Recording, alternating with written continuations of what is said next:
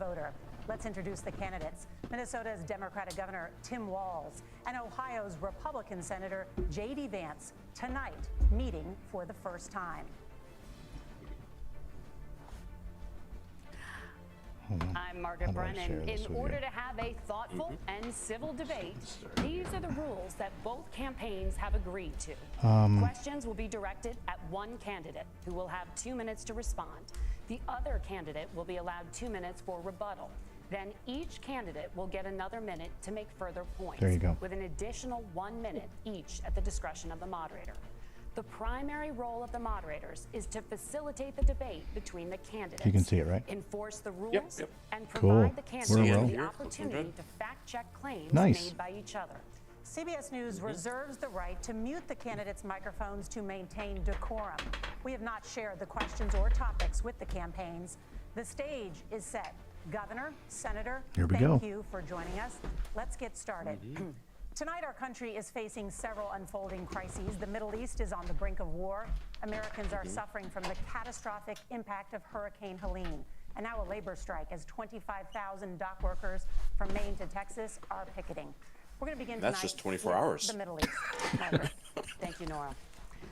Earlier today, Iran launched its largest attack yet on Israel, but that attack failed, thanks to joint U.S. and Israeli defensive action.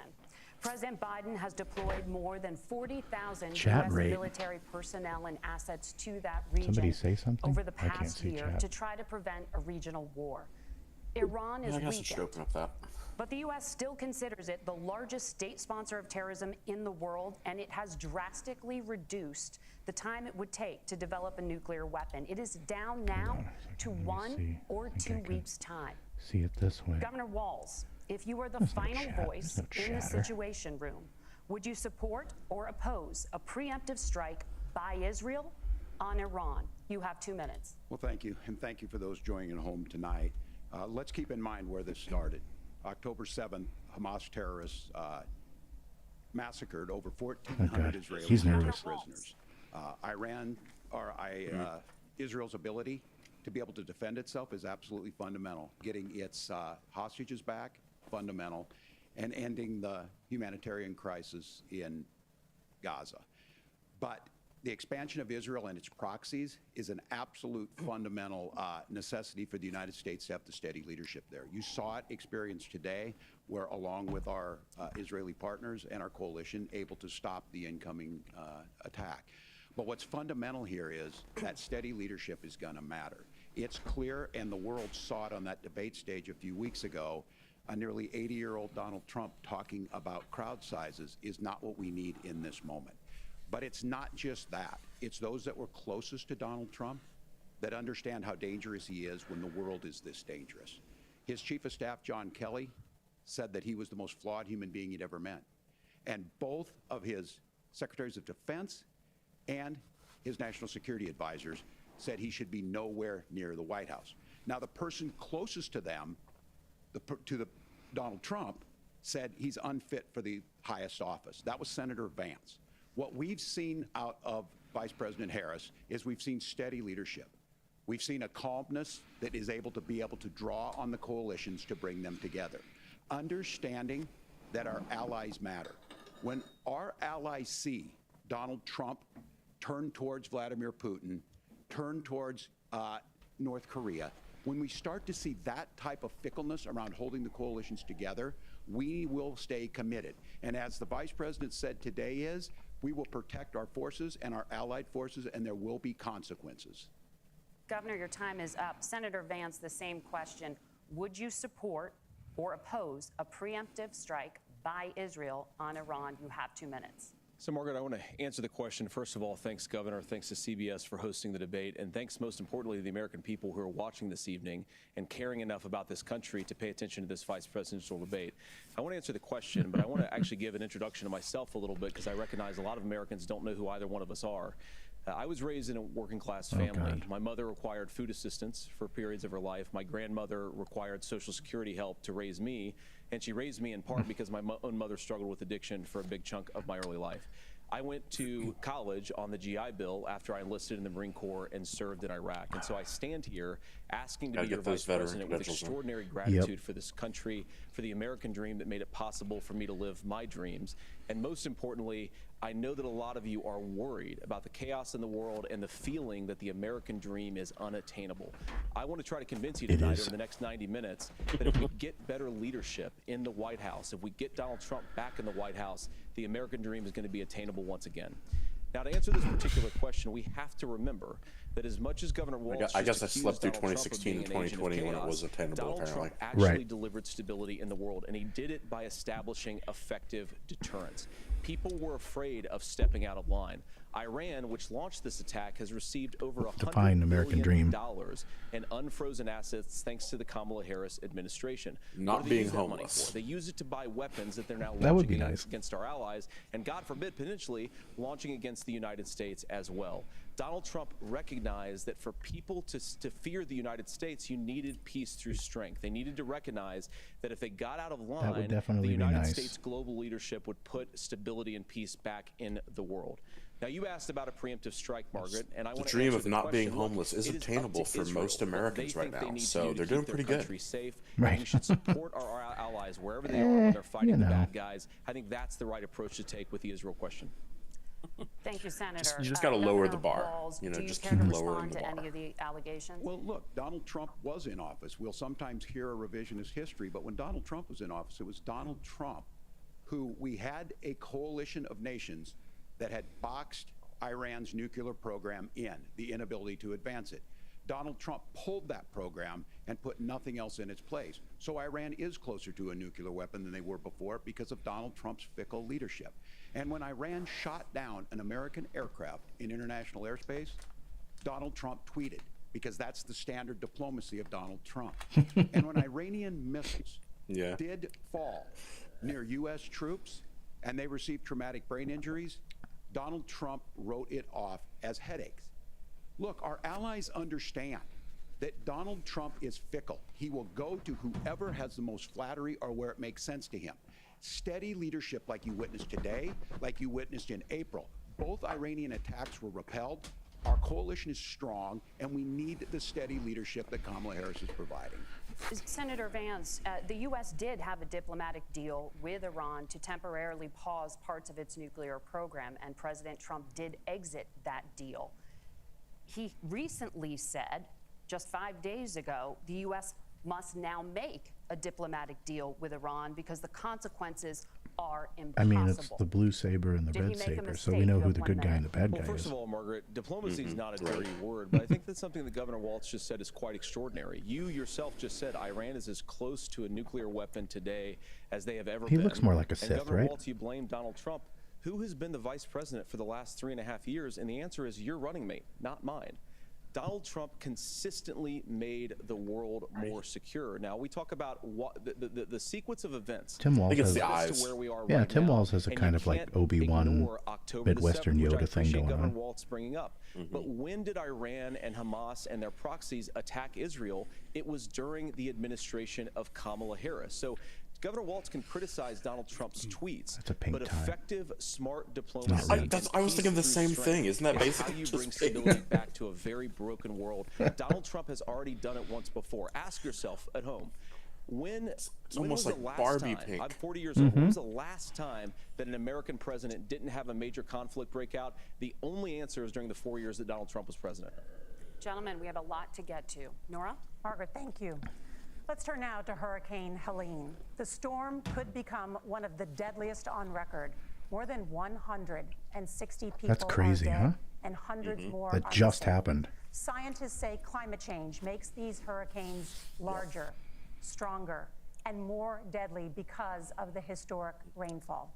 Senator Vance, social media according to Republicans CBS News say it was a polling, weather control 7 device, in so- 10 Oh, yeah, they're Americans, already saying more it's than fake. 60% Or it's a of hoax or Republicans something. under the age of 45 How convenient favor the that this US taking hit steps to right try as and the reduce the climate election. change.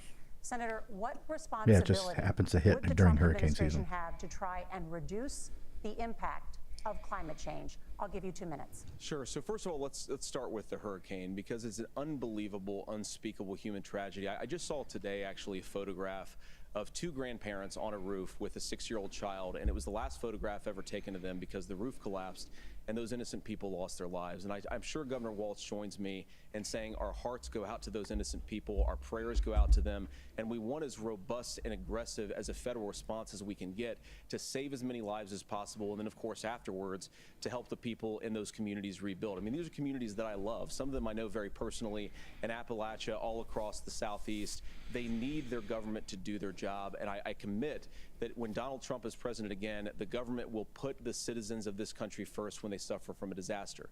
Now, Nora, you asked about climate change. I think this is a very important issue. Look, a lot of people are justifiably worried about all these crazy weather patterns. I think it's important for us, first of all, to say Donald Trump and I support clean air, clean water. We want the environment to be cleaner and safer. But one of the things that I've noticed some of our Democratic friends talking a lot about is a concern about carbon emissions, this idea that carbon emissions drives all of the climate change.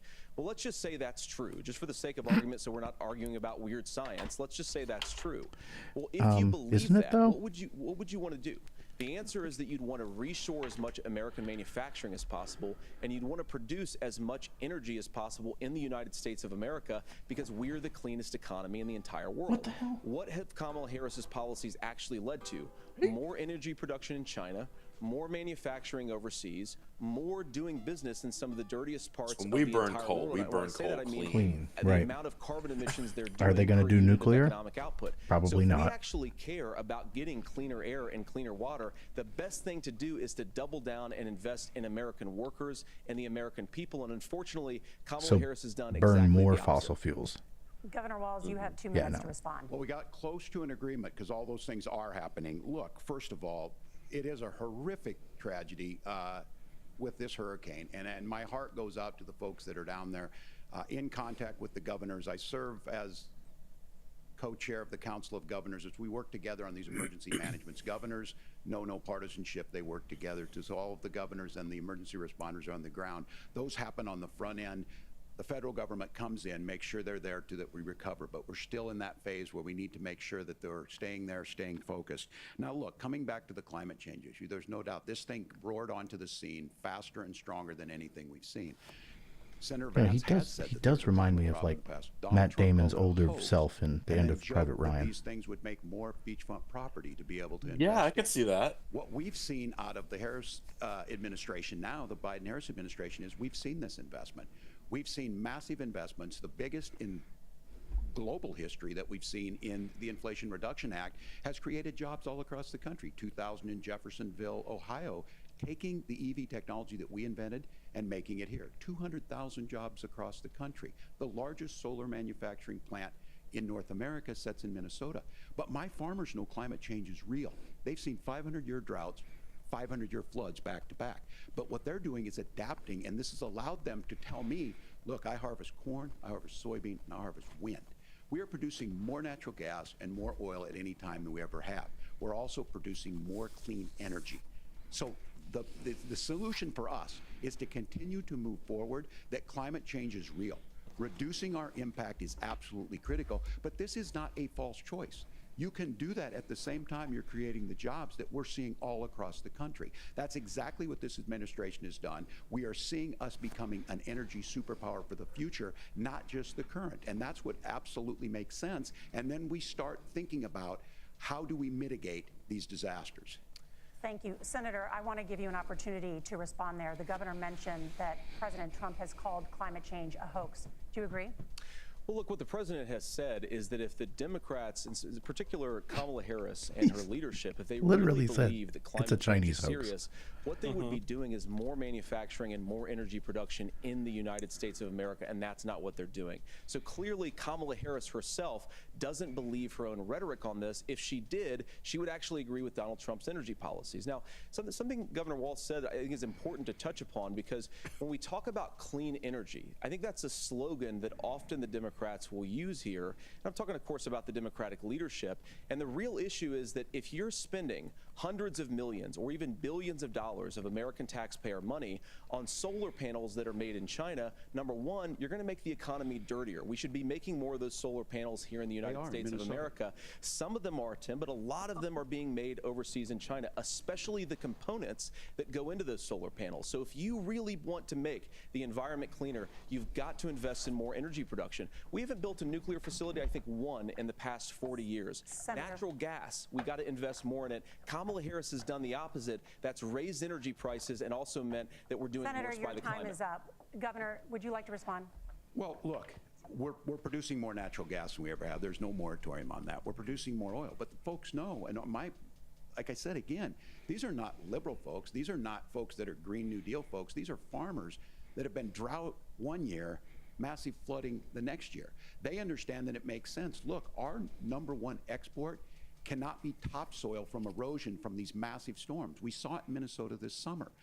And thinking about how do we respond to that, we're thinking ahead on this. And what Kamala Harris has been able to do in Minnesota, we're starting to weatherproof some of these things. The infrastructure law that was passed allows us to think about mitigation in the future. How do we make sure that we're protecting by burying our power lines? How do we make sure that we're protecting lakefronts and things that we're seeing more and more of? But to call it a hoax and to take the oil company executives to Mar-a-Lago, say, give me money for my campaign and I'll let you do whatever you want.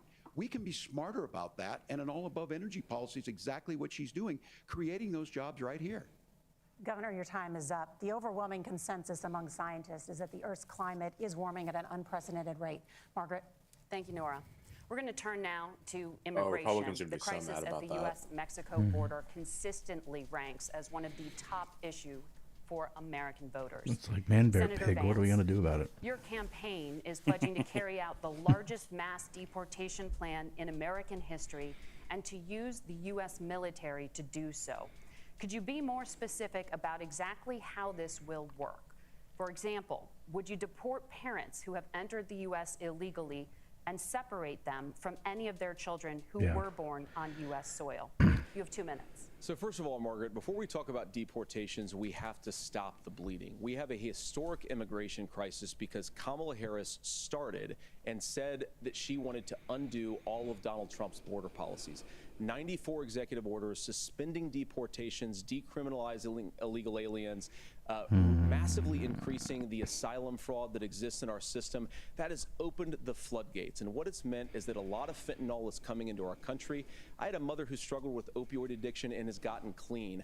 I don't want people who are struggling with addiction to be deprived of their second chance because Kamala Harris let in fentanyl into our communities at record levels. So you've got to stop the bleeding. You've got to re-implement Donald Trump's border policies, build the wall, re-implement deportations, and that gets me to your point, Margaret, about what do we actually do? So we've got 25 million illegal aliens who are here in the country. What do we do with them? I think the first thing that we do is we start with the criminal migrants. About 1 million of those people have committed some form of crime in addition to crossing the border illegally. I think you start with deportations on those folks. And then I think you make it harder for illegal aliens to undercut the wages of American workers. A lot of people will go home if businesses aren't going to like that. Less than minimum wage in our own country. And by the way, that'll be really good for our workers who just want Neither to are the American a people. fair wage for doing a good day's work. And the final point, Margaret, is you ask about family separation. Right now in this country, Margaret, we have 320,000 children that the Department of Homeland Security has effectively lost. Some of them have been sex trafficked. Some of them hopefully are at homes with their families. Some of them have been used as drug trafficking mules. The real family separation policy in this country is unfortunately Kamala Harris's wide open southern border. And I'd ask my fellow Americans to remember when she came into office, she said she was going to do this. Real leadership would be saying, you know what, I screwed up. We're going to go back to Donald Trump's border policies. I wish that she would do that. It would be good for all of us. Where's the commercial? Governor, do you care to respond to any of the specific allegations, including that the vice president is, quote, letting in fentanyl and using kids as drug mules, among other things, regarding children? The drug mule is not true, but I will say about this, about the fentanyl, because this is a crisis of this, the opioid crisis. And the good news on this is the last 12 months saw the largest decrease in opioid deaths in our nation's history. 30% decrease in Ohio, but there's still more work to do. But let's go back to this on immigration. Kamala Harris was the Attorney General of the largest state and a border state in California. She's the only person in this race who prosecuted transnational gangs for human trafficking and drug interventions. But look, we all want to solve this. Most of us want to solve this, and that is the United States Congress. That's the Border Patrol agents. That's the Chamber of Commerce. That's most Americans out here. That's why we had the fairest and the toughest bill on immigration that this nation's seen. It was crafted by a conservative senator from Oklahoma, James Lankford. I know him. He's super conservative, but he's a man of principle, wants to get it done. Democrats and Republicans worked on this piece of legislation. The Border Patrol said, this is what we need in here. These are the experts. And the Chamber of Commerce and the Wall Street Journal said, pass this thing. Kamala Harris helped get there. 1,500 new border agents, detection for drugs, DOJ money to speed up these the adjudications on this, just what America wants. But as soon as I was getting ready to pass and actually tackle this, Donald Trump said no, told them to vote against it because it gives him a campaign issue. It gives him what would Donald Trump talk about if we actually did some of these things? And they need to be done by the legislature. You can't just do this through the executive branch. So look, we have the options to do this. Donald Trump had 4 years. He had 4 years to do this. And he promised you, America, how easy it would be. I'll build you a big, beautiful wall, and Mexico will pay for it. Less than 2% of that wall got built, and Mexico didn't pay a dime. But here we are again, 9 years after he came down that escalator, dehumanizing people and telling them what he was going to do. As far as the deportation plan, at one point, Senator Vance said it was so unworkable to be laughable. So that's where we're at. Pass the bill, she'll sign it. Governor, your time is up. Senator, the question was, will you separate parents from their children, even if their kids are U.S. citizens? You have 1 minute. Margaret, my point is that we already have massive child separations. They can never answer the question. Border. And I didn't accuse Kamala Harris of inviting drug mules. I said that she enabled the Mexican drug cartels to operate freely in this country, and we know that they use children as drug mules, and it is a disgrace, and it has to stop. Look, I think what Tim said just doesn't pass the smell test. For 3 years, Kamala Harris went out bragging that she was going to undo Donald Trump's border policy. She did exactly that. We had a record number of illegal crossings. We had a record number of fentanyl coming into our country. A lot of that had to do with COVID, you know. Now that she's running for president, or a few months before, and that she was says still that based somehow on she got Donald religion Trump's and cared previous a lot about policies. a piece of legislation. The only thing that she did when she became the vice president, when she became the appointed border czar, was to undo 94 Donald Trump executive actions that opened the border. This problem is leading to massive problems in the United States of America. Parents who can't afford health care, Problems leading to schools that are problems. overwhelmed. It's got Wonder to what those stop, and it will when problems are. Donald Trump is president again. Senator, your time is up. Governor, what about our CBS News polling, which does show that a majority of Americans, more than 50%, support mass deportations? Look, we fix this issue with a bill that is necessary, but the issue on this is what happens when you don't want to solve it. You demonize it. And we saw this, and Senator Vance, and it surprises me on this, talking about and saying, I will create stories to bring attention to this. That vilified a large number of people who were here legally in the community of Springfield. The Republican governor said, it's not true, don't do it. There's consequences for this. There's consequences. We could come together. Senator Lankford did it.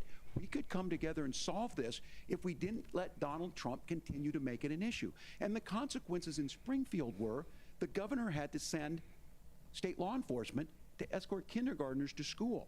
I believe Senator Vance wants to solve this, but by standing with Donald Trump and not working together to find a solution, it becomes a talking point. And when it becomes a talking point like this, we dehumanize and villainize other human beings.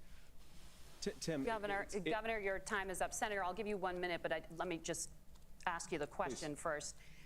The governor has made the point, and I think as a sitting lawmaker, you know that Congress controls the purse strings and any funding. So you have said repeatedly that Donald Trump would, through executive action, solve this. Do you disagree that Congress controls the purse strings and would need to support many of the changes that you would actually want to implement? You have 1 minute. Look, Margaret, first of all, the gross majority of what we need to do at the southern border is just empowering law enforcement to do their job. I've been to the southern border more than our border czar, Kamala Harris, has been, And it's actually heartbreaking because the Border Patrol agents, they just want to be empowered to do their job. Of course, additional resources would help, but most of this is about the president and the vice president empowering our law enforcement to say, if you try to come across the border illegally, you've got to stay in Mexico, you've got to go back through proper channels. Now, Governor Walz brought up the community of Springfield, and he's very worried about the things that I've said in Springfield. Look, in Springfield, Ohio, and in communities all across this country, you've got schools that are overwhelmed, you've got hospitals that are overwhelmed, you have got housing that is totally unaffordable because we brought in millions of illegal immigrants to compete with Americans for scarce homes. The people that I'm most worried about in Springfield, Ohio, are the American citizens who have had their lives destroyed by Kamala Harris's open border. It is a disgrace, Tim, and I actually think, I agree with you. I think you want to solve this problem, but I don't think that Kamala Harris does. Senator, your time is up. Governor, you Blame have it 1 on minute the to respond. blame it on the boss. It is law enforcement that asked for the bill. They helped craft it. They're the ones that supported it. That's because they know we need to do this. Look, this issue of continuing to bring this up, of not dealing with it, of blaming migrants for everything. On housing, we could talk a little bit about Wall Street speculators buying up housing and making them less affordable, but it becomes a blame. Look, this bill also gives the money necessary to adjudicate. I agree, it should not take 7 years for an asylum claim to be done. This bill gets it done in 90 days. Then you start to make a difference in this, and you start to adhere to what we know, American principles. I don't talk about my faith a lot, but Matthew 25:40 talks about, to the least amongst us you do unto me. I think that's true of most Americans. They simply want order to it. This bill does it. It's funded. It's supported by the people. No, he's not an atheist. It lets us keep our dignity about how we treat other people.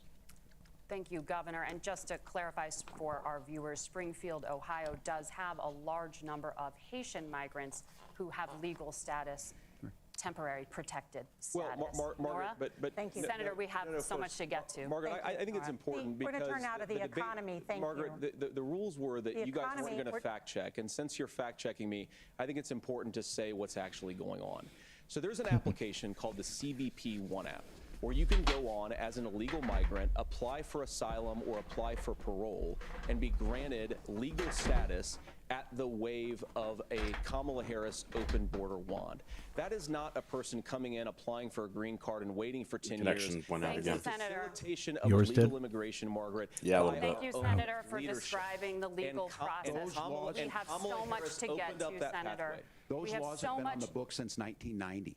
Thank you, gentlemen. The We CBP want to have One app has not been on the books since 1990. It's something that Kamala Harris created, Margaret. Gentlemen, the audience can't hear you because your mics are cut. We have so much we want to get to. Thank you for explaining the legal process. Nice. Nora? Thank you, Margaret. The economy is a top concern for voters. Each of your campaigns has released an economic plan, so let's talk about the specifics. Governor Walz, Vice President Harris unveiled a plan that includes billions in tax credits for manufacturing, housing, and a renewed child tax credit. The Wharton School says your proposals will increase the nation's deficit by $1.2 trillion.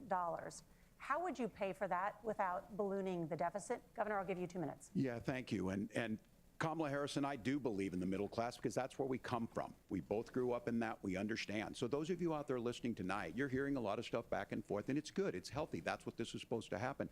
You should be listening. How's this going to impact me? The bold forward plan that Kamala Harris put out there is talking about this housing issue. The one thing is there's 3 million new houses proposed under this plan with down payment assistance on the front end to get you in a house. A house is much more than just an asset to be traded somewhere. It's foundational to where you're at. And then making sure that the things you buy every day, whether they be prescription drugs or other things, that there's fairness in that. Look, the $35 insulin is a good thing, but it costs $5 to make insulin. They were charging $800 before this law went into effect. As far as the housing goes, I've seen it in Minnesota. 12% more houses in Minneapolis, prices went down on rent 4%. It's working. And then making sure tax cuts go to the middle class. $6,000 child tax credit, we have one in Minnesota, reduces childhood poverty by 1/3. We save money in the long run, and we do the right thing for families. And then getting businesses off the ground. The law as it stands right now is $5,000 tax credit for small business, increasing that to $50,000. Now, this is a philosophical difference between us. Donald Trump made a promise, and I'll give you this, he kept it. He took folks to Mar-a-Lago, said, you're rich as hell, I'm gonna give you a tax cut. He gave the tax cuts that predominantly went to the top class. What happened there was an $8 trillion increase in the national debt, the largest ever. Now he's proposing a 20% consumption or sales tax on everything we bring in. Everyone agrees, including businesses, it would be destabilizing it would increase inflation and potentially lead to a recession. Look, this is simple for you. Where are we going? Kamala Harris has said to do the things she wants to do, we'll just ask the wealthiest to pay their fair share. When you do that, our system works best, more people are participating in it, and folks have the things that they need. Senator, I want to give you a moment to respond on that. But similarly, the Wharton School has done an analysis of the Trump plan and says it would increase the nation's deficit by $5.8 trillion. My question is the same for you. How do you pay for all that without ballooning the deficit? I'll give you 2 minutes. Well, first of all, you're going to hear a lot from Tim Walz this evening, and you just heard it in the answer, a lot of what Kamala Harris proposes to do. And some of it, I'll be honest with you, it even sounds pretty good. Here's what you won't hear, is that Kamala Harris has already done it. Because she's been the vice president for 3.5 years. She had the opportunity to enact all of these great policies. No. And what she's actually done instead I don't think the is vice president drive has the that cost power. of food higher by 25%. Right. Drive the cost of housing higher by about 60%.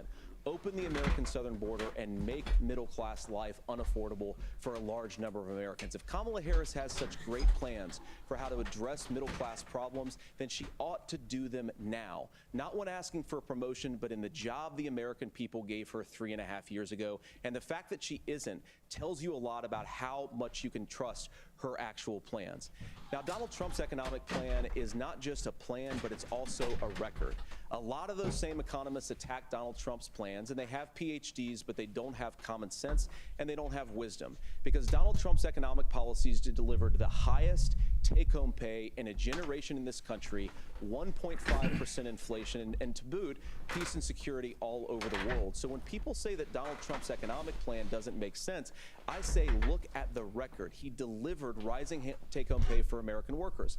Now, Tim admirably admits that they want to undo the Trump tax cuts. But if you look at what was so different about Donald Trump's tax cuts, even from previous Republican tax cut plans, is that a lot of those resources went to giving more take-home pay to middle-class and working-class Americans. It was passed in 2017, and you saw an American economic boom unlike we've seen in a generation in this country. That is a record that I'm proud to run on, and we're going to get back to that common sense wisdom so that you can afford to live the American dream again. I know a lot of you are struggling. I know a lot of you are worried about paying the bills. It's going to stop when Donald Trump brings back common sense to this country. Governor, do you want to respond to that? What has Kamala Harris done for the middle class? Yeah, well, Kamala Harris's day one was Donald Trump's failure on COVID that led to the collapse of our economy. We were already before COVID in a manufacturing recession, but 10 million people out of work, largest percentage since the Great Depression. 9 million jobs closed on that. That was day one, whether it was the Infrastructure Act or other things we moved. Now, you made a question about experts, said this. I've made a note of this. Economists can't be trusted. Science can't be trusted. National security folks can't be trusted.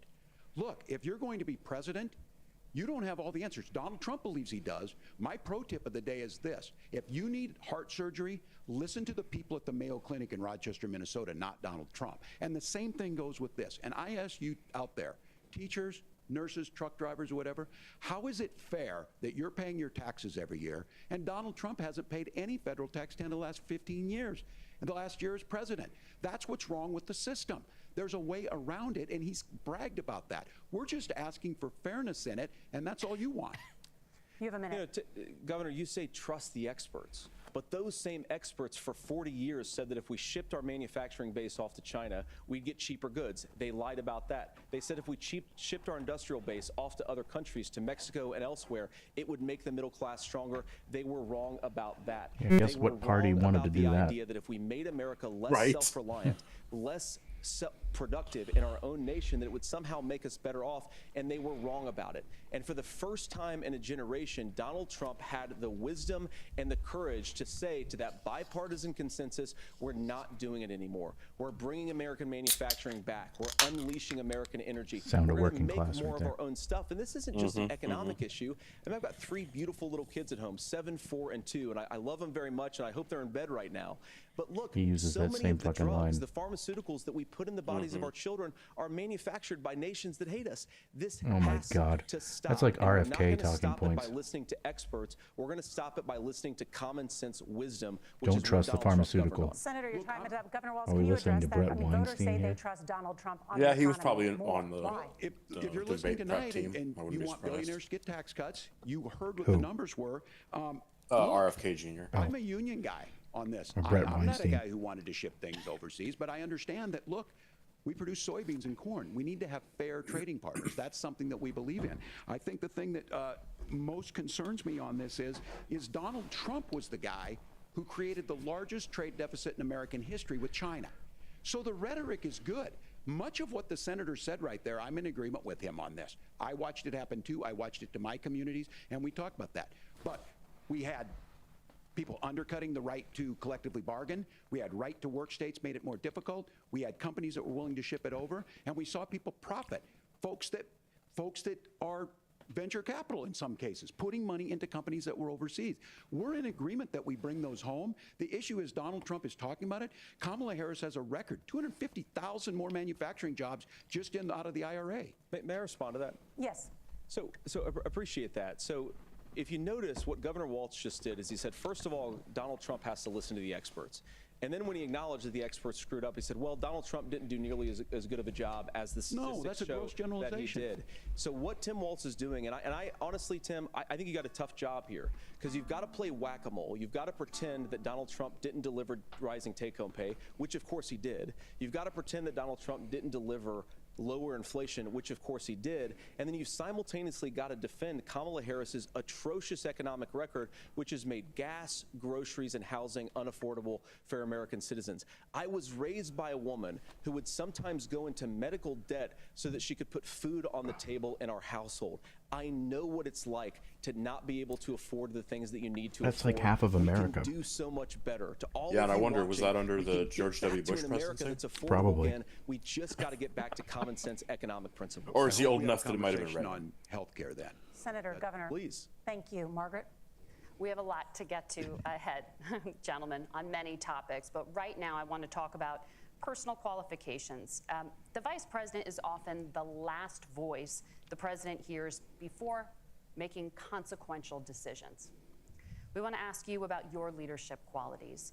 Governor Walz, you said you were in Hong Kong during the deadly Tiananmen Square protests in the spring of 1989. But Minnesota Public Radio and other media outlets are reporting that you actually didn't travel to Asia until August of that year.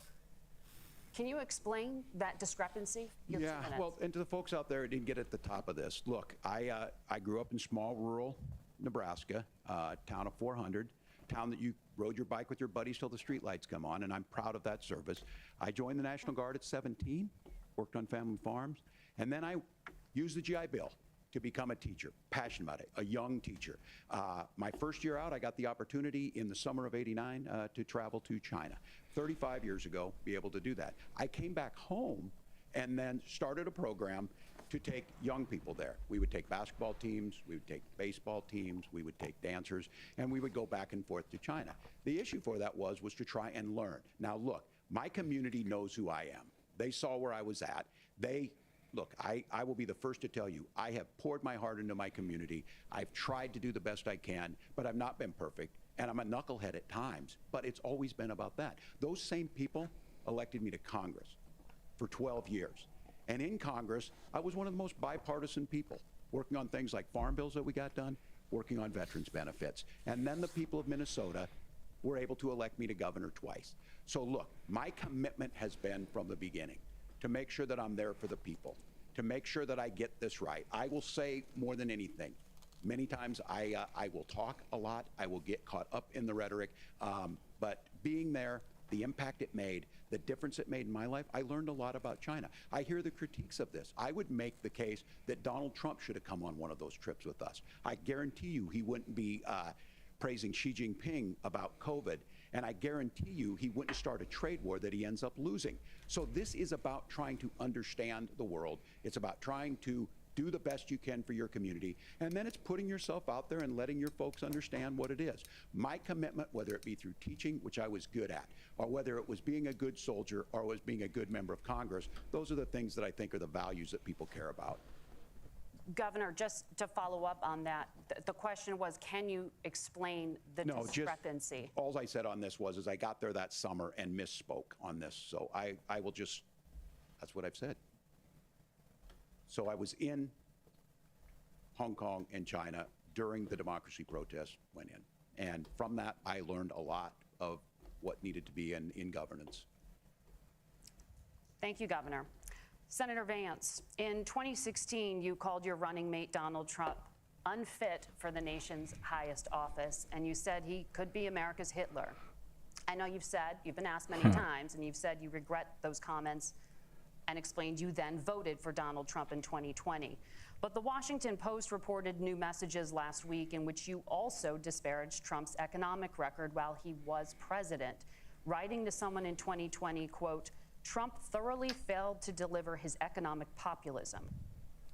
You're now his running mate, and you've shifted many of your policy stances to align with his. If you become vice president, why should Americans trust that you will give Donald Trump the advice he needs to hear and not just the advice he wants to hear? You have 2 minutes. Well, first of all, Margaret, because I've always been open. And sometimes, of course, I've disagreed with the president, but I've also been extremely open about the fact that I was wrong about Donald Trump. I was wrong, first of all, because I believed some of the media stories that turned out to be dishonest fabrications of his record. But most importantly, Donald Trump delivered for the American people. Rising wages, rising take-home pay, an economy that worked for normal Americans. I was trusting my own eyes, and then Donald Trump told me I was wrong, and now I'm on his side. And yeah, when you screw up, when you misspeak, when you get something wrong and you change your mind, you ought to be honest with the American people about it. It's one of the reasons, Margaret, why I've done so many interviews is because I think it's important to actually explain to the American people where I come down on the issues and what changed. Now, you pointed out the messages from 2020. Margaret, I've been extremely consistent that I think there were a lot of things that we could have done better in the Trump administration the first round if Congress was doing its job. I strongly believe, and I've been a United States Senator, What's this that Congress is not just a high-class debating society. It's not just a forum for senators and congressmen to whine about problems. It's a forum to govern. So there were a lot of things on the border, on tariffs, for example, where I think that we could have done so much more if the Republican Congress and the Democrats in Congress had been a little bit better about how they govern the country. They were so obsessed with impeaching Donald Trump, they couldn't actually govern. And I want to talk about this tariff issue in particular, Margaret, because Tim just accused this of being a national sales tax. Look, the one thing, and you're probably surprised to hear me praising Joe Biden, but the one thing that Joe Biden did is he continued some of the Trump tariffs that protected American manufacturing jobs. And it's the one issue, the most pro-worker part of the Biden administration, it's the one issue where Kamala Harris has run away from Joe Biden's record. Think about this. If you're trying to employ slave laborers in China at $3 a day, you're going to do that and undercut the wages of American workers unless our country stands up for itself and says you're not accessing our markets unless you're paying middle-class Americans a fair wage. Senator, your time is up. Nora? Thank you. That's not how that now works. To the issue of reproductive rights. Right. Governor Walz, after Roe versus Wade was overturned, you signed a bill into law that made Minnesota one of the least restrictive states in the nation when it comes to abortion. Former President Trump said in the last debate that you believe abortion, quote, in the 9th month is absolutely fine. Yes or no? Is that what you support? I'll give you 2 minutes. That's not what the bill says, but look, this issue is what's on everyone's mind. Donald Trump put this all into motion. He brags about how great it was that he put the judges in and overturned Roe versus Wade, 52 years of personal autonomy. And then he tells us, oh, we send it to the states. It's a beautiful thing. Amanda Zaworski would disagree with you on it's a beautiful thing. A young bride in Texas waiting for their child at 18 weeks, she has a complication, a tear in the membrane. She needs to go in. The medical care at that point needs to be decided by the doctor. And that would have been an abortion. But in Texas, that would have put them in legal jeopardy. She went home, got sepsis, nearly dies, and now she may have difficulty having children. Or in Kentucky, Hadley Duvall, a 12-year-old child raped and impregnated by her stepfather. Those are horrific. Now, when got asked about that, Senator Vance said 2 wrongs don't make a right. There is no right in this. So in Minnesota, what we did was restore Roe versus Wade. We made sure that we put women in charge of their health care. But look, this is not where, if you don't know Amanda or a Hadley, you soon will. Their Project 2025 is going to have a registry of pregnancies. It's going to make it more difficult, if not impossible, to get contraception and limit access, if not eliminate access to infertility treatments. For so many of you out there listening, If I didn't know any better, he looks like he knows it's true. That's nobody else's business, but those things are being proposed. And the catch-all on this is, well, the states will decide what's right for Texas might not be right for Washington. That's not how this works. This is basic human right. We have seen maternal mortality skyrocket in Texas, outpacing many other countries in the world. This is about health care. In Minnesota, we are ranked first in health care for a reason. We trust women, we trust doctors. Senator, do you want to respond to the governor's claim? Will you create a federal pregnancy monitoring agency?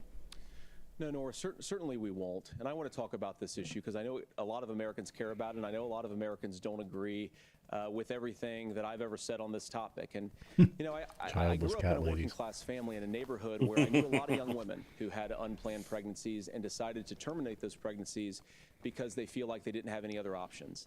And, you know, one of them is actually very dear to me. And I know she's watching tonight, and I love you.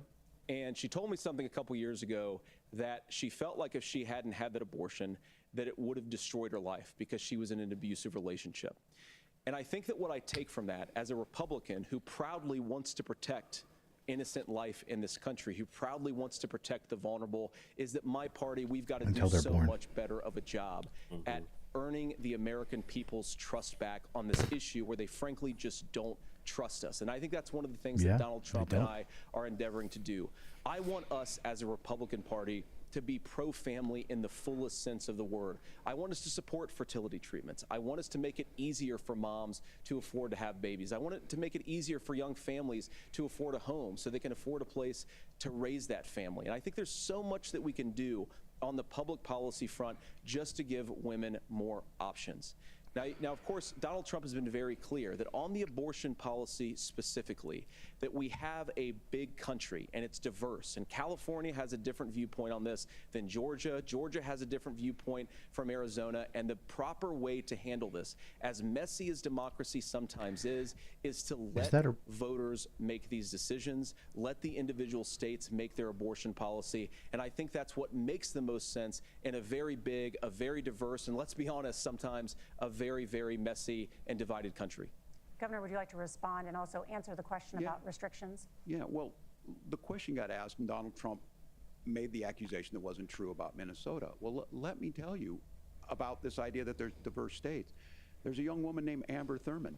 She happened to be in Georgia, a restrictive state. Because of that, she had to travel a long distance to North Carolina to try and get her care. Amber Thurman died in that journey back and forth. The fact of the matter is, how can we as a nation say that your life and your rights, as basic as the right to control your own body, is determined on geography? There's a very real chance, had Amber Thurman lived in Minnesota, she would be alive today. That's why the restoration of Roe versus Wade. When you listen to Vice President Harris talk about this subject and you hear me talk about it, you hear us talking exactly the same. Donald Trump is trying to figure out how to get the political right of this. I agree with a lot of what Senator Vance said about what's happening. His running mate, though, does not, and that's the problem. Governor, your time is up. Senator, let me ask you about that. He mentioned, was, I think, referring to a national ban. In the past, you have supported a federal ban on abortion after 15 weeks. In fact, you said if someone can't support legislation like that, quote, you are making the United States the most barbaric pro-abortion regime anywhere in the entire world. My question is, why have you changed your position?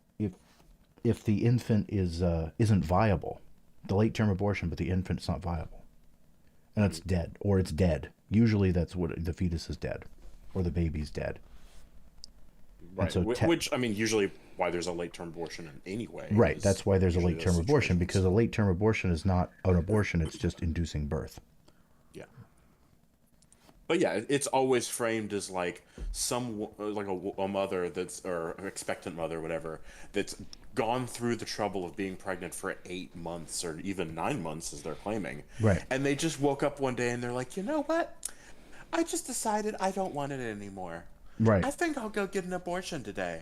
Yeah. No. Like, it's like there is no sane person anywhere that's doing that, nor is there a sane doctor that's accepting those people and saying like, oh yes, I see you're coming along nicely. Oh, what's that? You want an abortion? Well, I happen to have my handy knife right here. Let's go. I know, right? I have my knife and shop vac. Let's go. That's horrible.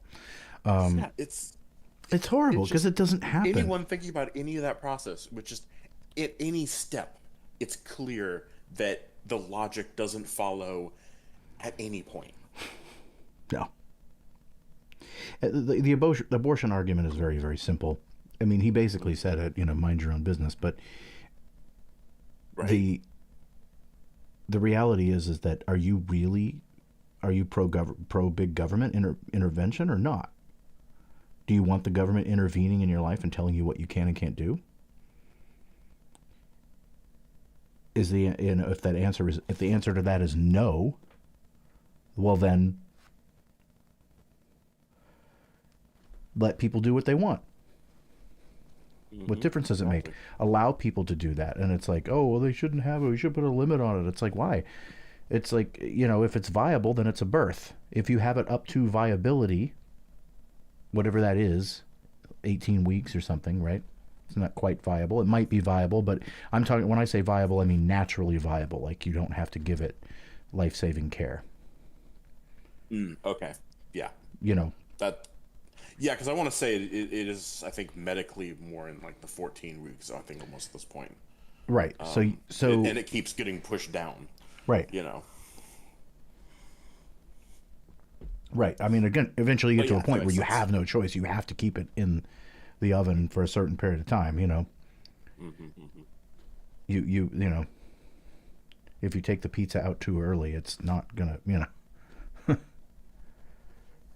it's not going to stay together. But I'm saying but there's always a point, right? There's always a point. So if you make a law, like where do you make that law? Well, the answer is you don't make a law stopping it. You just let people do what they want to do. And if you want to curtail people, stopping people from having abortions, then talk to them, Give them options. They did say that. Both of them said that. Give them options, talk and see what they can do, and give people child care or allow people to put it up for adoption easily, It looks like it's back. And that's it. That's all you have to do. Yeah, exactly. And then it's like, oh, well, what about people that are doing these later term abortions? It's like, well, yeah, people can be pieces of shit. But I don't think the government has the right to come in and stop people from being a piece of shit.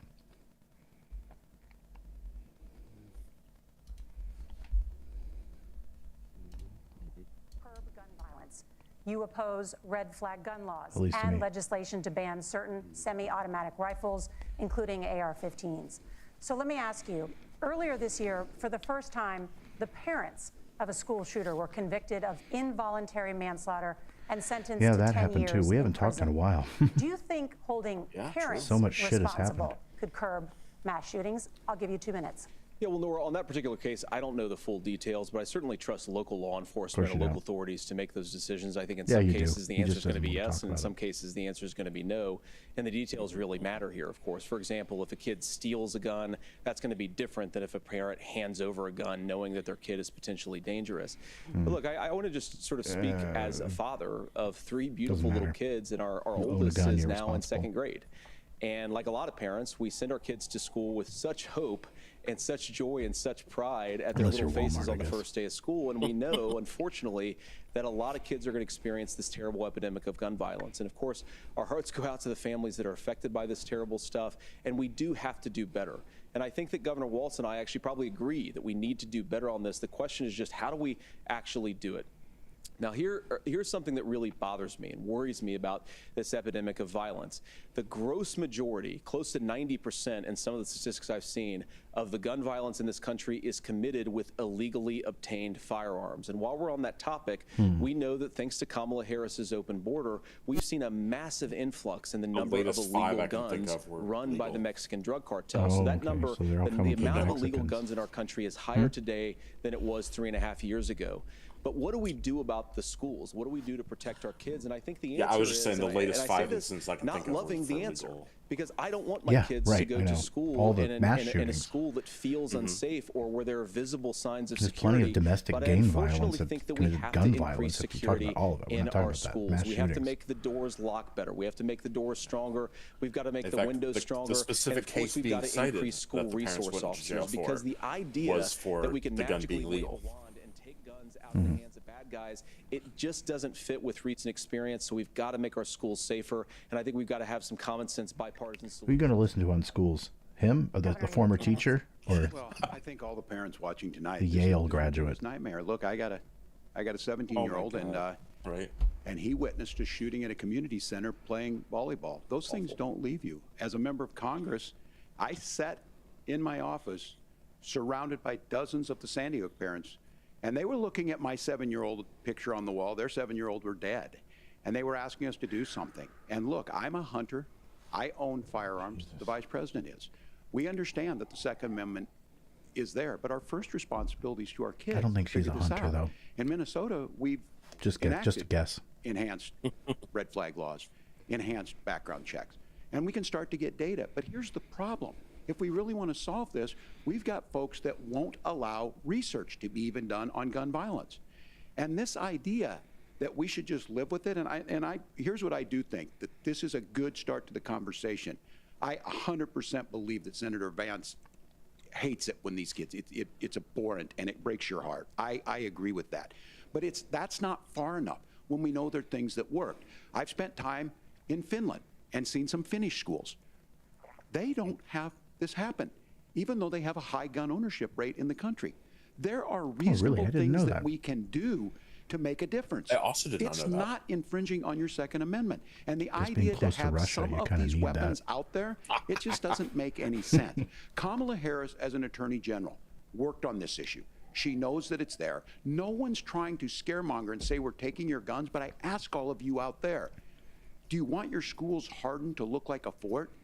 Is that what we have to go? When we No. know there's countries around the world that their children aren't practicing these types of drills. They're being kids. We owe it to them to get a fix. These are things that shouldn't be that difficult. You can still keep your firearms, and we can make a difference. We have to. If you're listening tonight, this breaks your heart. Senator. Tim, first of all, I didn't know that your 17-year-old witnessed a shooting, and I'm sorry about that, and I hope that he's appreciate doing you okay. saying so. Christ have mercy. It is awful. And I appreciate what Tim said, actually, about Finland, because I do think it illustrates some of the frankly weird differences between our own country's gun violence problem and Finland. Is okay, first of all, we have way higher rates of mental health abuse, or mental health substance abuse. We have way higher rates of depression, way higher rates of Wonder if that has anxiety. anything to do We with our, unfortunately have a mental health healthcare crisis system. in this country that I really do think that we need to get to the root causes Gee, I of, wonder because if I don't think it's Finland the probably whole has reason why universal we have healthcare. such a bad gun violence have a problem. high But I do suicide think it's a rate, big though. piece of it.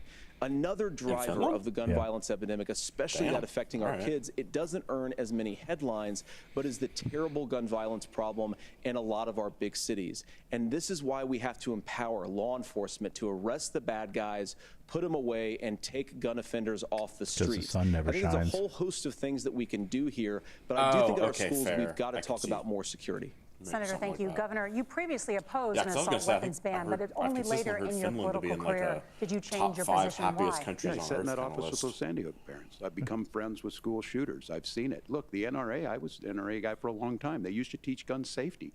I'm of an age where My shotgun was in my car so I could pheasant hunt after football practice. That's not where we live today. And several things I want to mention on this is, talking about cities and where it's at, the number one where the most firearm deaths happen in Minnesota are rural suicides. And we have an epidemic of children getting guns and shooting themselves. And so we have, and we should look at all of the issues. Making sure folks have health care and all that, but I want to be very careful. This idea of stigmatizing mental health, just because you have a mental health issue doesn't mean you're violent. And I think what we end up doing is we start looking for a scapegoat. Sometimes it just is the guns. It's just the guns. And there are things that you can do about it. But I do think that this is one, and I think this is a healthy conversation. I think there's a capacity to find solutions on this that work, protect the Second Amendment, protect our children. That's our priority. Gentlemen, thank you. Margaret? Thank you, Nora. Let's turn now to the top contributor to inflation, the high cost of housing and rent. There's a shortage of more than 4 million homes in the United States, and that contributes I think most to the Americans' high housing eyes are prices. glazing over with Governor this debate. Walz, the Harris campaign promises a Not that it's bad, $25,000 down like, payment assistance what for they're talking first-time about, home it's just that buyers and a they're not really $10,000 fighting. tax credit. They also promise Right, yeah, to if anything, build they're actually 3 million talking more new about policy homes. than I think Where are you the last building several these debates homes, combined. and won't Oh, I know. handing out that kind of money just drive up prices higher? No, it's not handing out. We have, first, let me say this. This issue of So housing, probably the most and I think those of you listening on this, the problem we've had is that we've got decorum a lot of professional folks that debate see I've seen housing in a as long another time. commodity. It can be bought up, it can be shifted, it can be moved around. Partially because those Donald are Trump's not not folks there. living in those houses. Those of you listening the tonight, classic that house is a debates big of deal. old. I bought and owned one house in my life. My mom still lives in the house where I was. And when I think of a house, I'm thinking of Christmas services after midnight mass where you go with your family. We need to make it more affordable. And one of the things, as I said, this program that the Vice President is pushing forward and bringing a new way of approaching this is something we're doing in Minnesota from that lead. We in the state invested in making sure our housing was the biggest investment that we'd ever made in housing.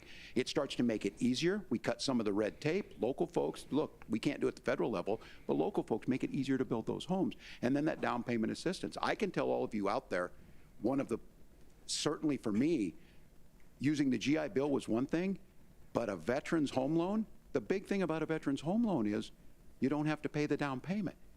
Those are things that make it there. Now, look, you're going to pay it back, and you're going to pay your mortgage. Those are things that we know in the long run, the appreciated value, the generational wealth that's created from it. And I will give Minneapolis an example. Minneapolis is the one city where we've seen the lowest inflation rates. We've seen a 12% increase in stock because we've put some of these things in, and we're implementing a state program to make sure we give some of that down payment assistance. We get it back from people because here's what we know.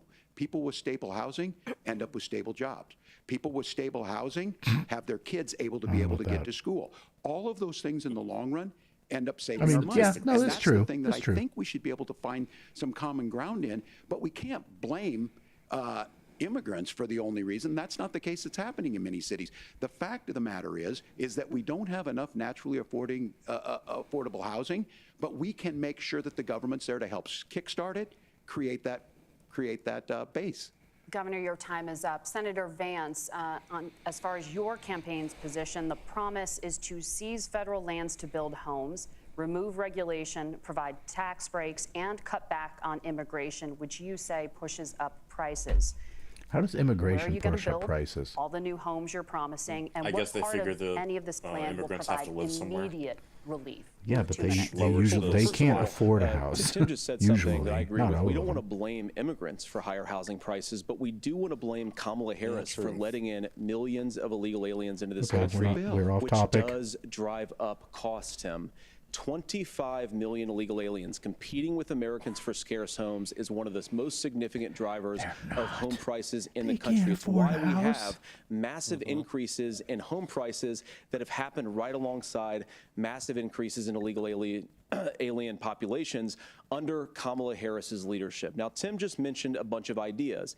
Now, some of those ideas I actually think are halfway decent, and some of them I disagree with. But the most important thing here is Kamala Harris is not running as a newcomer to politics. She is the sitting vice president. If she wants to enact all of these policies to make housing more affordable, I invite her to use the office that the American people already gave her, not sit around and campaign and do nothing while Americans find the American dream dream of homeownership completely unaffordable.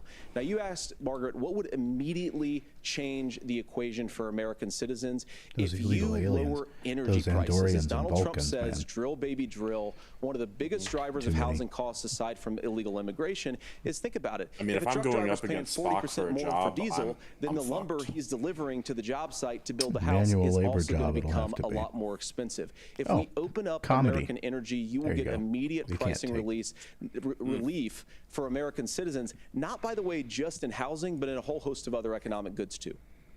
Senator Vance, you still have 23 seconds there. Do you want to answer? I have it. You know, a Vulcan would be a really good, like, Governor, straight we will man get to you in a moment, in but comedy Senator, duo. where are you going to seize the federal Yeah, lands? well, Can you clarify? Hence Star Well, what Trek, Donald but- Trump has said is we have a lot of federal lands that aren't being used for anything. They're not being used for national park. They're not being used, and they could be places where we build a lot of housing. And I do think that we should be opening up building in this country.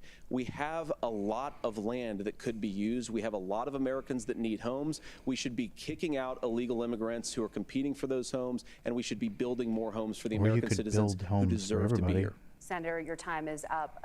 Governor, I do want to let you respond to the allegation that the vice president is letting in Well, of course, that's not migrants, true. And again, that you it's have the affecting facts. I housing guess we prices. agreed not to fact check. I'll check it. That, look, crossings are down compared to when Donald Trump left office. But it's, again, blaming and not trying to find the solution. I was going to ask, though, on this question, are we going to drill and build houses in the same federal land? And I think when people hear federal lands, these are really important pieces of land. Now, Minnesota doesn't have a lot of federal lands. I know in the western part of the countries we do. There's not a lot of federal lands in and around Minneapolis, for example. So the issue is I don't understand the federal lands issue unless we see this, and I worry about this as someone who cares deeply about our national parks and our federal lands. Look, Minnesota, we protect these things. We've got about 20% of the world's fresh water. These lands protect. They're there for a reason. They belong to all of us. But again, this is when you view housing and you view these things as commodities. Like, there's a chance to make money here. Let's take this federal land and let's sell it to people for that. I think there's better ways to do this. We've seen it in Minnesota. We're able to refurbish some of these houses. We're able to make some investments. That gets people in. And I'm still on the fact on this. Economists, Senator Vance, you said you don't like the economists. Which economists are saying that it is immigrants that's adding to the cost? Governor, Where's the your study?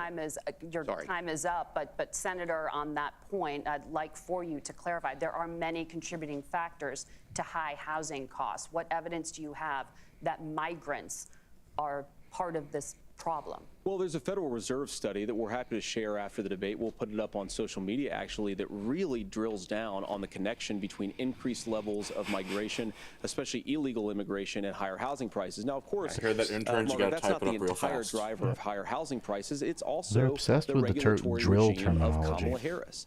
Look, we are a country of builders. We're a country of doers. We're a country of explorers.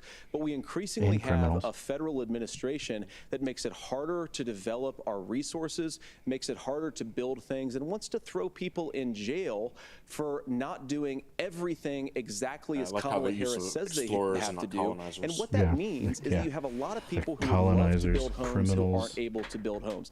I actually agree with Tim. Traitors of the Exploring crown. this If there were idea other of humans housing already as a there first. commodity. Yeah. But the thing that has most turned housing into Traitors a of the commodity crown. is giving it away to millions upon millions of people who have no legal right to be here. What are the federal regulations? I deal with this as a governor. You can very quickly reply. I'm sorry. I get this as a governor, and I don't necessarily disagree with that in some cases, many of those are local, many of them are state. I don't know which ones are federal, but I think whenever we talk regulations, people think they can get rid of them. I think you want to be able to get out of your house in a fire. I think you want to make sure that it's fireproof and those types of things. So which are the regulations? Because the vice president's not responsible for those. Congress writes those. Governor, thank you. Gentlemen, we have a lot to get to. You're passionate about the housing crisis, I can tell. But Nora? Thank you. One of the top problems facing Americans is the high cost of health care. Senator Vance, at the last presidential You can debate, tell, though, former that President Trump they was like asked about walls better. replacing the Affordable Care Oh, Act. yeah, for sure. In response, he said, I have concepts of a plan. Since then, I love Senator, this. you've talked about changing how Okay. chronically ill Americans get health Did you ever insurance. watch the last Can debate? you Yes. explain how that Okay. would work? Yeah. And can you guarantee that Americans with pre-existing about it. Oh, conditions that was such a bad won't answer. pay more? I'll give you 2 minutes. Well, of course, we're going to cover Americans with pre-existing conditions. In fact, a lot of my family members have gotten health care.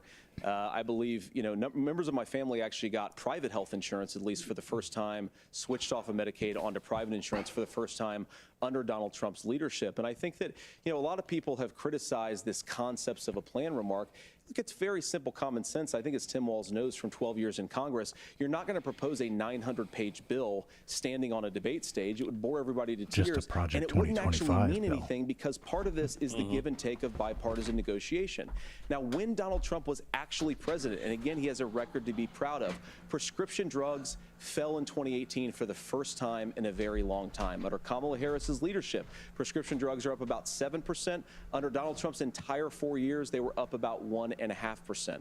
He introduced pricing transparency. Think about healthcare. You go into a hospital, you try to buy something, and nobody knows what it actually costs. That price transparency will actually give American consumers a little bit more choice and will also drive down costs. And we talked about, the reinsurance regulations is what I was talking about. Look, Donald Trump has said that if we allow states to experiment a little bit on how to cover both the chronically ill but the non-chronically ill, it's not just a plan. He actually implemented some of these regulations when he was president of the United States. And I think you can make a really good argument that it salvaged Obamacare, which was doing disastrously until Donald Trump came along.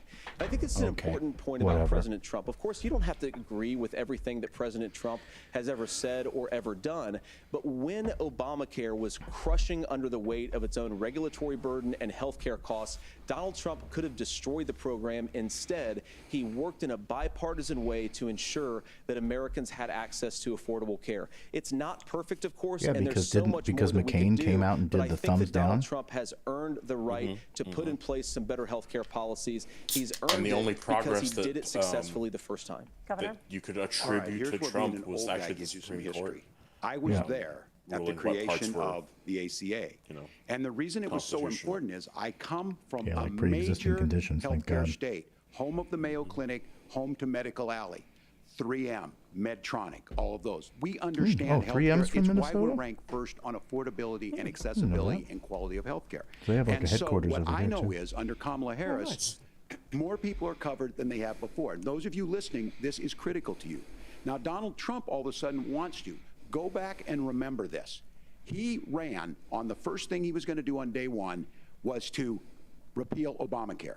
On day one, he tried to sign an executive order to repeal the ACA. Now he wants to be a dictator. He signed on to a lawsuit My, how to times repeal have the changed. ACA, but lost at the Supreme Court. And he would have repealed the ACA had it not been for the courage of John McCain to save that bill. Now, fast forward, what that means Wow, to you is he said it. you lose your pre-existing conditions. Like, this if is you're just sitting straight at up home and a you got history asthma, lesson. Too bad. Mm-hmm. If you're a woman, It's almost probably like not. he used to be a Broke history your foot teacher. during football, might kick you out. Your kids get kicked out when they're 26. Kamala Harris negotiated drug prices for the first time with Medicare. We have 10 drugs that will come online, the most common ones that'll be there. But look, this issue, and when Donald Trump said, I've got a concept of a plan, it cracked me up as a fourth grade teacher because my kids would have never given me that. But what Senator Vance just explained might be worse than a concept, because what he explained is pre-Obamacare. And I'll make this as simple as possible because I have done this for a long time. What they're saying is, if you're healthy, why should you be paying more? So what they're going to do is let insurance companies pick who they insure, because guess what happens? You pay your premium, it's not much. They figure they're not going to have to pay out to you. But those of you a little older, gray, got cancer, you're going to get kicked out of it. That's why the system didn't work. Kamala Harris will protect and enhance the ACA. Governor, thank you. Senator, you have not yet explained We need how you would Medicare for all, protect get rid of the people with ACA. pre-existing conditions or laid out that plan. Well, look, we currently have laws and regulations in place right now that protect people with pre-existing conditions. We want to keep because of those regulations Obamacare. in place, but we also want to make the health insurance marketplace function a little bit better. Now, what Governor Walz just said is actually not true. A lot of what happened, and the reason that Obamacare was crushing under its own weight, is that a lot of young and healthy people were leaving the exchanges. Donald Trump actually helped address that problem, and he did so in a way that preserved people's access to coverage who had pre-existing conditions. But again, something that these guys do is they make a lot of claims about if Donald Trump becomes president, all of these terrible consequences are going to ensue.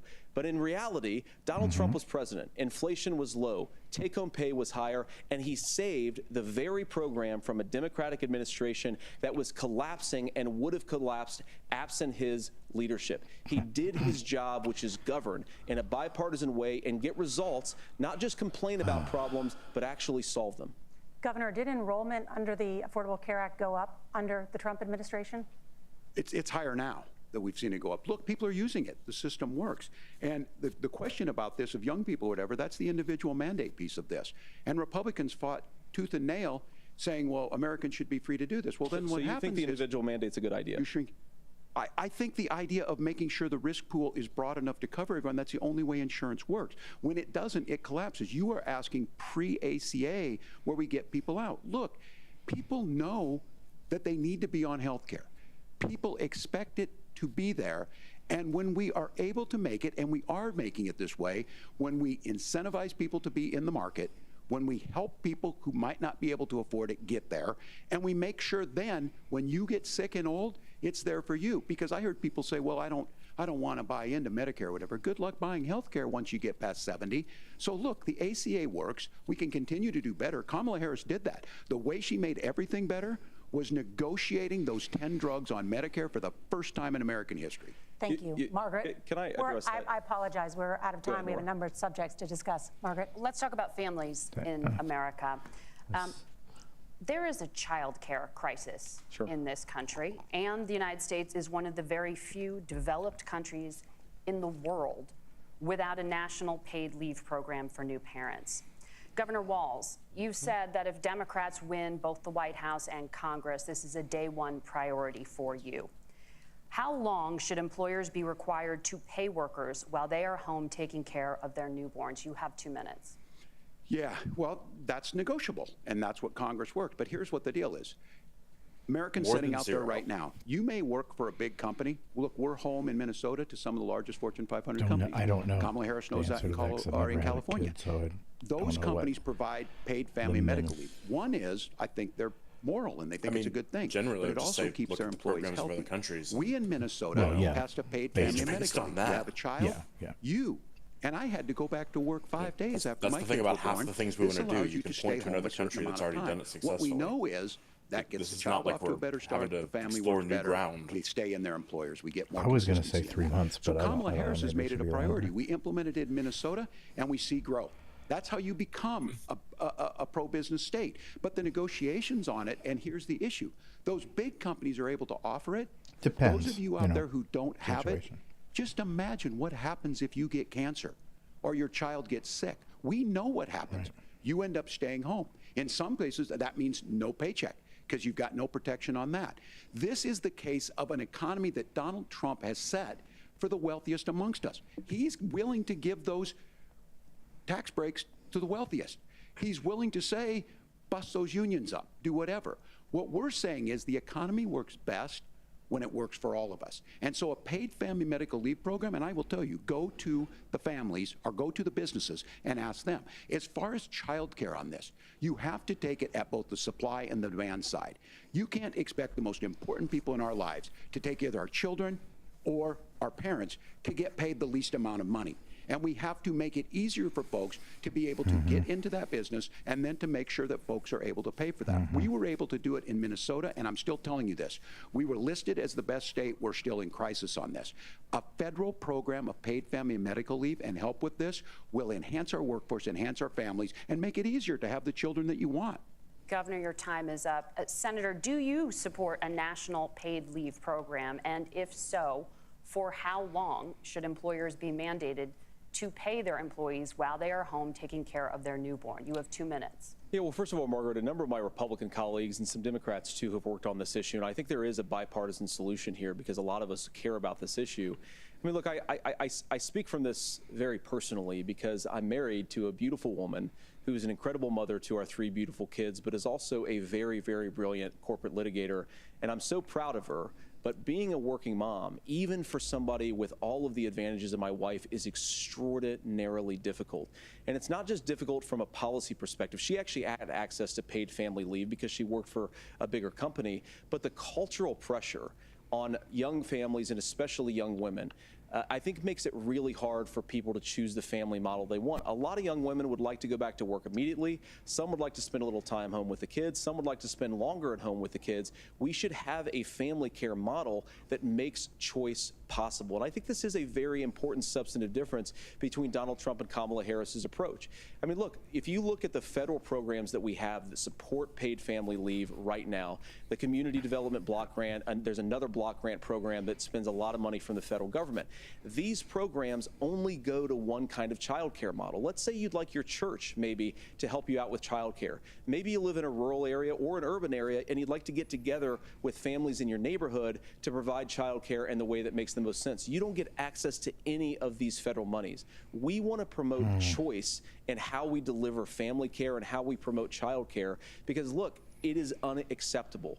And, you know, of course, Tim and I have been on the campaign trail a lot the past 7 or 8 weeks. And one of the biggest complaints I hear from young families is people who feel like they don't have options, like they're choosing between going to work or taking care for their kids. That is an incredible burden to put on American families. We're the only country that does it. I think we could do a heck of a lot better. Senator, thank you. You have also said, Senator Vance, many things about the American family. The Federal Reserve says parents will spend nearly as much on child care as they do on housing each month. So I want to get your thoughts on this. President Trump recently said, as much as child care is talked about as being expensive, it's relatively speaking not very expensive compared to the kinds of numbers we'll be taking in. Is President Trump committed to the $5,000 per child tax credit that you have described? You have 1 minute.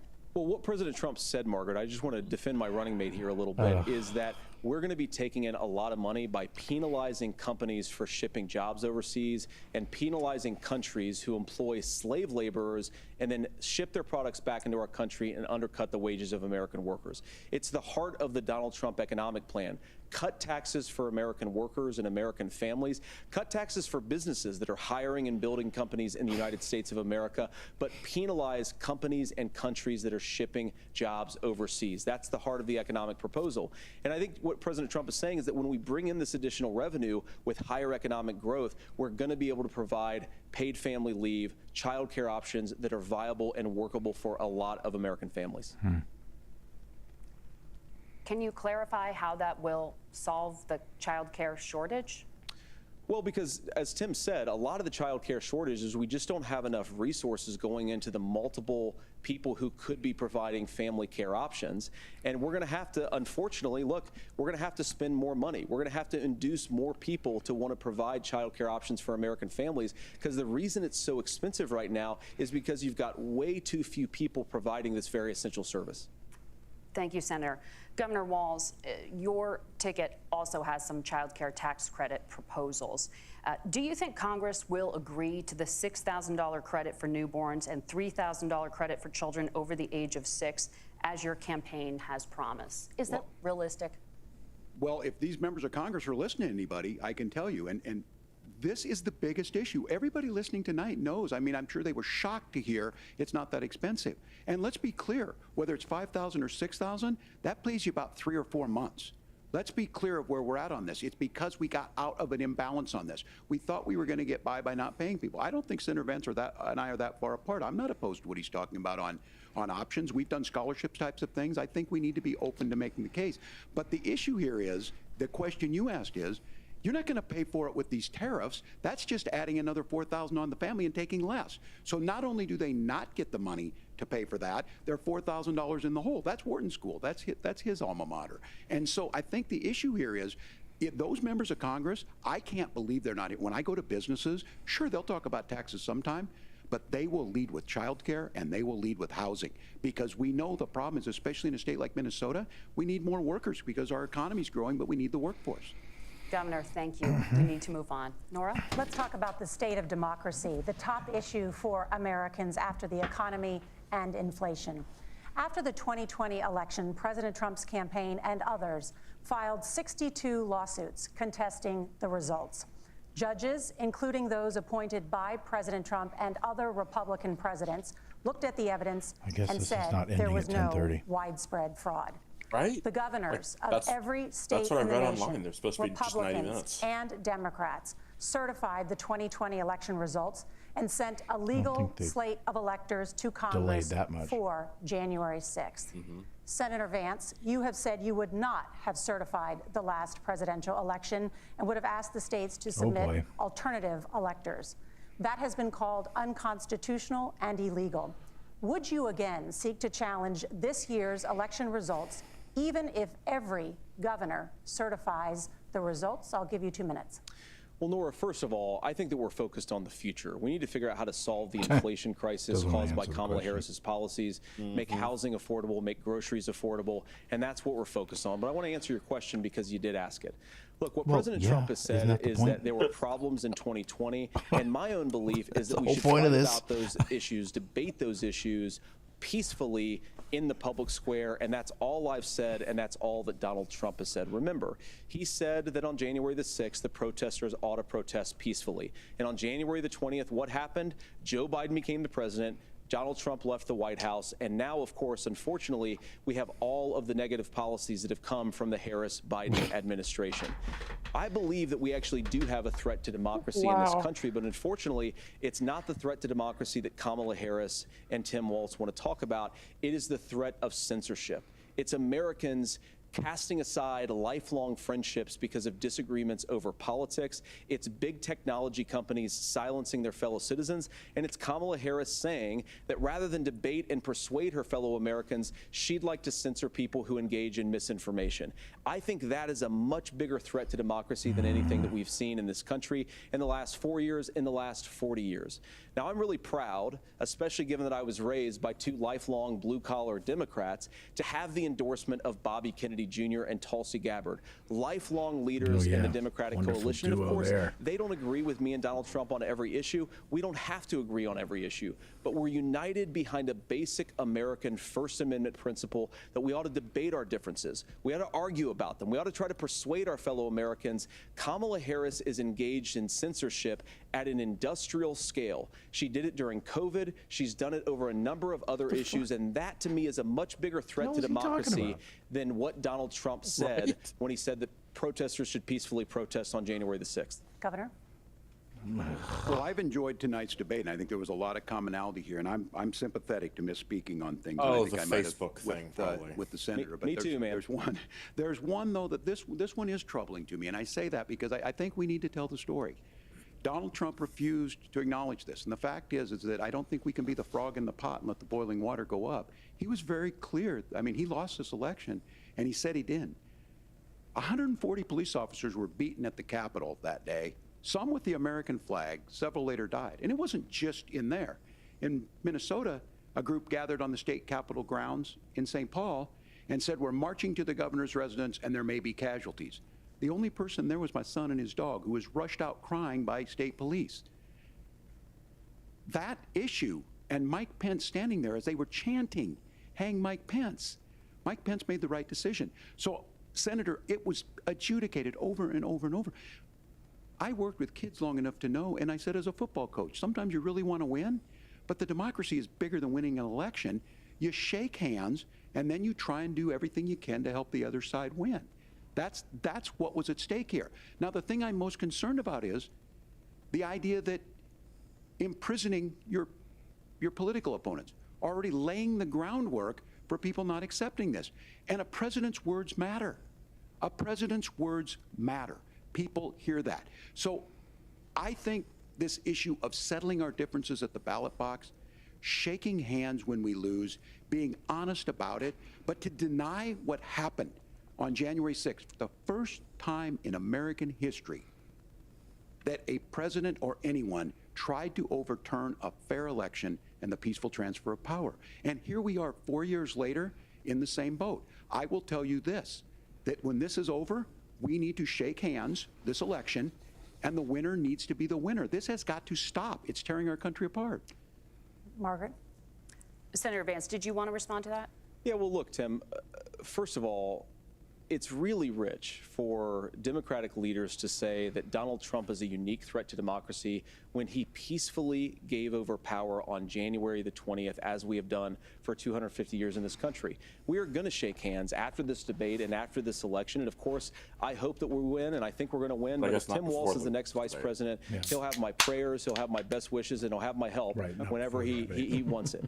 But we have to remember that for years in this country, Democrats protested the results of elections. Hillary Clinton in 2016 said that Donald Trump had the election stolen by Vladimir Putin because the Russians bought like $500,000 worth of Facebook ads. This has been going on for a long time. And if we want to say that we need to respect the results of the election, I'm on board. But if we want to say, as Tim Walz is saying, that this is just a problem that Republicans have had, I don't buy that. Governor. January 6th was not Facebook ads. And I think a revisionist history on this. Look, I don't understand how we got to this point. But the issue was that happened. Donald Trump can do it. And all of us say there's no place for this. It has massive repercussions. This idea that there's censorship to stop people from threatening to kill someone, threatening to do something, that's not censorship. Censorship is book banning.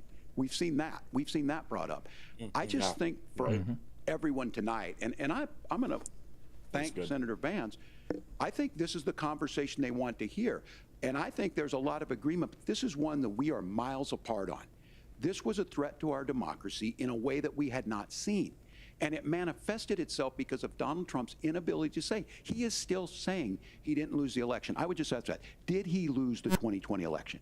Tim, I'm focused on the future. Did Kamala Harris censor Americans from speaking their mind in the wake of the 2020 COVID situation? That is a damning non-answer. It's a damning non-answer for you to not talk about censorship. Obviously, Donald Trump and I think that there were problems in 2020. We've talked about it. I'm happy to talk about it further. But you guys attack us for not believing in democracy. The most sacred right under the United States democracy is the First Amendment.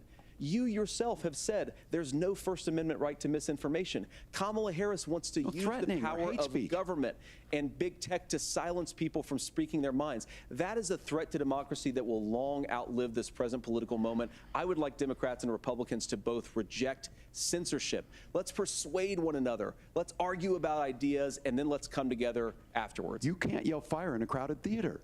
That's the test. That's the Supreme Court test. Tim, fire in a crowded theater. You guys wanted to kick people off of Facebook for saying that toddlers shouldn't wear masks. Senator, the governor does have the floor. Fire in a crowded theater.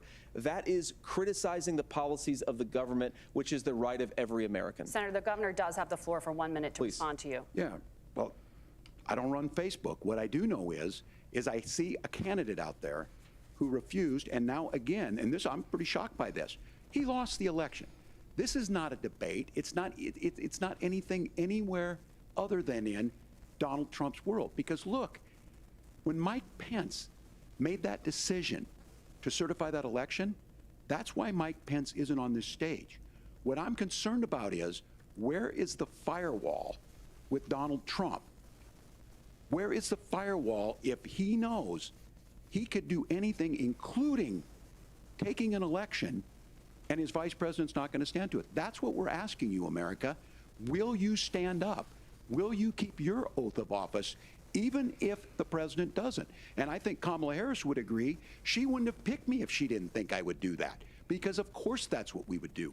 So America, I think you've got a really clear choice on this election of who's going to honor that democracy and who's going to honor Donald Trump. Governor, your time is up.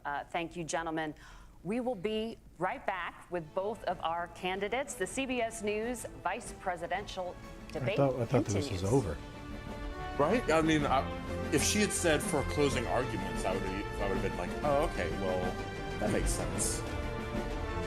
But yeah, no, it was the CBS website that said 90 minutes ending at 10:30 Eastern. So I don't know what's going on. I don't know. Be right back. Sure, yeah.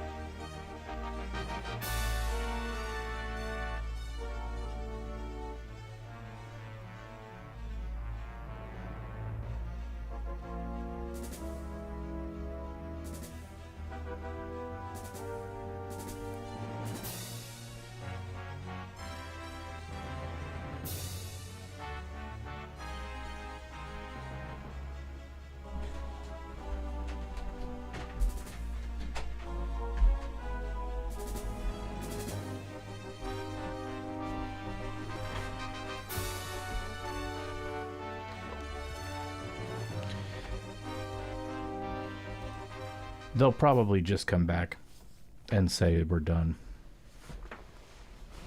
Yeah, they may not have said closing arguments because they wanted people to stick around until after the commercial. Yeah. I mean, I don't know. I forget CBS exists sometimes. I mean, that's why they keep advertising themselves so much. They have to remind us. I know. Oh, boy.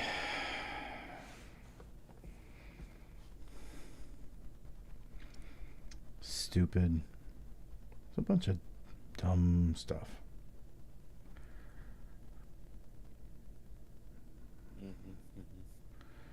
I don't know what to think about any of it anymore.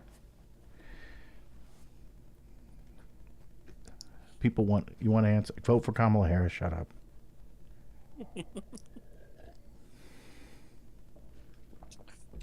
Let's live to vote another day. You know what I mean? I mean, it's that simple to me. But I mean, Republicans are trying to frame it now that it's like, oh no, it's the Democrats that if you vote for them, that's what's going to end democracy. So it is about, whether or not we're going to have a future of being able to vote, but it's on the other end. In a classic, whatever they claim the other side's doing is what they're doing themselves kind of way. Yeah, no, not buying it. Right? Maybe because the Democrats haven't tried to overturn an election. I mean, yeah, because all they can point to is just the general, socialism, communism. Oh, fuck. That is such a tired argument. That is such a tired argument. I heard some of the dumbest arguments against Kamala Harris a couple of weeks ago. It was like, oh my God, really? I was talking to some people I know that are right wing. It's like, oh my God. Or, they say, oh, I'm not right wing. It's like, yeah, you are. Yeah. It's like, what are you? Oh, I'm, independent or libertarian. Like I said, here we're back.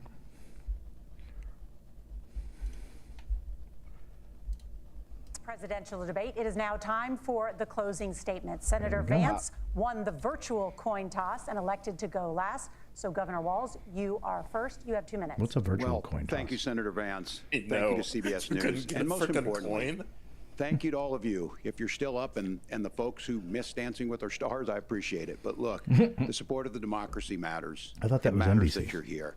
And I'm as surprised as anybody of this coalition that Kamala Harris has built.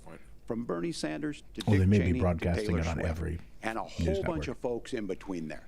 And they don't all agree on everything, but they are truly optimistic people. They believe in a positive future of this country and one where our politics can be better than it is. And I have to tell you, that better than it is the sense of optimism that there can be an opportunity economy that works for everyone, not just to get by, but to get ahead. And the idea that freedom really means something. Not the freedom of government to be in your bedroom or exam room, but the freedom for you to make choices about yourself. Now, look, we all know who Donald Trump is. He's told us, and as Maya Angelou said, believe him when he told you that.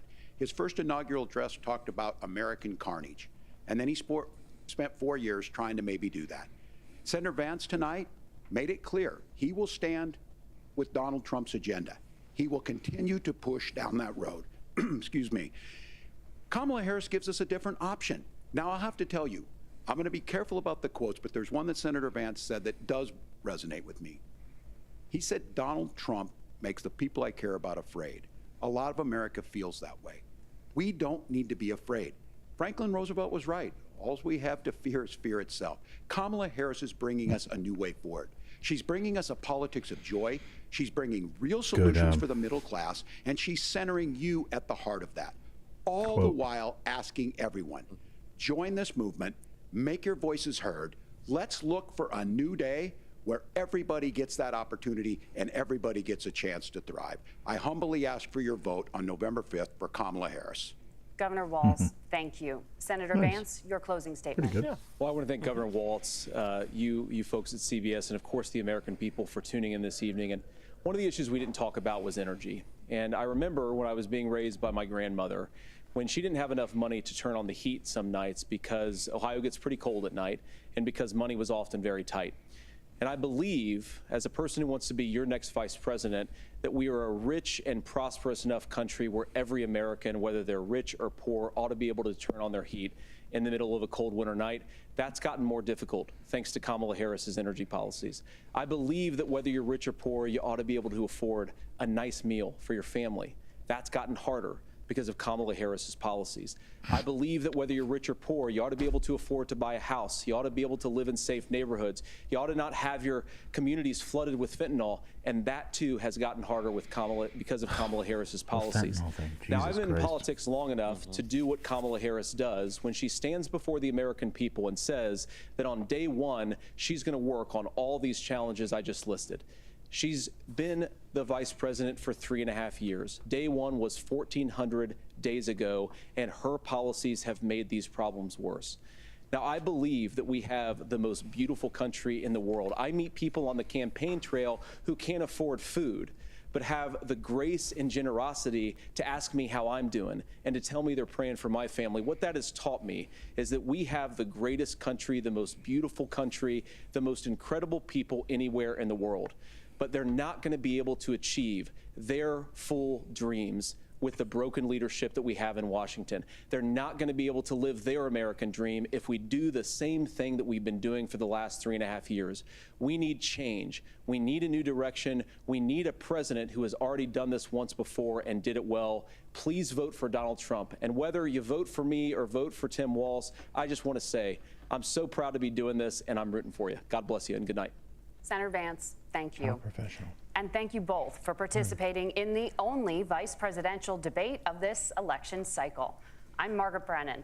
And I'm Nora O'Donnell. And a reminder, there are just 35 days until Election Day. Please get out and vote. And for all of us here I know at where my CBS News, voting poll thank is. you and good night.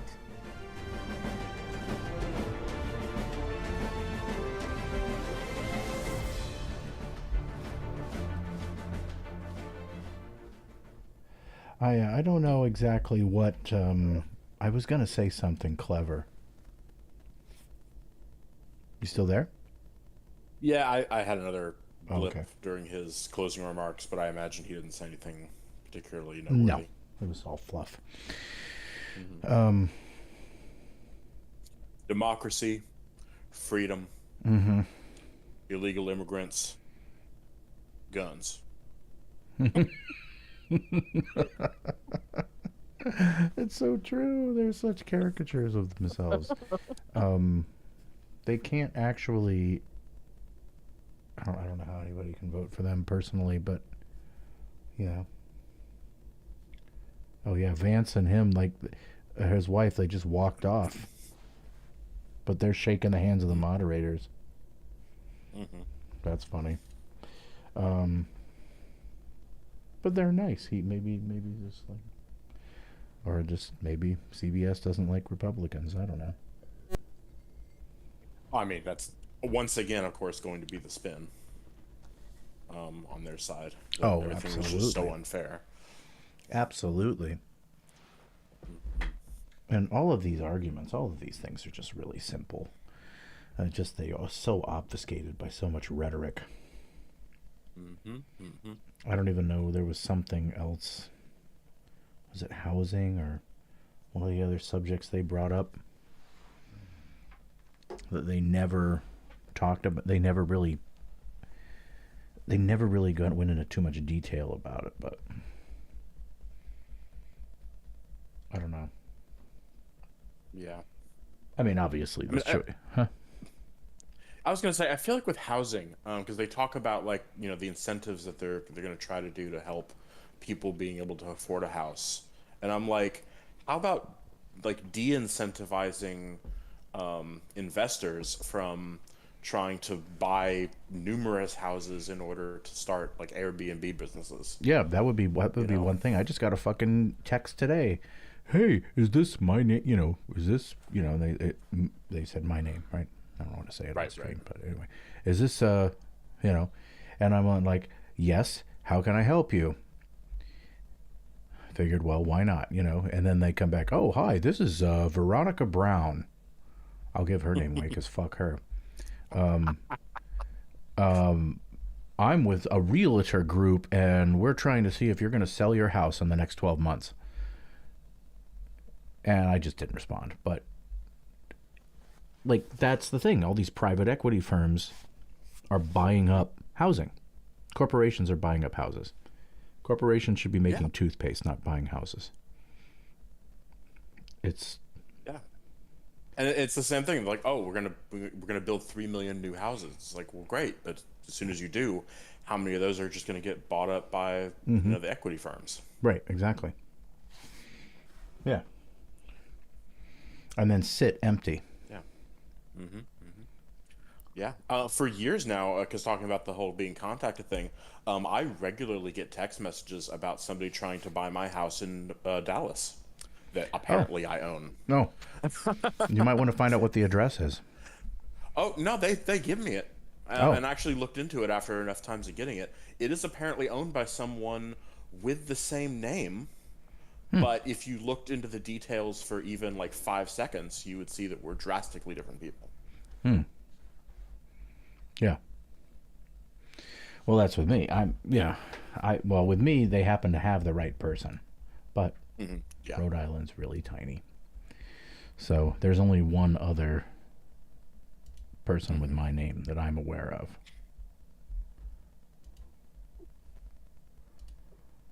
Yeah, that makes sense. I mean, yeah. I'm trying to think of something else. There was something I was thinking about earlier. Like, oh man, I got to make sure I remember to say that. And of course I forgot. It was something related to what they were saying, but I don't remember everything that they were talking about. Oh, yeah. I mean, yeah, they still covered a pretty good amount of segments. I thought it was housing. Maybe it was January 6th. The gun thing. I don't think it was the gun thing. Yeah, it didn't seem like that one lasted very long. Yeah. Yeah, but I mean, it's crazy that one of the issues that had to like warrant time to discuss was the issue of existential democracy. Oh. Like before Trump, that would have never even been dreamed of as a debate topic. And now Trump's out there basically saying he wants a purge or something. Oh my God, right? I did just hear that the other day. Seriously, the scary part is I feel like there is a sizable portion of his base that hears that and gets excited. Oh yeah, absolutely. Stand back and stand by. Yeah. I mean, and they're like, "Oh, that's great because we're the side with the guns." No, you're not. You're not the only ones. They're going to be in for a big shock. They're going to be in for a big shock when they run into a bunch of Democrats with guns who are also health conscious.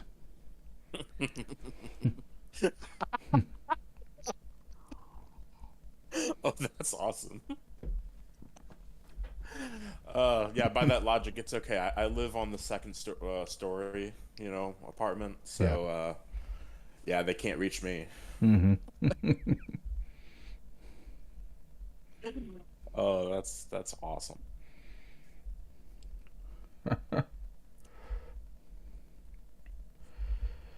Yeah, it's really.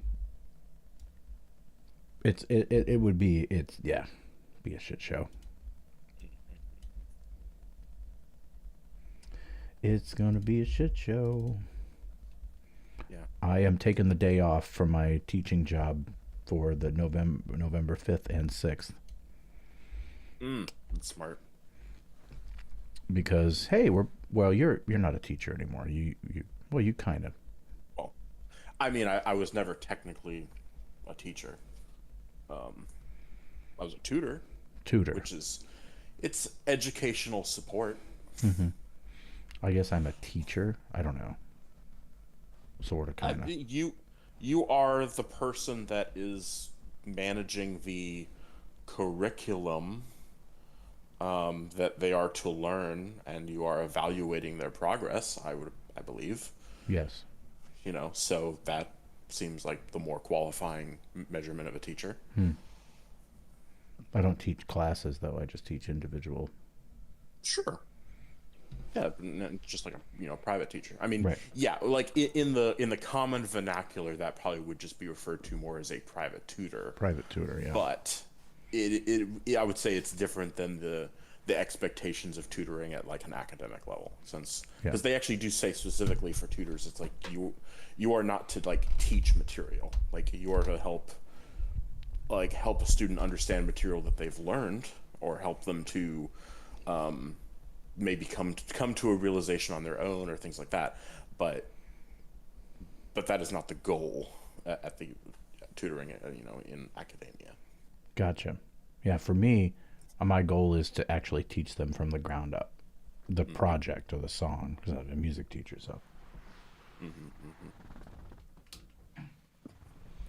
It's amazing how much more fluid, how much easier it is to teach a song when you actually know the song. Yeah, sure. I mean, I can still teach a song if I don't know it because I know how to read music, but it's tougher, because you kind of like have to learn it on the fly. And so there are certain techniques. It's been somewhat gratifying, dealing with kids, because I deal with everybody from all ages, from anywhere from like the youngest I've taught is 8 to 65. There you go. Everyone's different. Everyone's got a different demeanor, different skill level, different attitude towards it,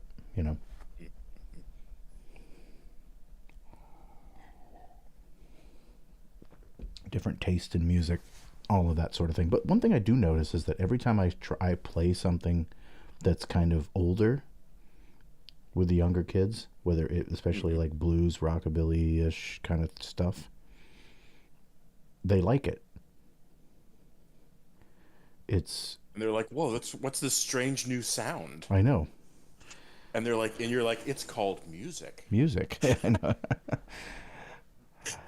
Right. And they get, it's like, oh, wow, cool. That's neat. And I hear there's so many different things. Like there's more than just, metal and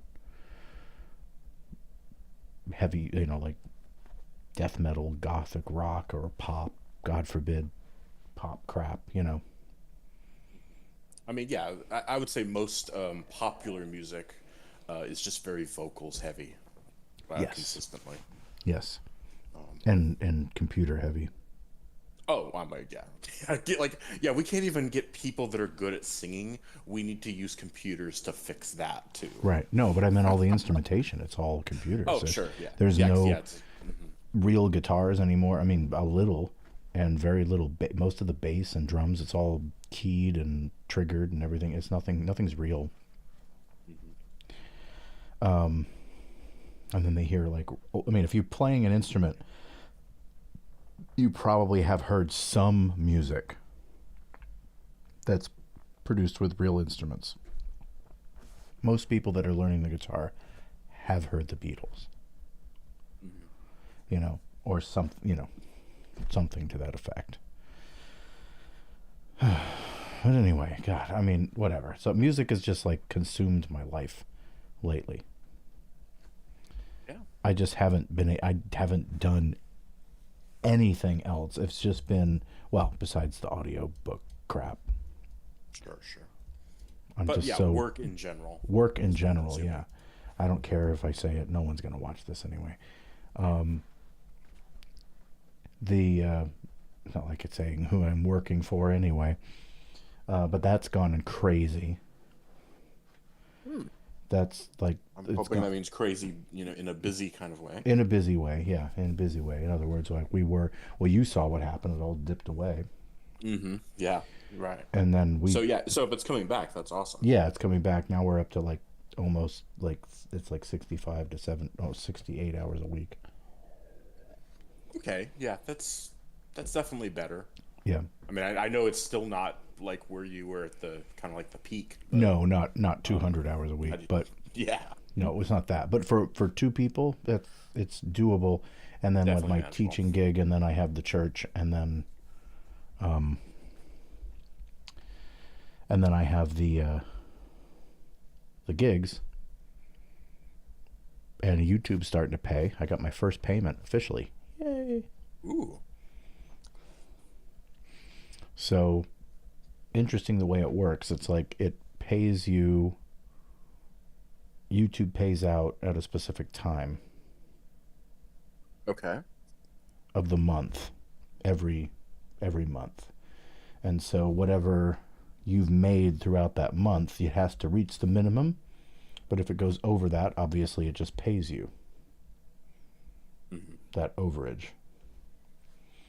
and then whatever you make in that month period of time, and then it pays you.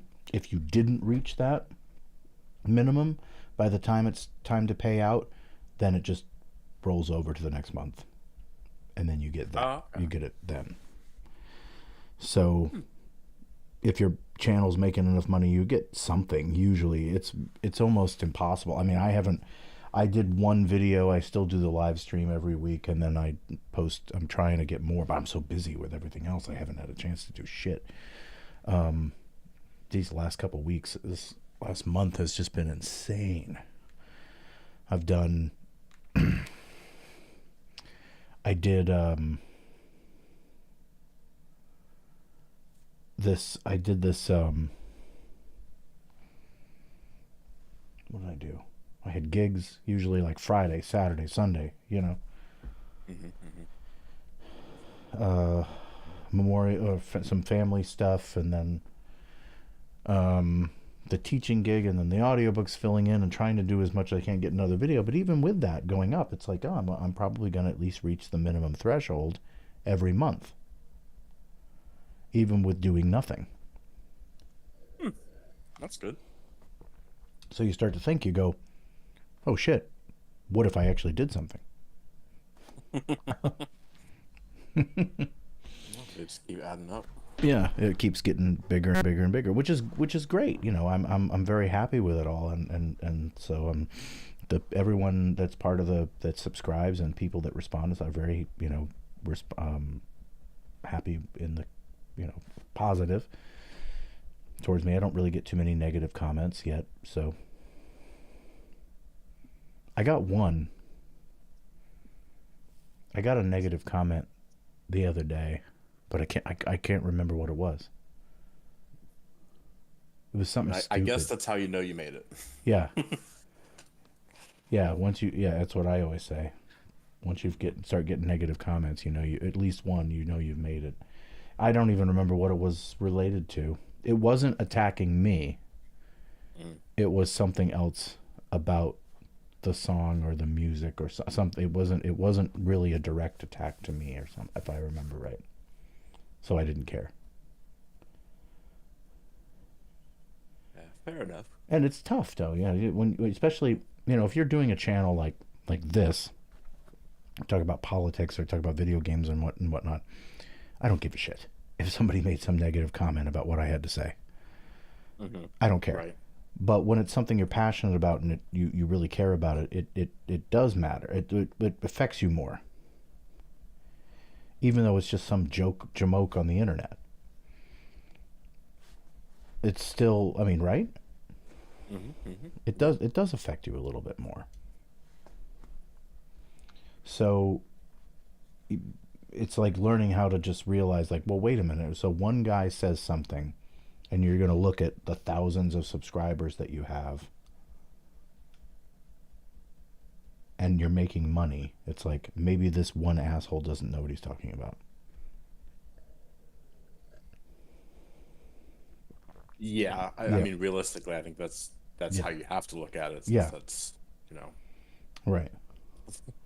that's what makes sense. Right, of course. And I know it logically makes sense, but and I know that, but I'm saying like your emotions still, and your brain still goes like, well, maybe maybe this guy's right. It's like, well, fuck that guy.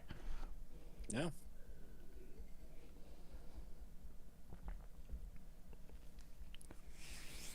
But anyway, that's basically that. I'm trying to think if there's anything else going on for me that's crazy other than just work, gigs, work. No, it's just been running from one thing to the other. When I'm at home, I this is the first time I've sat down at my computer in my chair in forever. Nice. Yeah. Almost since the last time we did the last debate. Whenever that was. That was because that wouldn't have been Joe Biden that one. would It have was been one it in was the June or Joe something. Biden one. Yeah. Yeah. I've done a little, what I've had to do is like sit down and work on things for a little bit and then get up and then go and, oh shit. Yeah, fuck. I forgot. We got a new roof on the house. Oh. So that was like a huge fucking deal. Yeah, that's sounds like it. Roofing, a whole new roof, gutters, siding, and all this shit. And we had no choice. Really, because we could have not done it, but the roof was about ready to collapse. We had already gotten 2 leaks in different spots, and when they looked at it, and I went up and looked, and they said, yeah, I'll go ahead and do it. And I was like, do we really need to do this? Well, we knew we were going to have to do this within like 3 to 5 years anyway. So once they took all the shingles off, what a mess. It was like just it was still old wood planks, and half of the wood was broken and gone. God. Yeah, it was like big, massive holes. So if it wasn't for the shingles, we would just be getting flooded with water. So, and because the house, the roof was so old, was old panel, what they call plain boards, which hasn't been done since the 40s, the 30s maybe, probably when the house was built. So it's that old, almost 100-year-old house, a roof. So anyway, the whole thing had to get replaced. And so it's not just like a typical roof where you just do the tar paper and the shingles and all this. This is everything. And Wow. Yeah. Yeah, that sounds like a much more significant construction project. Yeah. So good now. The AC works a lot better because the air is getting out when it's not getting trapped in the house anymore. So I'm curious what it's going to do in the wintertime, because the insulation does need to be replaced. But I think there's a state program I can go through to do that. Oh, cool. Rhode Island's got a lot of good state programs for all kinds of things. What else happened? Sometimes you ever look at a calendar and it's like you forget what happened to you, but if you just look at the dates on the calendar, you go, oh yeah. Yeah, I've gotten a lot more to just keeping my calendar of events on my phone. Mm-hmm. So I can keep track of everything going on. Yeah, because I think I mentioned this to you before that I started a master's program. Yes. Yeah, so I've been having to get caught up on all those assignments while, of course, doing the regular job. Mm-hmm. I don't know when that Donald Trump debate was, so with Biden. Was it in July? No, it was much more recent than that. It would have been August. like a month ago. August, some point. Mm-hmm. Okay. Okay, I think it was. Excuse me. early August, because I was doing a lot of the same stuff that I'm doing now. I haven't done anything new. I've just been doing more of it.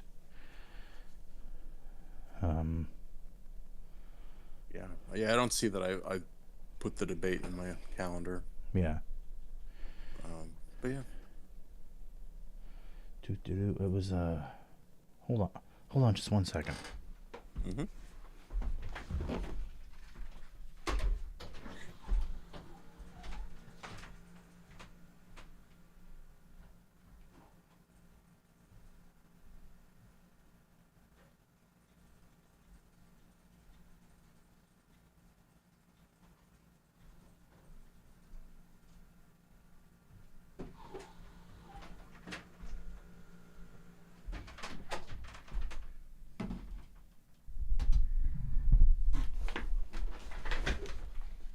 All right. My little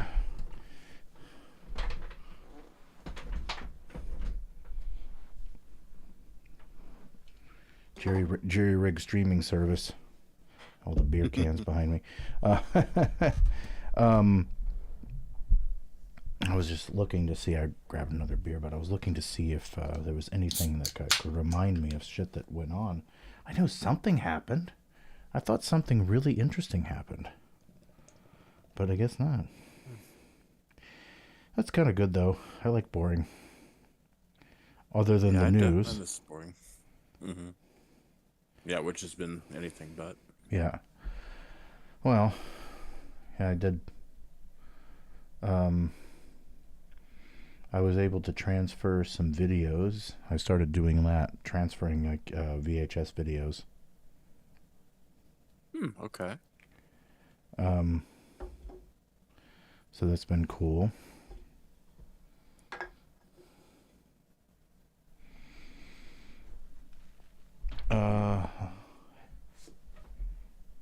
Have you ever gotten into topics like conversations about Ayn Rand objectivism?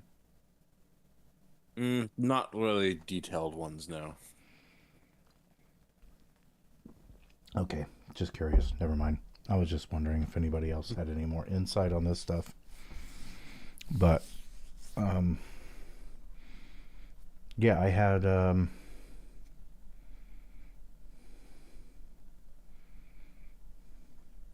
said I talked to you since the 4th of July, right? Definitely. Probably. Yeah. I think we did the one game session we did for Diablo 3 was more recent than that. Yeah.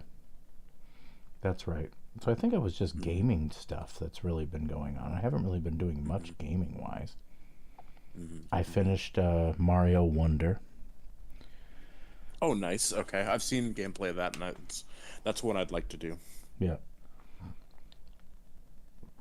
I played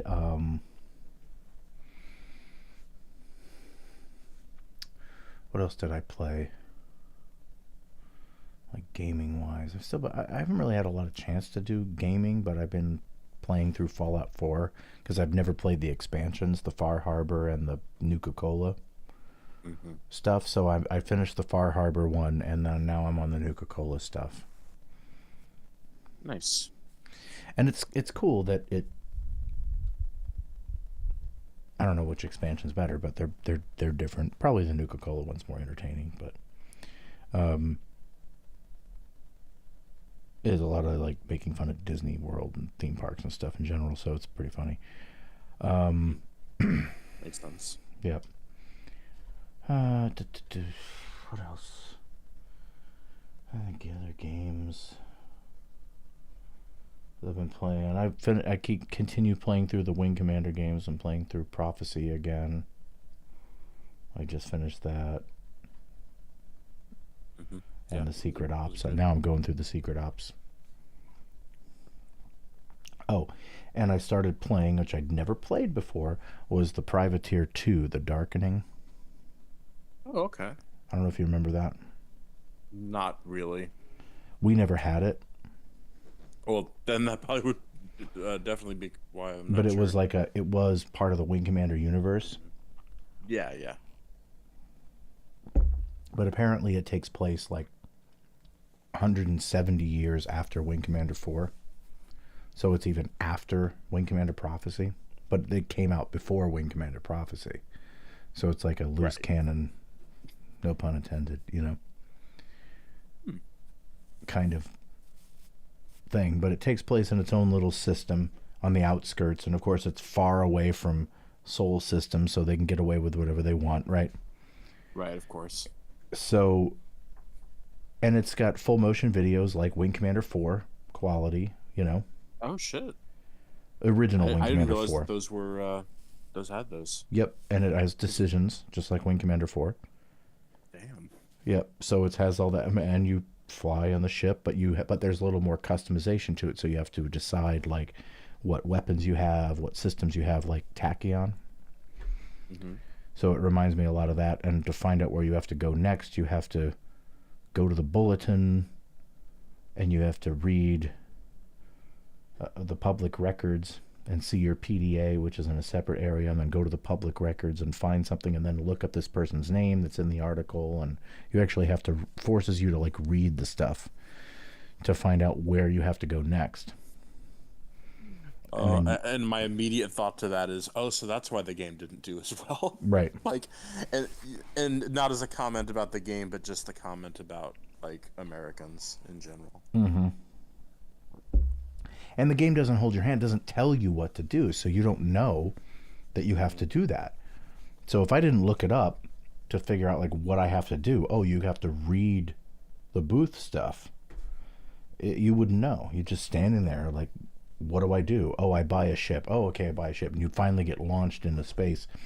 What do I do now? Yeah. And then you keep going, and then they send you like this email. Well, you should go here. And you meet this person, and then it slowly starts to get more involved, and then there's more people you meet, and you just start flying around, upgrading your ships, doing weapons, all this stuff. It's cool. And you can really tell that this is where Star Citizen gets most of its influence from, is Privateer, not Wing Commander. Fair enough. And I've played a little bit more of that, Star Citizen. They're slowly getting better. There's a little bit more improvements now. Nice. Things are not as janky. Still janky, but not as bad. It's a little more stable. I'm able to do dog fights and, fly around and stuff and do the missions that you have to do. And I can see it, like, when it eventually gets released, it's going to be something if they can work out all the bugs. But I don't really care about Star Citizen. I just want Squadron 42, which is Yeah, that'll be awesome. That's what I want to see. Other than that, I mean, that's kind of, Satisfactory finally is officially released. It's no longer in early access. Fair enough. Other than that, that's... Star Wars Outlaws I haven't played yet. I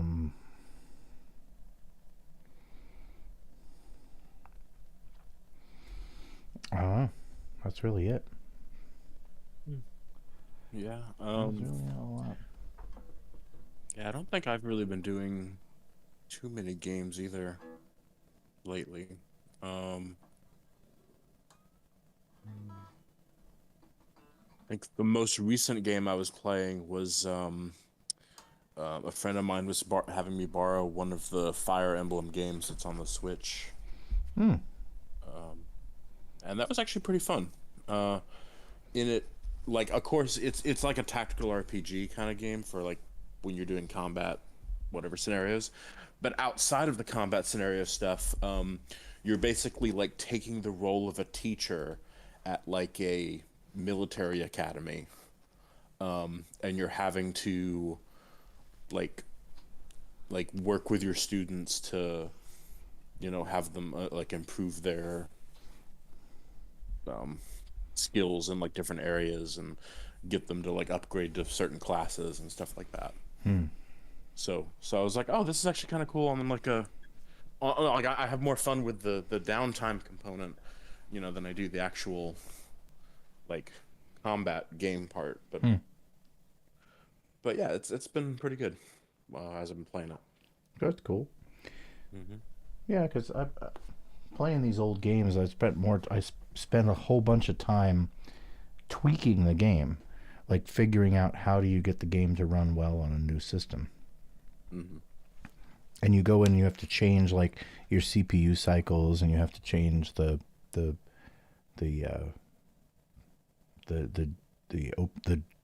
graphics driver and stuff like that. In just the notepad in the program files. And you just change it from, to make the game run a little smoother or whatever the case may be. And it's interesting. It's fun. It's interesting. Yeah, I mean, that definitely sounds like a lot of work to go through to get it to improve.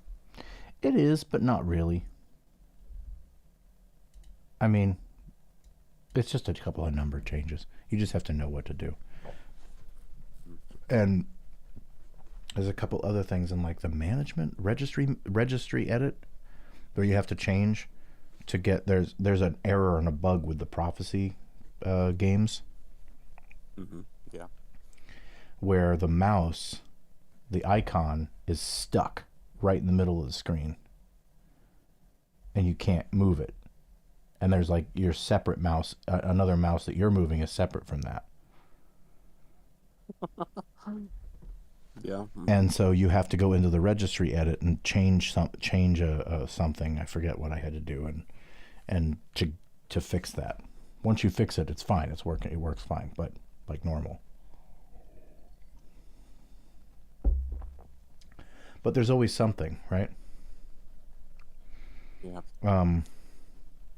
For these old games to get it to work. Even when you buy them on GOG, it's still not perfect, And this is the GOG. It's just mostly working. It's just mostly working, yeah.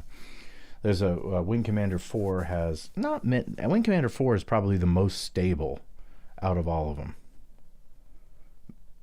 There's very little you have to do. I don't think you have to do anything with that one. It pretty much works, unless you want to put the HD upgraded videos in. Which you can do, but you just have to manually do it. Not a big deal. It's just a matter of getting rid of going into the directory where the videos are, naming them all the same, which they're already named the same if you download the HD pack, and you get rid of one and put the other in place of it. That's it. And it just accesses those videos, and so everything's kind of upscaled to 1080p. Nice. So it looks a little better. Then you have Wing Commander 3, though. That one needs a little bit more work. There's quite a bit of stuff you got to change. But it's all in the notepad. You go through and change the cycles, change the sound drivers and all that stuff. Because when you initially start to play it, the joystick's a little laggy. The music is a little skippy. It's like, it's, distorted. And then the videos are kind of skipping around a little bit. So you have to change all this stuff, and then it works fine. Then it works exactly like I remember it.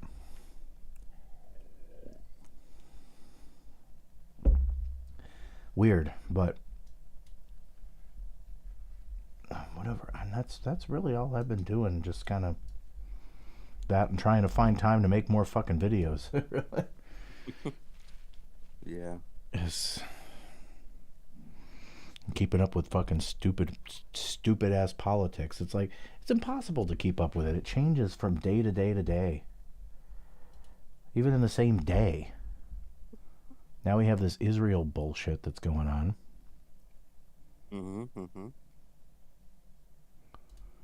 It's like,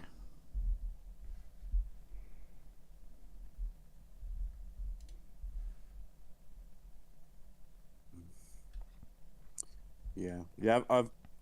I've been working to finish up my my book series that I'm on for the Brandon Sanderson books.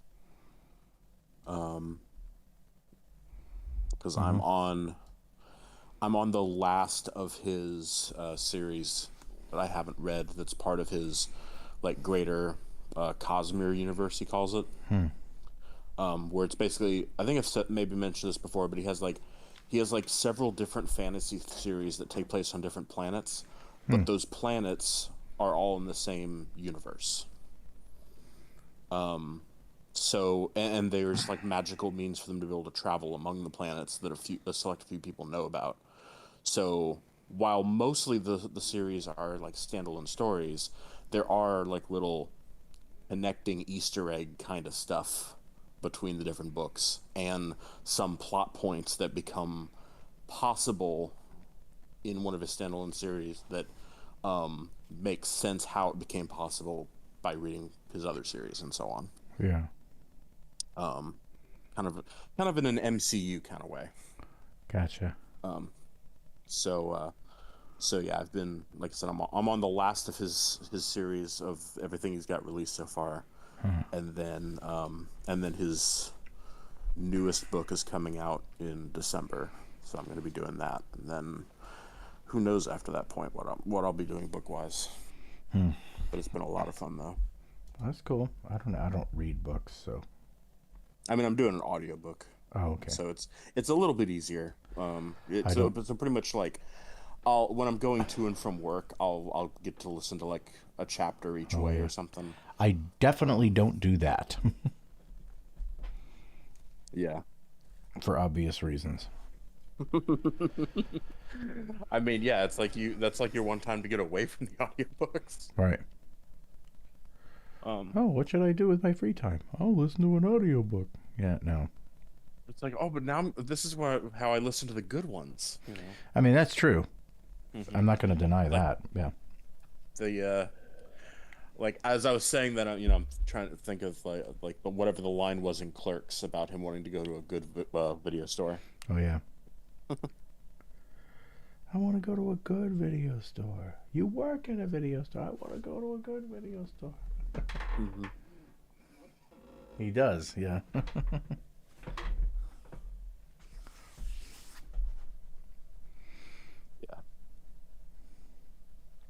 Yeah.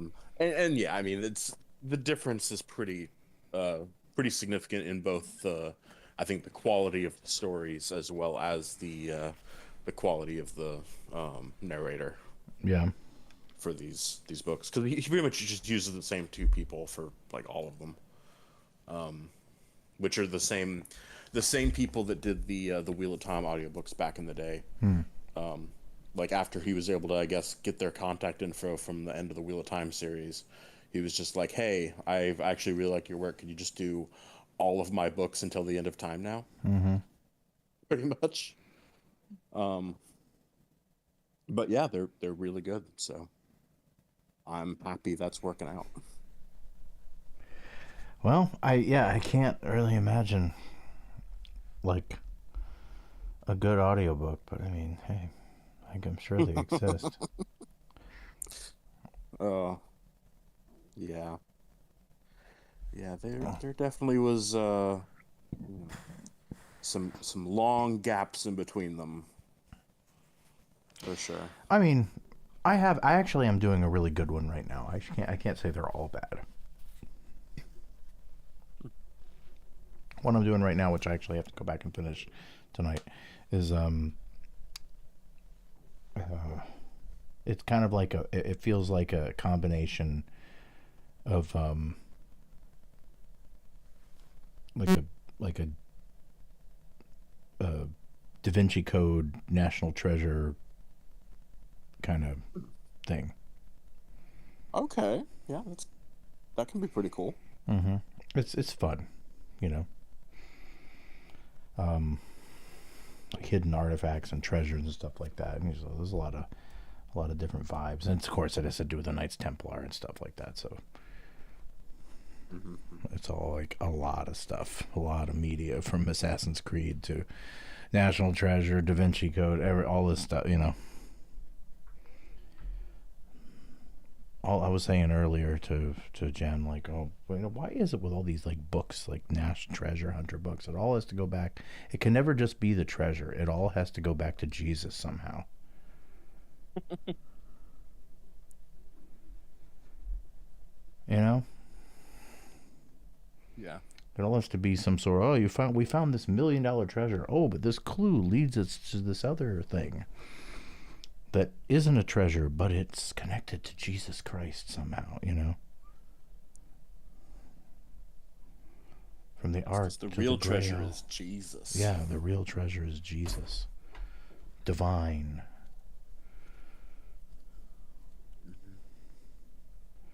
Because we have to have some. Yeah, I think that's why the Indiana Jones stuff worked, was not necessarily because, they found the Ark of the Covenant, or, they found the Holy Grail. It's, this is how the Nazis are involved and why this is actually more impactful to world events. And getting to, like, stop them from using that for, nefarious means. Yeah. Well, yeah, obviously, you have to have a bad guy. Mm-hmm. And it's more significant than just the treasure. It's some sort of, like, world-altering thing, Mm-hmm. Mm-hmm.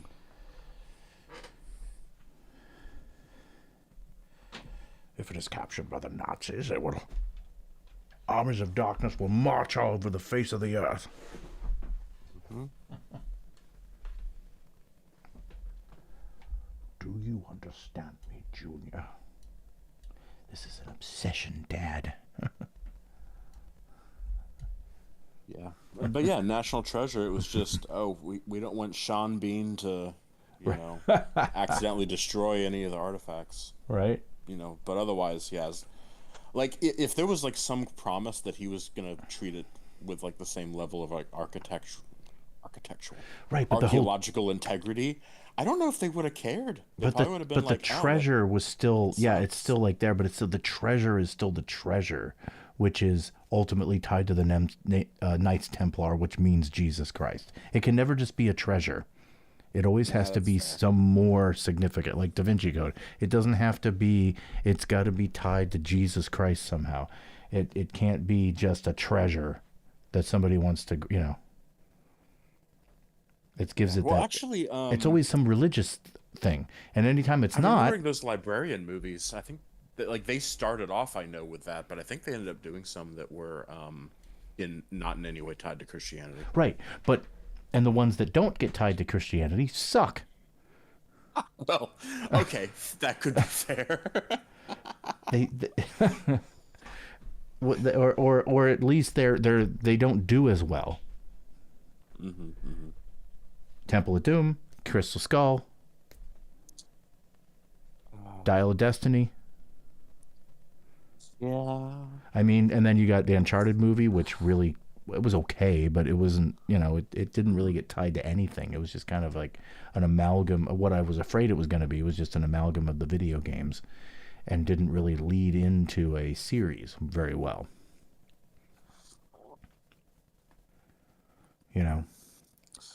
But there's also the Goonies. I never saw that, but... Oh, you know what? In that case, I would recommend it. It actually is fun.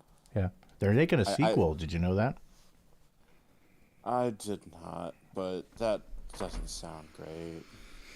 They're doing all these legacy sequels. They're making a sequel. They're making a third Top Gun, which that's fine because Maverick made a lot of money. That makes sense. Oh, yeah, exactly. Mm-hmm. And that's different. That's just a combat game. It's just a game, whatever, movie game, whatever, same difference in that case. But outside of that, like, that's more of an experience. It's not really a movie. I mean, it's a movie, but it's more about the cinematography and just the effect, the experience of seeing the cinematography of the aircraft. It's more about that. Yeah. It's like a ride. It's more like a ride than it is a movie. It's got more in common with a theme park ride, I think, than a movie. I mean, I think that's fair. Mm-hmm, mm-hmm. I mean, I like it. I think that's fine. I think that's great. I think you need that to some degree. I mean, not need it, but I like it. I enjoy it. Outside of that, though, like legacy sequels, they're doing a sequel to... I don't know which one I should say first, because they're both pretty awful. I will say real quick, The Goonies is a treasure hunt movie The Treasure has literally nothing to do with Christianity whatsoever. Okay, well that's good. But it is a beloved film. Oh yeah, yeah, I know it's a beloved film. I mean, there are movies that have I would treasures. say it's worthy of its status. Yeah. It actually was an enjoyable film. Yeah, I'm sure there are plenty of movies out there that have that aren't Christianity. I don't know if the second National Treasure had anything directly related to Christianity, but Oh, I don't remember. I only saw it the once. yeah. But there was they're doing a sequel to Spinal Tap, Okay. and then they're doing a sequel to Spaceballs. I did know about the Spaceball sequel. Mm-hmm. Yeah.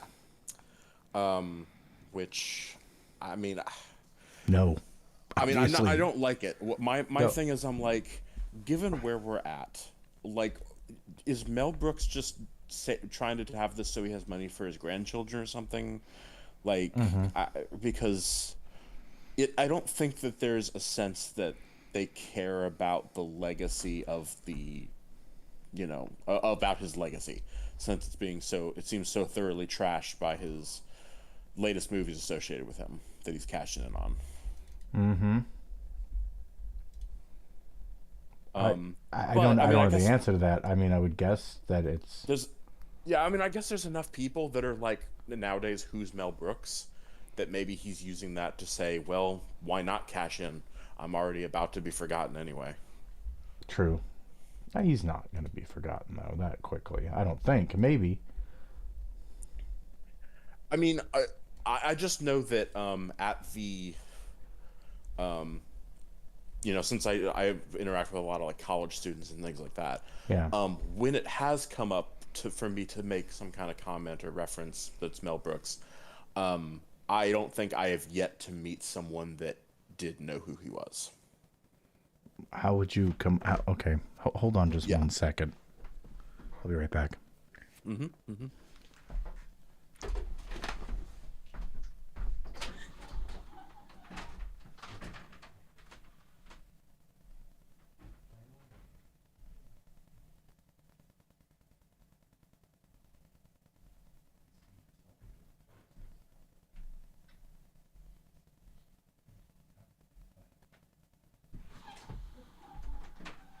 I'll do mine. You don't have to worry about it.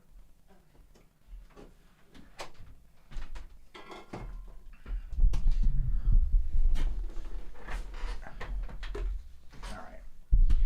Yes, this very exciting podcast, everybody. What in the world would have come up though, to where you have to quote Mel Brooks, or not quote Mel Brooks, but reference him? Not quote Mel Brooks, but just like just general comments, like overall. Like I remember at one point I think they did like the Young Frankenstein. They did the musical Came to Houston. Oh. So there was like some discussion about like, oh well, what's that or whatever. Oh, I see. And so it was like a natural segue for me to, then talk about Mel Brooks, and then like the best they can be is like oh yeah, okay, I've heard of Blazing Saddles, and I've seen like the references in like memes. What about Spaceballs? You haven't seen But Spaceballs? yeah, right, and that's what I'm saying. Like I say Spaceballs, and it seems like they don't know what that is. Really? Yeah. That's weird, because I would expect to not know what Young Frankenstein is, maybe even Blazing Saddles. History of the World Part 1? No? Oh, for sure, no on that one. Yeah. So, like, forget it. Yeah. Because I hang out with people that are older than me, at least 10 years older, usually. But I've always done that. So, I've never really been around people my age or younger. But even when I have, like, that's the thing. It's like, I don't experience that, because when I worked in the computer shop, everybody that I knew, or the people that worked, the younger than me, it's 20, right? Mm-hmm. And we talked about Spaceballs, it's like, we would joke about, they would reference, all the jokes and stuff. Told us to comb the desert, we're combing the desert, Yeah, yeah. And so I was like, well, I guess your parents, introduced you to this stuff. Yeah, and I think part of it's the a lot of his movies are not easily like available for streaming now. True. So it's even hard to say like, oh yeah, just go home and watch that tonight. It's so good that that you mentioned it and you're like, oh yeah, if you ever get a chance to catch it, but if it's not readily available immediately, it's gone.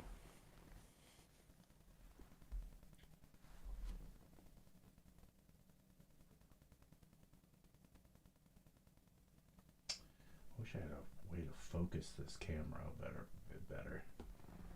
Because it like wants to focus on the background instead of me for whatever reason. It doesn't like me. Anyway, But yeah, also like To Be or Not to Be. That was a fun Mel Brooks film. I haven't seen that. I've only seen that once. I haven't seen that one in a while. What do you think about Men in Tights? Oh yeah, Men in Tights is fun. Okay. Yeah, I'd watch that again. Some people think it's not great. I mean, I know it's not the best. It's not as good as his previous work, but I mean, but what about the producers with the remake at least? Funny enough, I don't think I thought about that in conversation to reference it, even though that was probably one of the more recent ones I could have referenced. Yeah. So that's on me. Yeah. Well, I talk about Mel Brooks all the time with bass player, because big Mel Brooks fan, so we're always talking about it. Yeah. Because we do part of it is because we do one of the songs that we do is we do this little Western medley. Did I tell you about that? Not that I remember. So we start off with a song that isn't a Western song, but it sounds like one. Okay. And it's a Dick Dale tune called Because They Were Young. And then it goes right in from that, it goes into Bonanza. Okay. Right. Yep. And then it goes into Magnificent Seven, which is, if you don't remember that theme, it's bum, Yeah, I was gonna say I'm not familiar with that. bum, bum, bum, bum, bum, bum, Oh, okay. bum, bum, bum. You know it when you hear it, you know. Yeah, definitely. I've probably heard that more times than it's ever been mentioned what it was. Yeah. And then da da da da da da ba da da da. Yeah, you can hear it's very classic Western thing. Dum dum dum dum bum bum bum bum bum. You know. And then it goes into then we go into Blazing Saddles. Who wore a blazing saddle? Nice. Down, down, down, down, down, down, down, down, down. He conquered fear and he conquered hate. The night into day. Anyway, so we go into the instrumental of that, and then that ends the song, right?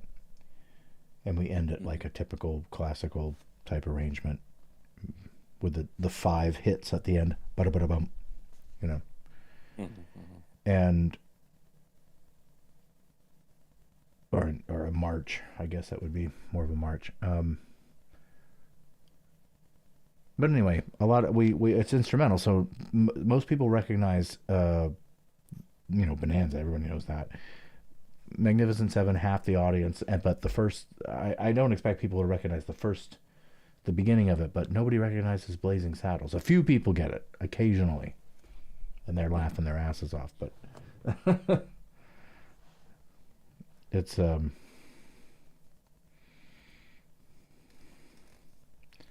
funny. Yeah. But it's kind of, excuse me, and every time before we play it, excuse me while I whip this out. And we go, Nice. and we'll say that. Or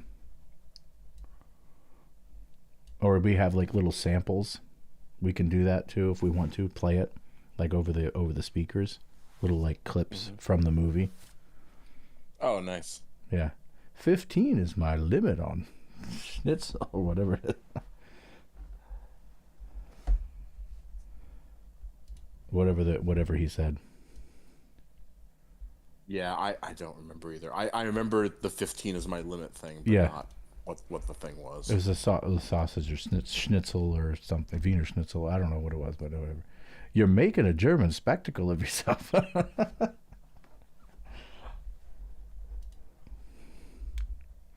There's so many funny lines from that movie.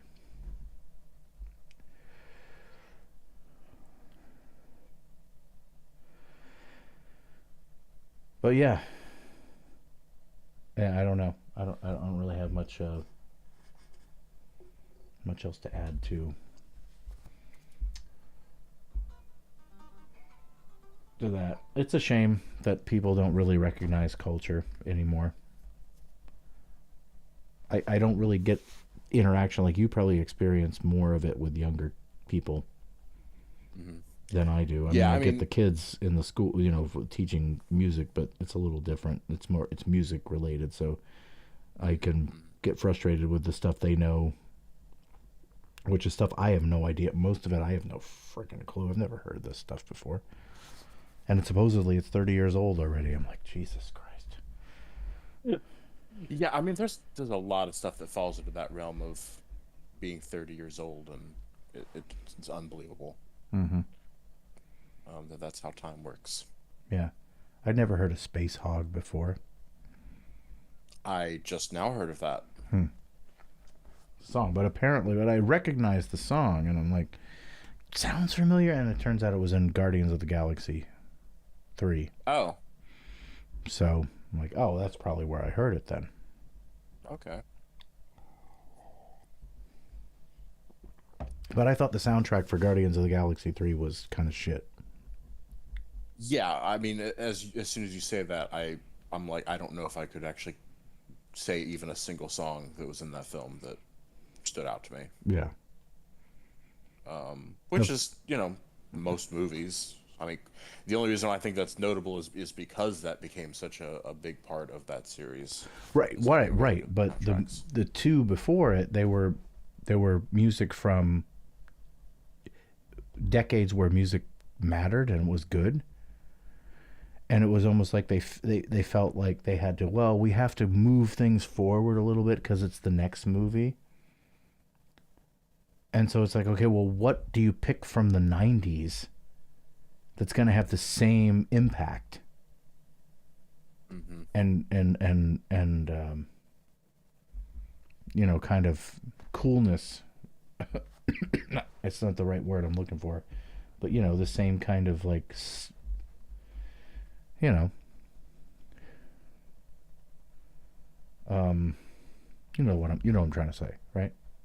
Yeah. I think, I don't know why they necessarily had to do that in the first place. Like, as soon as they established that he had access to a wider range of music, they could have put that into the script to be like, he's like cycling through a bunch of that stuff. He's like, what is this? No, what? No. And then he just goes back to like, something from the 80s. Yeah, he could have done that. Yeah. Or the 80s or the 60s, which is what some of that stuff was from. Or exactly, which is the more classical kind of stuff. Yeah, but that would be shitting on 90s music, and of course somebody's getting paid to have their shit in there, or they feel like we have to do that because it's now this time and the 90s were 30 years ago, so now it's time for a 90s revival. Except I think everyone's struggling because they're realizing, oh shit, there really was fuck all in the 90s. Right. And it's like, yeah, the only thing that was worth a fuck, in my opinion, looking back on it, was the swing revival. The rest of it was dog shit. Yeah, just all the boy bands that just blend together. Yeah, the boy bands, the things. I don't give a flying fuck about Nirvana or any of that crap that everybody wants to. Well, the only reason why you care about Nirvana is because Kurt Cobain shot himself. Had that not have happened, you wouldn't care because the music was terrible. I think. I don't know. Do you like Nirvana? I couldn't tell you. It's one of those, like, I've heard the band name, probably heard a few of their songs, and I wouldn't know to connect them. Yeah, I could care less. I mean, it's not. I don't like. I've heard some other, everybody knows like Smells Like Teen Spirit or whatever, but the other stuff. Yeah, I think I remember that one. It's just like, ugh.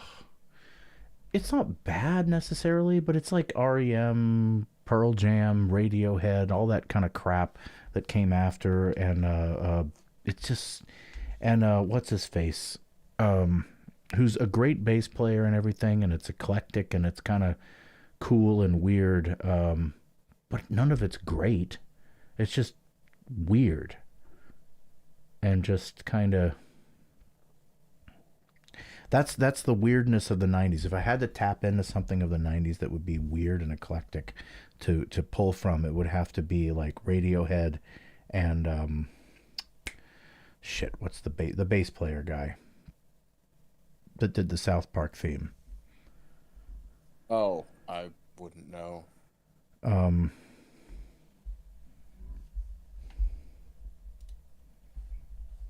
It's shit. And he had a band, South Park theme. Primus. Oh, okay. Yeah, well, I mean, now that you say that, I remember seeing that name, but to be honest, I don't think I associated that as being a musician. Okay. I think I probably just chalked that up as like a company or something. No. Primus was the band, and the bass player,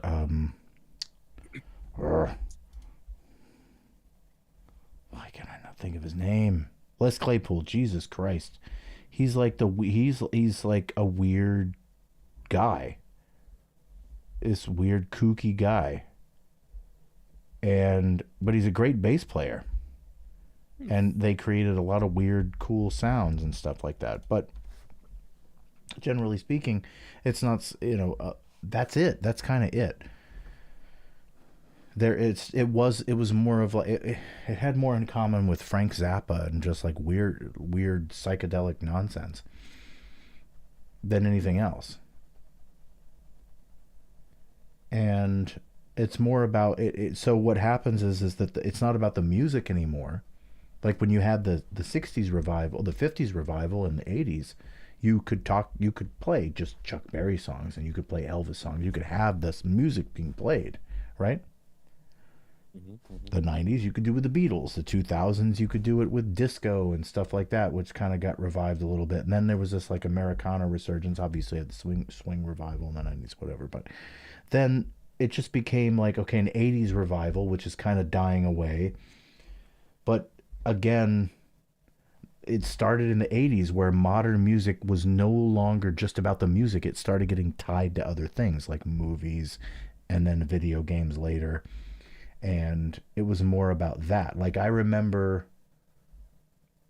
songs like REM's what's that stupid song? End of the World as We Know It.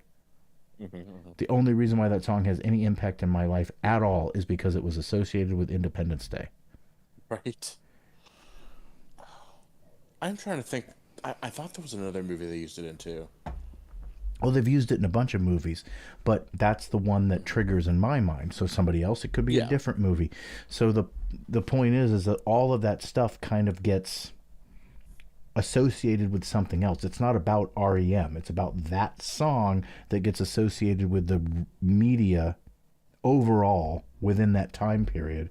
And the nostalgia kicks in and you go, yeah, I really like the 90s. It's like, no, you don't. They're just preying on nostalgia in the worst possible way to get you to buy something. It's not about respect or appreciation or something like that. What you could do in the 80s with the 50s guys, or the 60s or the 90s with the 60s guys, where it was that you literally have something on TV, the Beatles anthology, right? It was about the band. This 9 hour series about the music, not about, something else the Beatles were associated with. The Beatles were their own thing. Elvis was his own thing. Buddy Holly, all this. It was about the music. It was its own form of media. Now, music doesn't exist like that. It has to be attached to a video game or a movie or a YouTube video or something else, And that's just because the nature of media has changed. But also, on the flip side of this, it's like there really isn't any consequences for anything anymore. So that's why I think Right. you can kind of say and do whatever the fuck you want and you don't have to worry about it. So I guess we can probably thank Trump for that. Yeah, I would say that seems fairly reasonable. It's like we have the most connected and like a means of communication that we've ever had, and we have the ability to access the most amount of like factual information that we've ever had. And because it's at our fingertips, people are not even, it's because they know they can always access it. They're choosing to never access it. Right. Right. Yeah, we do it all the time, and we always joke about it. Like we have a question. Oh, I wonder what this was. And it's like, well, let's look it up. Or, gee, I wonder if I had a device. If only I had a device that could look up anything I wanted at any time. Yeah. Fuck the Library of Alexandria. I've got an iPhone,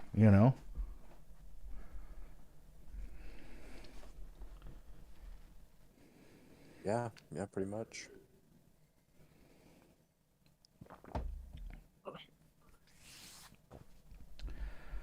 So, yeah, it's a shame that people don't want to engage with knowledge and things. I don't know what people want, to be honest with you. I think most people, my personal opinion, I think most people just want to be able to have some kind of a job that isn't too oppressive.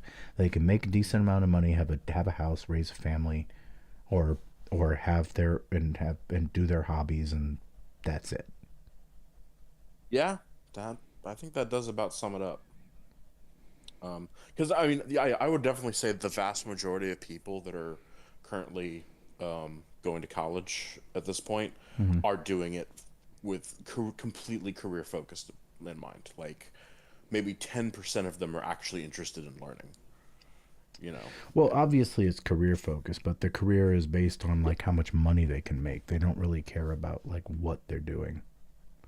Yeah, and that's what I mean. It's like the degree is acting as a form of barrier from you obtaining that professional position.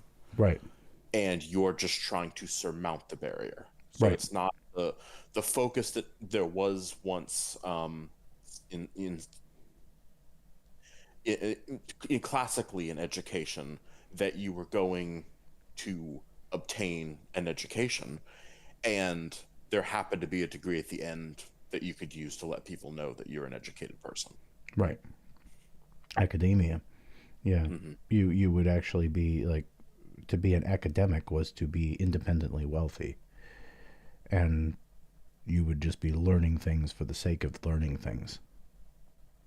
I mean, that is also true traditionally, like classically or whatever. Yeah, going back hundreds of years, back to, Yeah, most people that were able to go to college were people that were of means, that had that kind of freedom, sure. Right. But I mean, considering the society that we live in now, where you have like a compulsory K through 12 education and a general expectation of then going on to college from that point, I think that a lot of the barriers in the past about that were the inability to being away from, like, if you're like family owned a farm, like being for them to like not have you as labor for that, or if you had some other kind of like professional trade business in the family that you would be expected to apprentice and then take over as you grew up. Like, again, there wasn't an opportunity to really be learning outside of that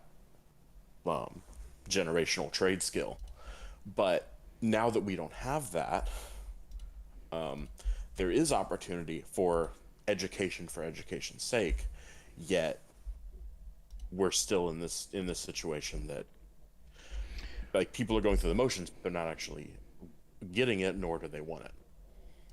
Right. Well, education for education's sake. Yeah, I know that would be great if we could do that. But the thing is people are kind of forced to have to go to college for a degree that can get them a job. So they can't just go to a liberal arts college or whatever.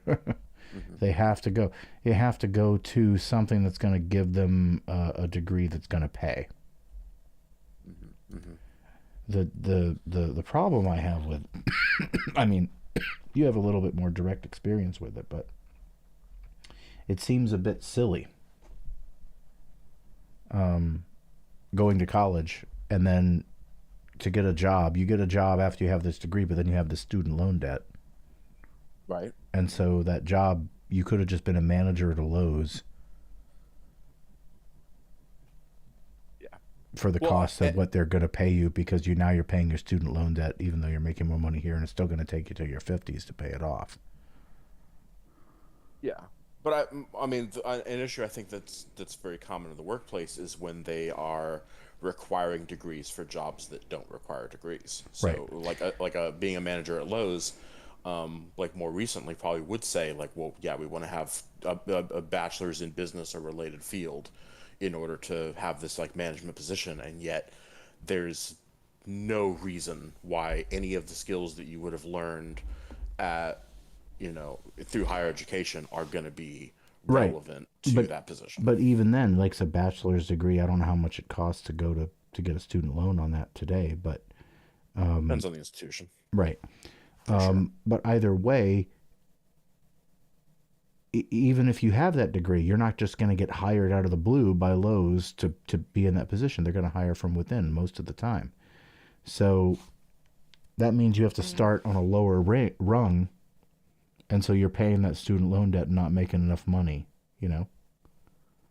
But yet they'll still hire from within. So you could have just started as the little guy at the bottom of Lowe's and worked your way up to being a manager, and probably got there at the same time as somebody with a degree.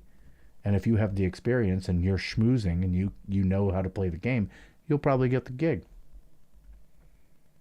I will agree with the schmoozing part of it. In the experience that I've seen, a lot of places that do the barrier for entry into management with a degree are strict enough in that they'll claim to want to hire from within. Right. But yet, one, if you don't have the degree, then they'll just be like, well, come back when you have the degree, and Yeah. then we'll promote you. And then two, I mean, I've heard like arguments to basically say like, well, we're not going to promote a manager from within. Like, if we're going to make you a manager, say of like Lowe's for like somewhat of a multi-store deal, they're going to be like, well, we'll promote you to manager, but you have to go to that store across town to be able to do Oh, it, yeah, because yeah. we don't believe that you can actually manage the people that you worked with. Oh yeah, they do that all the time. Well, that happened to Yeah. store managers. I'm not talking about regional managers. I'm talking about store managers. Yeah. And even individual, like they have department managers and stuff like that, and floor managers and things. Yeah, they would usually like take somebody and send them to another store for like 6 months, and then they'd bring them back. Or they would try to get back, But it was just a temporary thing. Like, are you willing to put up with the drive and the bullshit and do what we say, but those people are making 60 grand a year. The store manager, again, don't need that college degree, 80 grand a year.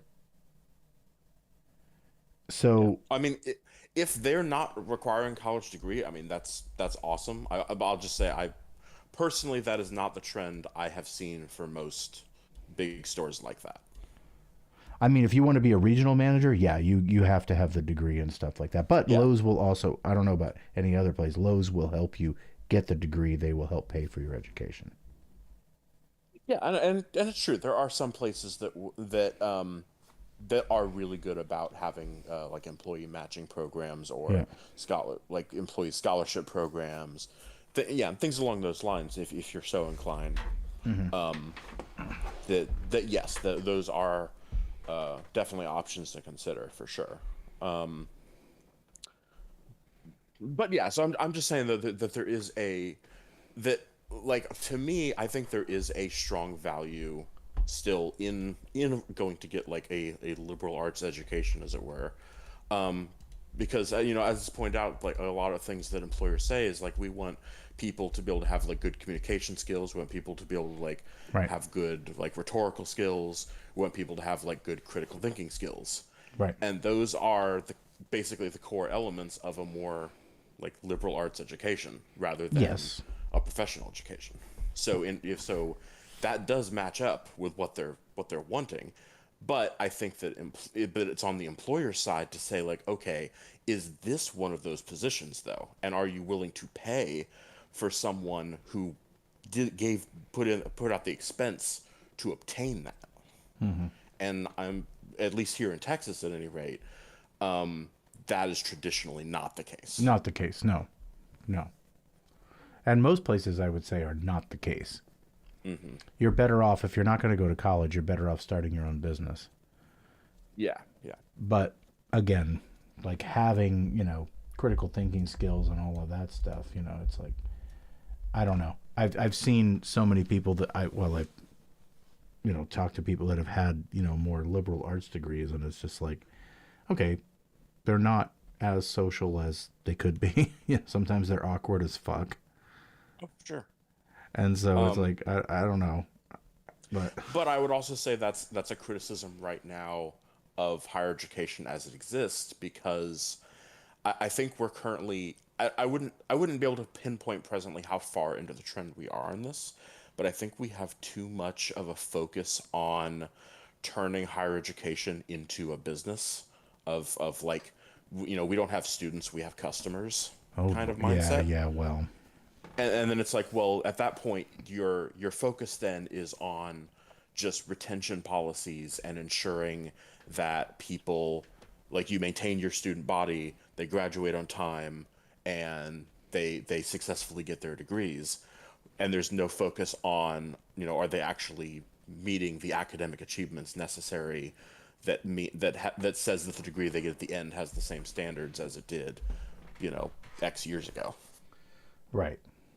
And I think that is starting to bite colleges and universities in the ass, because now people are looking at those degrees and saying like, yeah, but what does that mean? Mm-hmm. Whereas, you know, again, traditionally that was supposed to mean like, oh, okay, well, I actually can trust that you can, you know, like make you know, write a proposal about something and actually like pitch an idea, or that you can analyze the way, you know, we would do workflow and come up with, you know, solutions to improve productivity, or, you know, et cetera. That, yeah, I don't think that a lot of people that are graduating with degrees now actually have the skills that they're supposed to be having. No, I don't. I think they do. Yeah, and that's not good. No, that was my point, I guess. Yeah. And I think, and a lot of that's coming down because there's like one of the things that I've been hearing about is how students will you take a class and then they'll say like, oh, this class has too much reading. I had to write 5 papers and I should have only had to write 3 papers. What the fuck? And like that kind of thing. Yeah, they'll complain about like the amount of work they have to do. It's and the college. thing is that they will. There's typically a review process at the end of class where they can review how good their professor was, and also they're basically encouraged to make any complaints to the professor's chair about anything. And if you get enough bad reviews and you get enough people sending emails to the chair saying, hey, this professor is giving us too much work and it's not fair, XYZ, then it gets, you know, and there's concern that, and then also enough people failed the course because, again, they weren't doing the work they probably should have been doing. Yeah. Then the chair is going to talk to that professor and say, hey, you know, based on student success rates and, you know, the reports we're hearing and like the minimum, you know, reviews that we're wanting to see, we're going to need you to make changes to your course to make the students happy. In other words, dumb it down. Exactly. And then and that's what they're doing. Jesus. I'm constantly hearing about it. In fact, even one of the courses I'm taking right now, the professor just straight up said like, yeah, I used to assign 3 books for this course, but I was I think he kind of said it more nicely where he'd be like, I was encouraged to reduce it to one book and, a handful of readings from the other two books, but still not actually all three books. I'll be right back. Hold on. Yeah, yeah.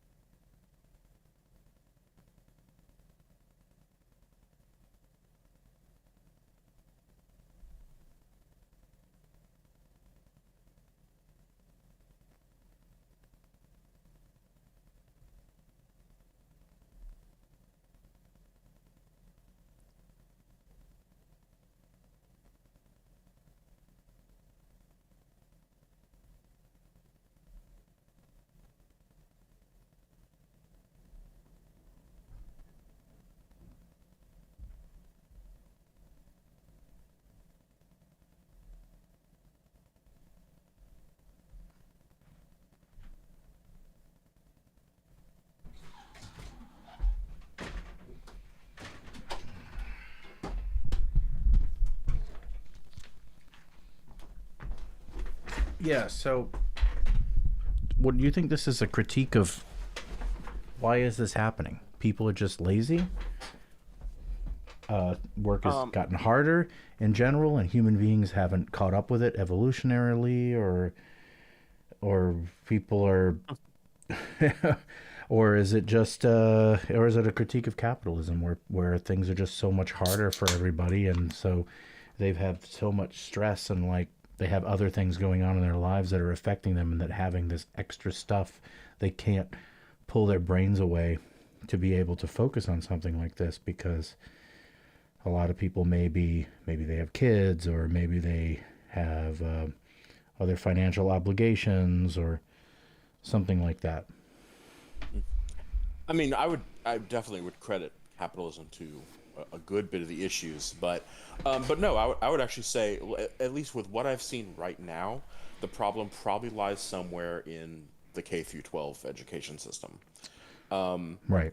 And it's just like, it's just, I guess, the structure of it, or maybe like all the focus that we have on testing rather than more free-form learning, or the strict requirements that teachers have to adhere to, that they're constantly having to juggle. I mean, I'm sure the funding issues are, a big part of it on top of it as well. So I'm definitely, I will say there's probably very little blame I would ever attribute to the teachers, and it would be much more on the systemic issues from top down that are causing these problems, for sure. Right. Yeah.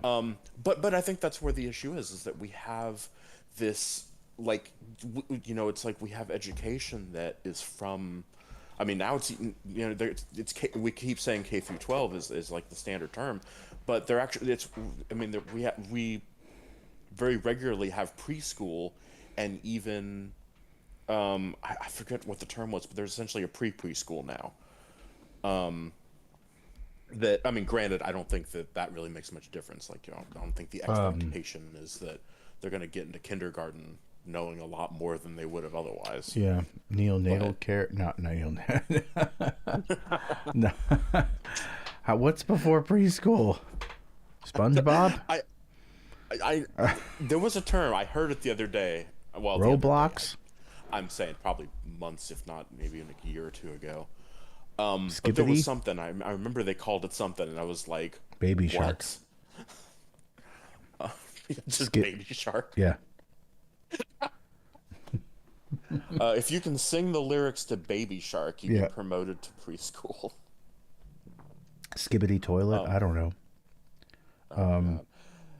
But But yeah, so realistically, I don't think at that level there's going to be too much you can do. Even though I do know that maybe around that age is where there's emphasis, like showing that it's a good time to develop language skills. So maybe there could be more focus on that. That would be pretty cool. Yeah. Well, what age is preschool? I don't even know. 4, 3. Yeah, I think it would be 4. 'Cause Nursery I think it's school. like kindergarten is like 5, and then first grade would be 6. Well, I didn't go to preschool. I went to nursery school, Okay. which I guess is the same thing. Yeah, I don't. So all I remember from nursery school was being potty trained. So I remember that Oh, okay. for whatever reason, and eating bologna and mayonnaise sandwiches, which was really gross. Yeah, that. I don't think that ever gets better. No. And Wonder Bread. So the shittiest of breads. Mm-hmm. The shittiest. You wonder if it's bread. Yeah. That's why it's called Wonder Bread. Wonder Bread. It's like the bologna just gets stuck to the roof of your mouth with the mayonnaise. And just, Anybody that would ever see this would know exactly what I'm talking about.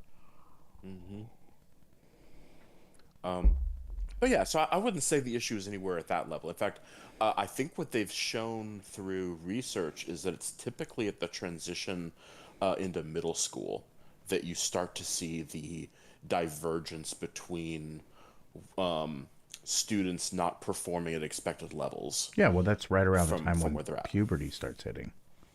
Yeah, and I know some of the comments that they were actually attributing to the issue with middle school is that that's also when you are having to typically transition to a new school.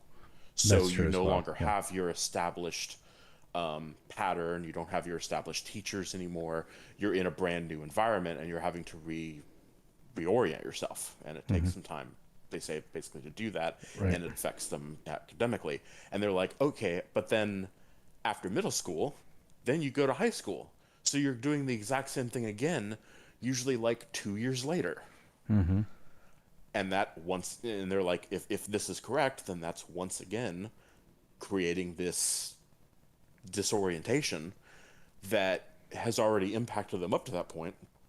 And now, as the divergence grows, you get further and further away from where you need to be, that there's no realistic expectation you're going to catch up. Right, but how come we didn't have these problems with the boomer generation? Yeah. Well, I mean, I think there's also the like how it ever got to there. I mean, I think there's a sense of expediency of getting through, as well as just like the required testing and like teaching to the test rather than teaching material. But that's more like a No Child Left Behind kind of thing. It's true, but I think that's a big part of it. Granted, yes, things were not great. Hence the reason why they made No Child Left Behind in the first place, because Right. if things were all hunky-dory, they wouldn't have tried to change it. Right. So yeah, there could be historically other issues that have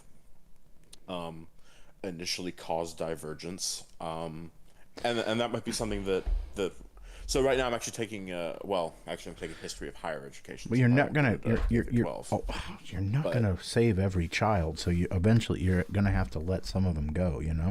Oh yeah, yeah. I So- mean, unfortunately, like the reality of it is like I would say something maybe more like No Child Forgotten or something, or No Child, slipped through the cracks, or Well, make it more of a George Bush appropriate. No child misremembered. Yeah, but yeah, something like that. It's like there is a section of the population that is just not academically inclined, and that's fine. Like recognize that, encourage them to pursue other interests if they're not, Right. especially like usually it's because they don't want to be doing academics. Right. So Well, there's trade schools. give them the other options. But there's trade schools. There's other types of things. You can go into the arts, which is not promoted in schools anymore. Definitely not. You don't have music. You don't have theater. You don't have creative writing as much as you used to. You all of that is gone, and you don't have people. That's really bad, I think. probably more than I mean, the trade school thing is great. I think that we definitely should be doing more of that, and I know that Kamala Harris and Tim Walz are on board with that kind of stuff. And they're also on board with the whole idea of, you know, not taking away the brick wall from certain jobs having to have a degree. Yeah, Harris mentioned that, I think. I did. I did hear that. Yeah. It's like, why? Why have what? You don't need an associate's degree for this or a bachelor's degree. Why? You don't need this. Mm-hmm. You can still do the job. It's not required. It's just a wall there to keep out a certain class of people, and we all know what that means. Yeah, exactly. So, yeah, I'm all on board with that. I think that's great. Yeah. So, but taking away, I think, things that like the arts in education, whether it's higher education or K through 12, I think, especially K through 12, I think that's where it really matters, because that's exposure to humanity. Yeah. And that could be a very good argument for why things started to go downhill. Yeah, I would agree with that. Yeah. Because and it's a couple of things to add to that. It's like, one, like you're talking about music. It's like, well, you know, we need to promote STEM. We need people better at math and the sciences. It's like, well, music is math, as you well know. Right. And you would be able to learn math better if maybe you approached it from another angle that would help you to think, you know, differently, that you could use that knowledge to then apply it to your mathematics studies. Mm-hmm. And that might make things click. Right. And make sense, you know? Right. But yeah, and going into like that whole logic, so one of the things I'm having to read for my class, which I was very impressed with, is there is a document that was written in 1828, I believe, called the Yale Report of 1828. So that's why I remember the year. And basically, they did like a 50-page report detailing all their arguments that existed at their time, where they were saying like, yeah, why aren't colleges and universities changing to like teach professions more and teach teach more like specialized courses, like a trade school. Yeah, and basically like transition from no longer the classical liberal arts education, but rather more practical needs. Right. And yeah, the 50-page report is it addressed every issue and argument I have ever heard in favor of like making those changes away from classical liberal arts education. And in my opinion, they expertly destroyed those arguments. And basically with things pointing out, it's like, well, yeah, you want to learn like this one particular area. Well, you know, we're finding that students are better equipped to handle these tasks if they have a wide range of knowledge to pull from that can be used to be applied, is like to be able to think outside the box, to be able to you know, compare knowledge and all kind of stuff. And also I even remember from my own studies in like cognitive psychology that they found similar things in like their research, that if you have a similar example from some unrelated thing, you're able to mentally pull from that to apply it to your problem. Of course. And you would never have been able to do that if you didn't have that wide range of knowledge. Yes, of course. Well, that's like it's the same concept of like memory association. Mm-hmm. If you have different, you're going to remember things a lot easier if you can associate it with something else that are similar. Absolutely. So you have to be able to pull for having a wide, varied education is important. I think. I don't think you should narrow things down to the point where you're only learning one thing, because that doesn't. You need to have a broad education. Yeah, I'm definitely on that side of things. Yeah, of course. But you have to have that along with then you learn the skill. You can have a trade school, but you still have to have the other thing. Mm-hmm. You can have your trade school. And that's one of the things I really liked in their argument too, is like they weren't saying like this is an either or thing. They're saying like, look, what we're teaching, what we consider to be the liberal arts education as we do it, is this is a foundation. Yeah, it's a foundation. We anticipate once you do this, you'll then go and learn your profession, and you'll be better at doing that because you did this first. Exactly. I agree. And so they're like, there's a place for both. Yeah, of course. And they're like that's what those professional schools are doing, and that's not our thing. If we became them, then who's doing our thing? No one will be left doing that. You know, was basically their argument. So they were like, no, we're gonna remain a college. We're gonna do the thing that we've been doing up to this point that we've found works. Yep. And that's on them to prepare the professional skills if such training is necessary. Right. Well, yeah, and college should be expounded upon. I guess that depends on what you're doing, you know. It's, if you need a specialized thing, you obviously have to go to some kind of specialized school, or if you need it, you know, it depends on what you're doing. Yeah, exactly. You know, it's all dependent on how you're trying to make your living or whatever. Everybody likes to. That was the argument at the time, which, funny enough, the argument at the time was back before law schools and medical schools were actually a part of higher education. So people were going just directly into those without any higher education otherwise. And a lot of those institutions that were basically these professional, like medical schools and legal whatever, were I know where this is going. They didn't really have a concept of standardization at the time. Yeah. So some of them were like 3-month programs, and then you get a degree to practice medicine. Hence lobotomies. So there were some issues, to be fair. So you could see why some of the where some of the crazy medical experiment, probably hence eugenics and lobotomies, right? I don't know. I mean, this was a little bit before then, but yeah, I haven't. So right now we're at basically right around the Civil War timeline of events. Oh, okay. And they still don't have standardization mentioned there, so it's pretty reasonable to say that. So germ theory wasn't really. It would have been a thing new yet. thing. Yeah. Was germ theory a thing yet? No. I wouldn't know about the timing for that specific field. I don't know when that came about. Yeah. I thought it was in the mid 19th century, germ theory. I mean, that's probably right. Probably around the time they, developed the microscope. Yeah. Yeah, I mean, I'm pretty sure my biology class that I took mentioned it, and I just don't remember.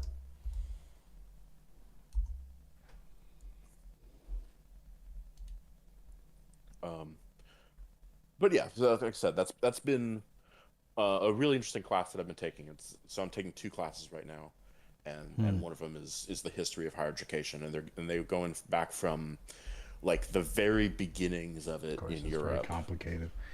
Germ theory. The final going into America. It was expanded upon. Viruses were initially discovered in the 1890s. Okay. So that's how long it took for that. But originally, the basic forms of germ theory were proposed in 1546. Okay, well then, that's earlier than I had anticipated, but yeah, good on them. And expanded upon in 1762, so quite a while after. And then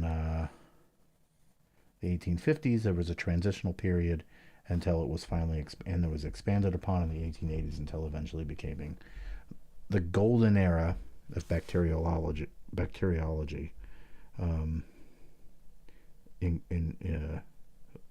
Looks like it was started in the 1890s. Jesus Christ. Yeah. It's us slowly peeling back the web of figuring out how the simulation works. Right. That's what it seems like sometimes. Yeah. Yeah, nah. Definitely. Where's the fucking... my question, where are the fucking aliens?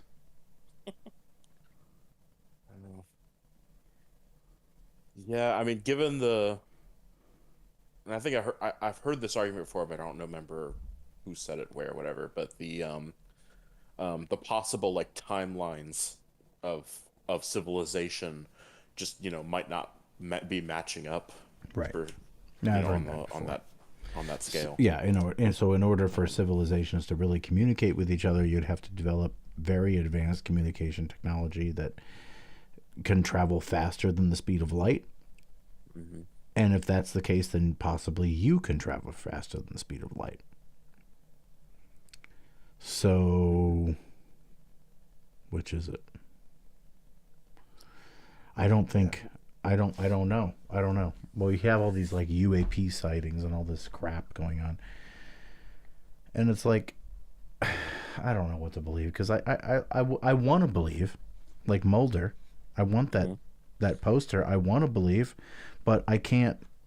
I don't see any evidence for it, and what am I supposed to think? On one side, you have like the political people, right, or people that grounded in reality, leftist, right, whatever. What it doesn't matter. We'll say like, oh well, all this UFO crap is just designed to distract us from what's going on politically. But yet the UFO people will say the same thing in reverse. So it's like, well, what the Right. fuck is it? So it's just to me it's a nonsensical thing. And it's like, do you really think Americans are that? I mean, Americans are pretty dumb, but just because you can't like take in a UAP story doesn't mean you can't like also engage politically, get distracted by that and not realizing how the government's screwing you. I mean, if anything, the UAP story is about the government screwing you. Right? So like, I don't understand why. There's something to it, obviously.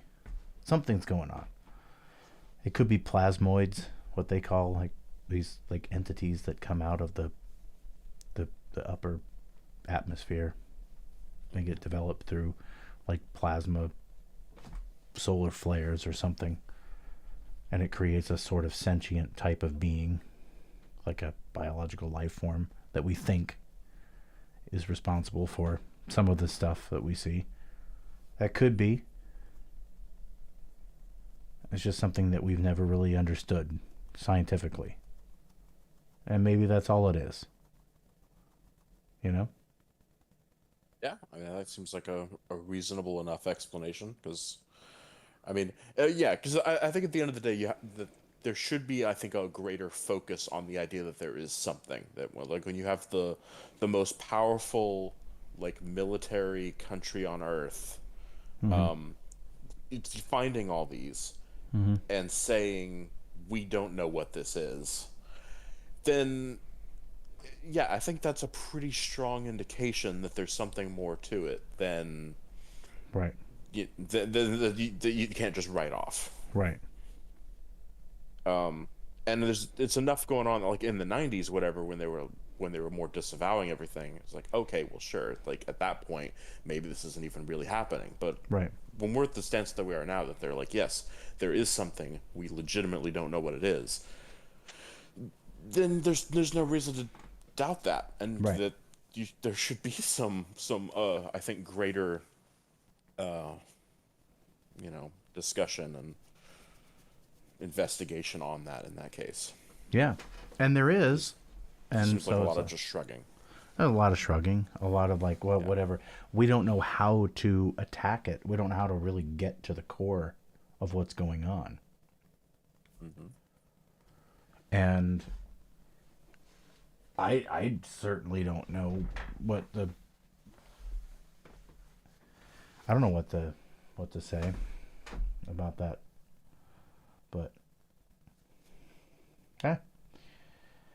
maybe we'll find out something, and I mean, we never seem to find out fuck all, but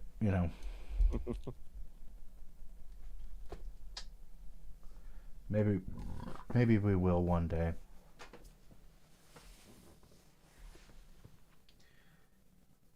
have no idea. I just see these videos and I'm like, I don't know. Maybe there's something out there. Hopefully. Mm-hmm. Oh, did you ever see that movie? The name of the movie is called UFO.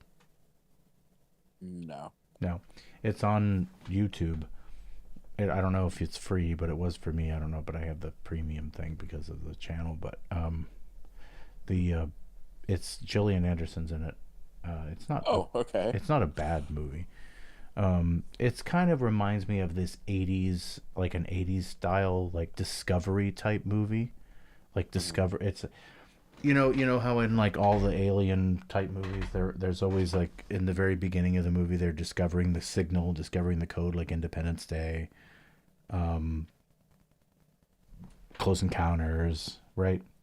Yep. But that's the whole movie, right? The whole movie is is discovery, one thing after another, kind of figuring out the signal, Contact, movies like that. And there is a revelation at the end of it, and it I think it's satisfying enough. At least it was for me. But it's low budget, it's independent, but it's satisfying. It's kind of cool. It's about this college kid who is this mathematical genius, and he intercepts this signal and from an airport not too far from where he's living, and he slowly figures out that the government's covering up, and they're telling lies, and he taps into whatever, and he finally figures out, like, these are extraterrestrials, and they're sending us this signal, and they're telling us where to meet us next, And they go there, and the government finally realizes at the end, at the end of it, they realize, like, oh, he was on the right track, and they offer him to work for them, and it's a satisfying ending, I thought. Yeah. But I thought it was cool. Yes, I mean, it sounds like kind of a nice, like, kind of, I guess, more of a classic kind of feel of a movie or something that just everything seems to be like such like big budget stuff nowadays. Yeah. And it would be nice to see like an example of somebody being like, yeah, you don't need to spend hundreds of millions of dollars. You still make a decent movie. Yes. Right. I know, exactly. It's called acting. It's called acting and storytelling. It's called storytelling. Yeah. I know. I really enjoyed it. I thought it was good, And a lot of these movies, they get, like, I always look on IMDb for reviews and whatnot, and I gotta stop doing that. The thing is my standards keep lowering. I used to think, like, if it's not at least an 8, I'm not even gonna waste my time with it. And then I started watching movies, and I looked at, what is this on IMDb? Just curious. I was like, 7. I'm like, really? I'm like, I thought that was pretty good. And this movie's like a 6. Oh, wow. On IMDb, and I'm like, really? Should I drop? Do I suck? Have my standards dropped so low that it's now I like movies that are a 6? Or is it the fact that, I'm just seeing something they're not? Or what? And it's all arbitrary, obviously, because it's just random jerk-offs on the internet that didn't get enough fucking Star Wars CGI shit, like you said, that they got pissed off, because they weren't listening to the dialogue or whatever. I don't know. So it's like it's almost hard to judge, because the thing is like, I want to watch a good movie, but I don't want to watch a movie that's like a 3 or a 2 or a 4. Yeah. I don't want to waste my time watching something that's dog shit. Mm-hmm. So hold on one second. I have a question for you about movies. Yeah, I'll be back in a second.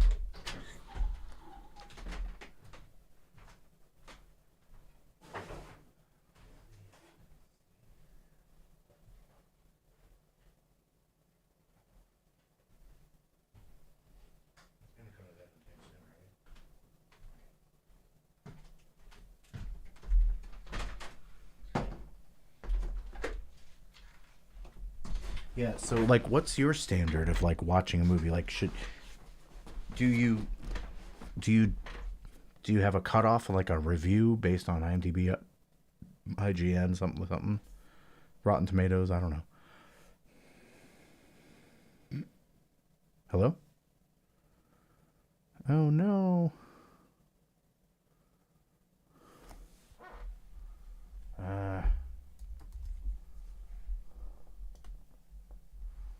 Hello?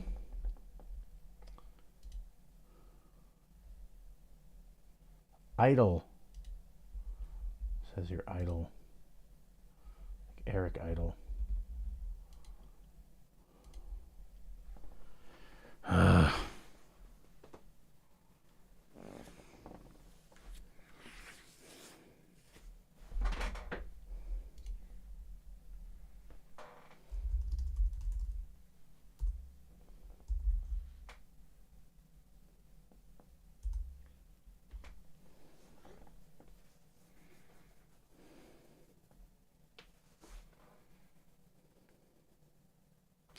Well, anyway.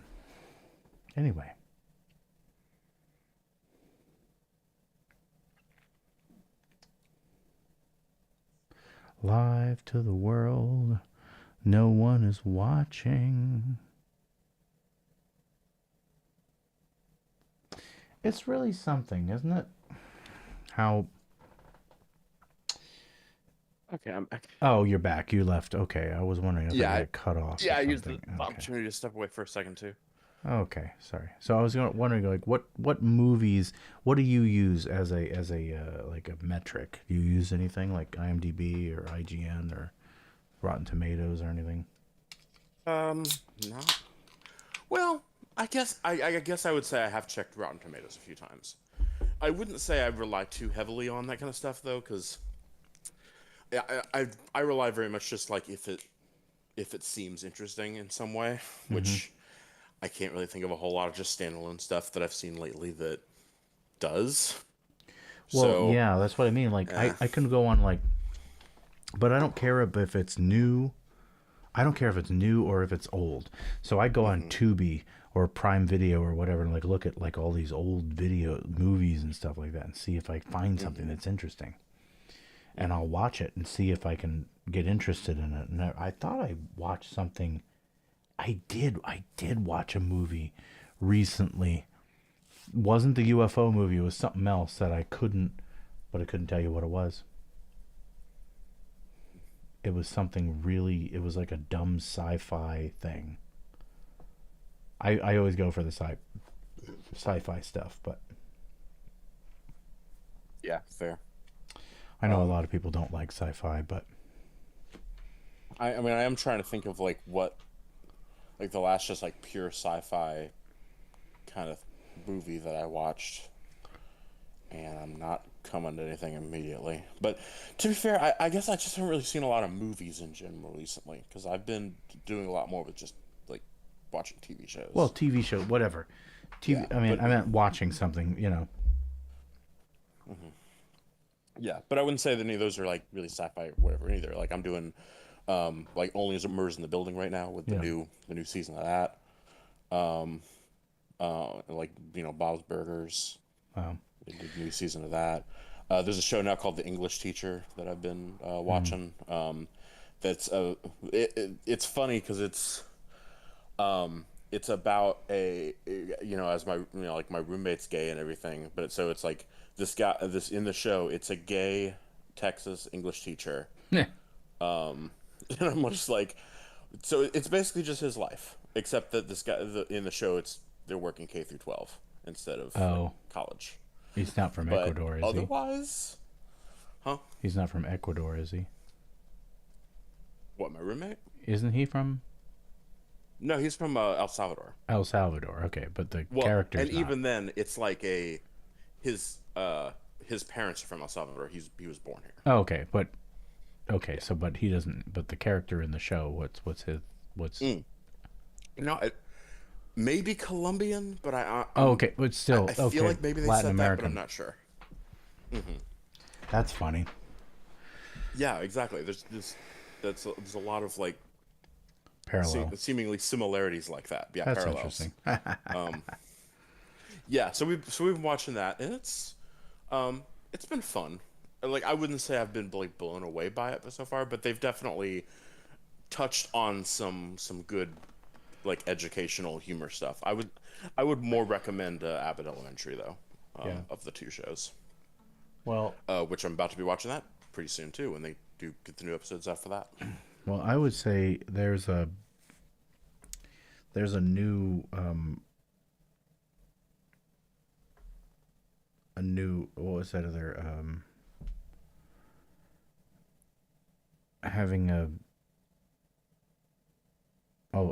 just like a show, that sci-fi show that I've been watching. I haven't really watched anything. I've been watching old stuff. Continuum is what I've been watching lately again, which is on Prime Video right now. Okay. It's a Canadian show.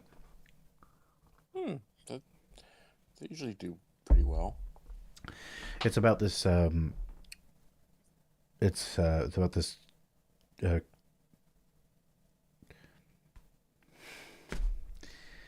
it's about this woman who's like a security officer for a corporation. So she's like a cop, basically, of the future. And but she works for corporation because the corporations have taken over. And she's going, huh? I said, of course, yeah. So she goes back in time to 2012 because that's when the show started in Vancouver, the most interesting of all cities. And well, that's where they film a lot of movies anyway, and TV shows. Yeah. That was San Francisco when you did it. Yep. So she's a cop that travels in time, so she's a time cop, kind of. Not to be confused with the Jean-Claude Van Damme film. Right, not to be confused with that. Yeah,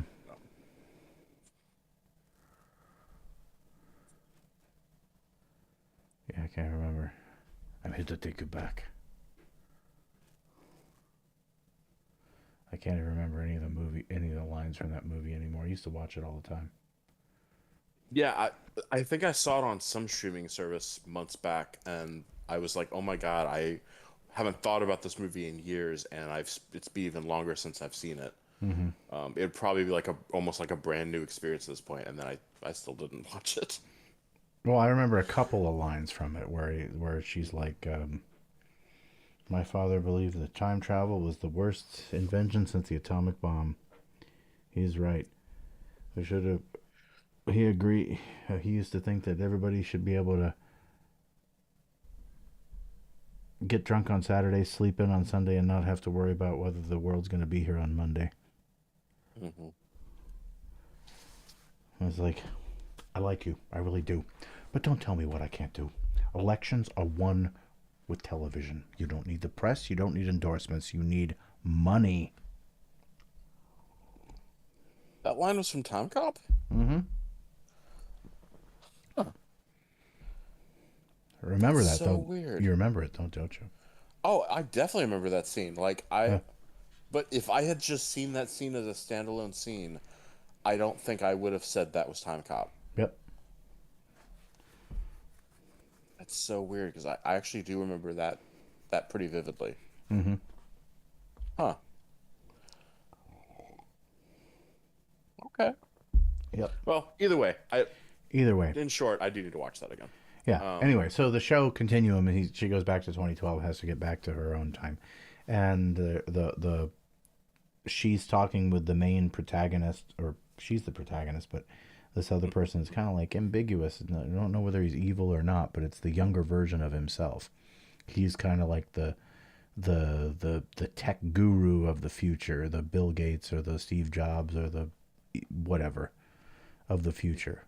I would include Elon Musk in that, but he's proven himself to be a complete retard. So no. Yeah, that if you would have asked me like 5 years ago that this would be Elon Musk today, or told me that, I don't know if I would have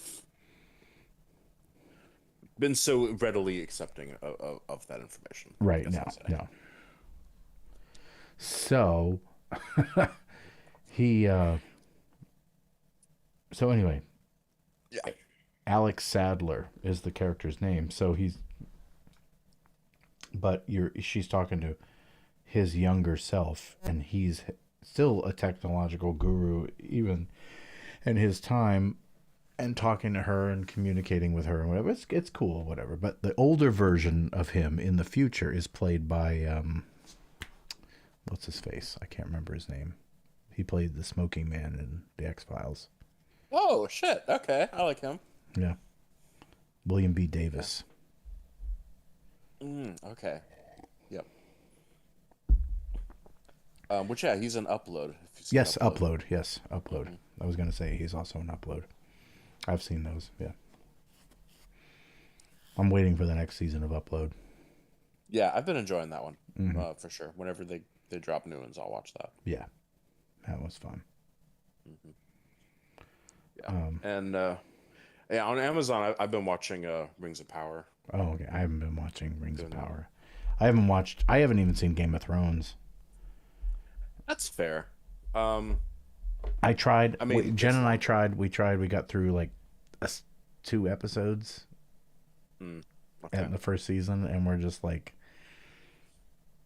it just isn't grabbing us yet. Maybe it takes a minute, because like Continuum takes a season to grab you, so I'm willing to give it that. I usually am willing to give any show a full season of my time before I will make a decision. If you can't grab me by,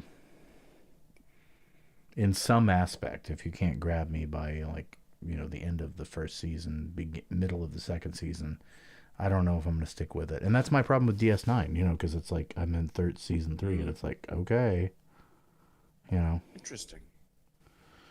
I admittedly need to rewatch to see where things are with that, but I do remember there are some lulls now that you mention it.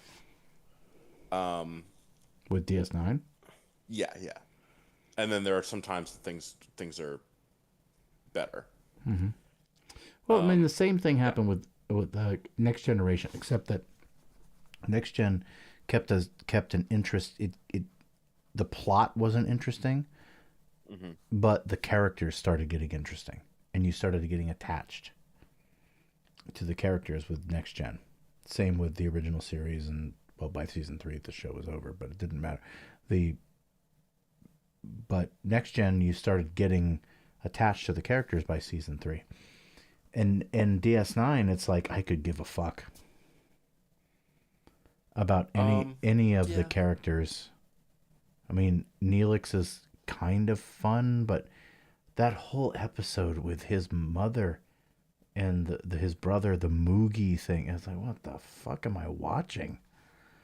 And that was you like, said Neelix, and I was like, what? No, I'm sorry, Neelix. I meant Quark? Quark. Yeah. Quark and his brother. I was about to say Rob, but that's not quite right. Yeah, but whatever. It's really close to that. Yeah, and his mother, Moogie. Oh, Moogie. What the fuck am I watching? I will grant that when I first saw that, my mind immediately went to the Star Wars Holiday Special. Yeah. Exactly. Neelix is fine. I'm fine with Neelix. Yeah, right. I'm sorry. I didn't mean Neelix. That was an insult to Neelix. I'm fine with Voyager. Voyager is awesome. Episode season 1 to season 7 or whatever it is. I'm fine with Voyager. I have no complaints. I have no notes. There's some lulls here and there. There's cheesiness aspects to it. Star Trek, the 90s, of course, obviously. But overall, Voyager is fantastic. I couldn't recommend it more for like classic 90s Trek. It's funny to even say that. But right. But that is accurate. But that's true. Like all of the original series, the animated series, the movies, and Next Gen, DS9, Voyager, Enterprise, it's all kind of in its own Star Trek universe, Used to be so much separated back then. But now we've gotten so far away from that all of that is that Star Trek era. And then the new Star Trek stuff is the Kelvin timeline, Discovery, and Strange New Worlds, and right. And that's new Trek. And the new Trek stuff is fine. I'm fine with the new Trek stuff, mostly. I haven't finished Discovery, but I've been fine with everything I've seen so far. Just dragged out. It's a little dull. It's a little, slow paced for me. But Yeah, overall, I enjoyed Discovery. overall, it's fine. Strange New Worlds, I'm loving. No complaints there. I'm enjoying Lower Decks as I watch it. And well, it's not Lower Decks, but I have been watching. Finishing off. What's the show? Inside Job. Nice. Yeah. I do enjoy that every time I watch that show. It's funny. But yeah, the original Star Trek stuff, or the 90s Star Trek stuff, I loved Next Gen. I haven't seen all of DS9, and I haven't seen the first 2 seasons of Enterprise. Yeah. Well, if you saw everything after the first few seasons of Enterprise, then I think you're good. Okay. That's what the guy who loaned me the DVDs told me. He's like, don't worry about the first 2 seasons. Just watch season 3 and 4. Yeah, you'd get some background stuff on the characters that are in the show. But yeah, frankly, I would very much agree with that sentiment. Mm-hmm. Yeah. Yeah, maybe, I don't know, maybe the first couple episodes that just kind of establish how they got where they're at. Yeah. And which helps you pretty much, I think, give for Archer's background on why he's maybe a little bit anti-Vulcan. Which I don't remember how much he is by season 3, to be fair. But yes, there is definitely a,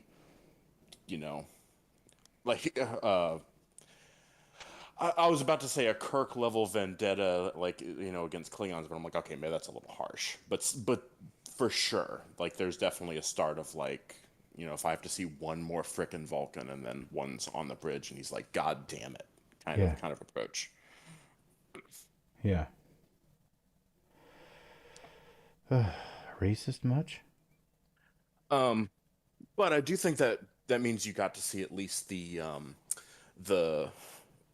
Mirror Mirror episode that they did. Yes. 2-parter, and that just the opening of that of the redo of the First Contact, I thought was so fucking great. Yeah. Oh, yeah. Yeah, that's the one I think about when I think about Enterprise. I think about that. Mm-hmm. Yeah, that's a good one. The third and fourth season of Enterprise is great. But again, you see, he sees a Vulcan on the ship, right? And he's like, God damn it. Okay. Yeah. Imagine if that was a black guy. It's like, well, I'm not mad at you because you're black. It's because you're right. Just to be clear. It's because you're what? Just because you're a Vulcan, to be clear. Right. I'm okay with black Vulcans. Tuvok's no, it's not because he's black. It's because he's Vulcan. What? Mm-hmm. Well, that was the whole point of Star Trek, was to show you that it didn't matter. Mm-hmm. And so you use aliens as a way to show you that, oh yeah, all humans have gotten along. The original Star Trek, you had a Russian on the deck. Yeah, well, later you had Chekhov, Sulu, people that we had recently been in war with, the Japanese. You had a black communications officer. A Scottish. Everyone had to be different.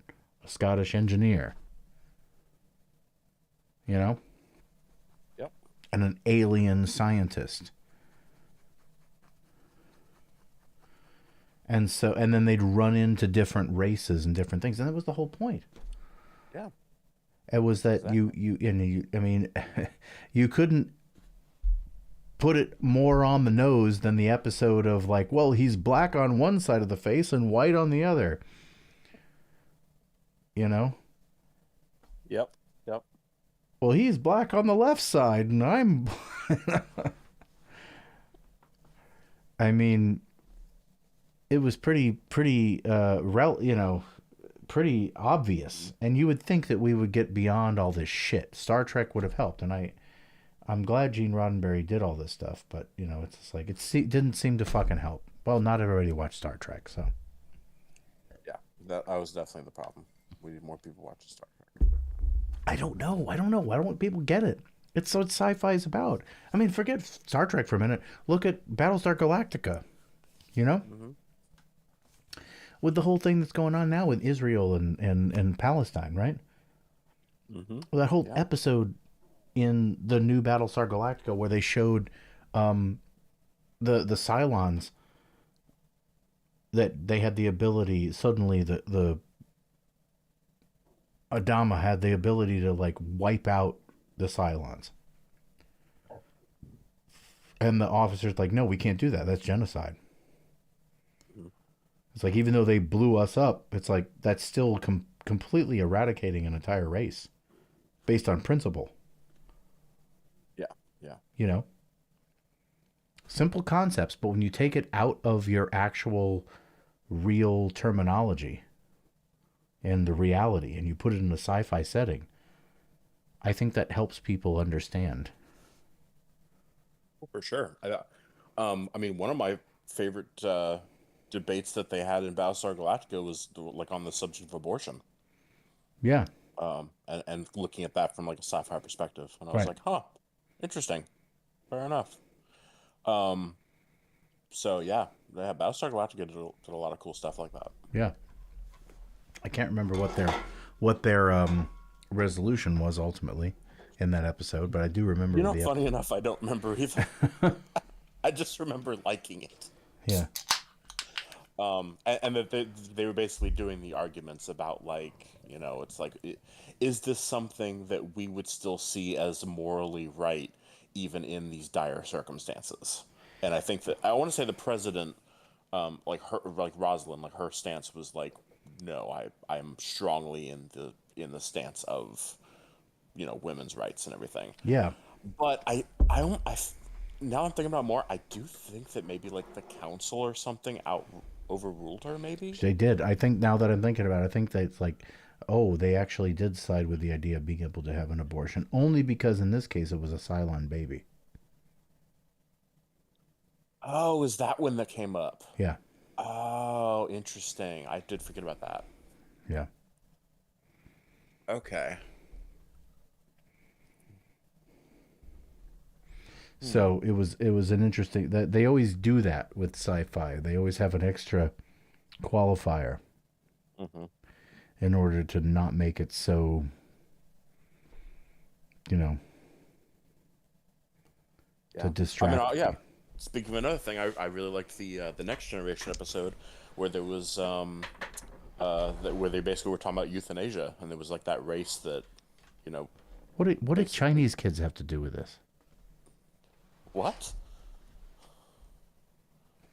Joke. It's a joke. Okay, because I was gonna say, like, I did what was I saying that was maybe not okay, but yeah, the because you said youth in Asia. Oh my God, I didn't put that together. Wow. Yeah, I guess my brain isn't fully working right now.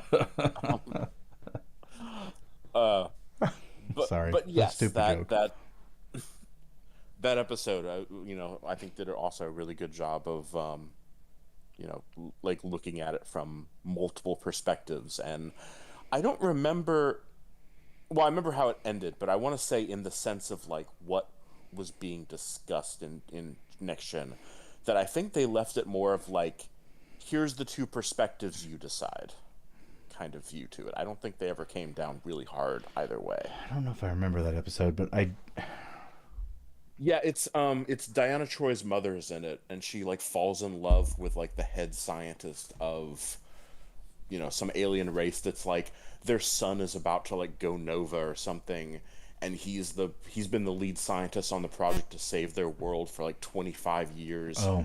And he gets like really close to solving the problem, but he doesn't quite. Something goes wrong and it doesn't work. He's like, well, that was my entire life work, so. Oh, geez, it's been 10 years. It's time for me to go die now. You know? It's been 10 years since I've seen Next Gen. That's fair. I want like it's been a while since I saw that one, admittedly too, but it's one that sticks in my mind because I did like it so much. Because it went into like that kind of philosophical argument. Yeah, and that's my favorite of any of the next gen stuff is anytime they do an episode that's like a hard philosophical debate. Yeah, honestly, I don't remember much. I have to rewatch the next gen show. I don't know why I don't remember. I don't remember a lot of things. I might have a bad memory, I guess. I have a good memory when it comes to like certain things I care about, but TV shows I just turn my brain off, and like certain things appeal to me and they get stuck in there. Like the episode I remember for Next Gen for whatever reason is the episode where they go back in time to like Wesley Crusher or the early episodes. I think they go back, don't they go back in time to the Academy where Crusher and Picard, like Wesley Crusher's dad or something? Yes, that sounds familiar. For whatever reason, that gets stuck in my mind. And the episode with Commander Barclay and the holodeck shit or whatever was going on. That stuck in my mind. Of course, the 2 Borg episodes, you know, the classic ones. Yeah, I liked Moriarty. Oh yeah, the Moriarty stuff, you know, those things. That's really about it. I don't really remember. I mean, I probably could, you know, probably remember more if I watched it again. But yeah, I did like that that little reference in Picard for Moriarty.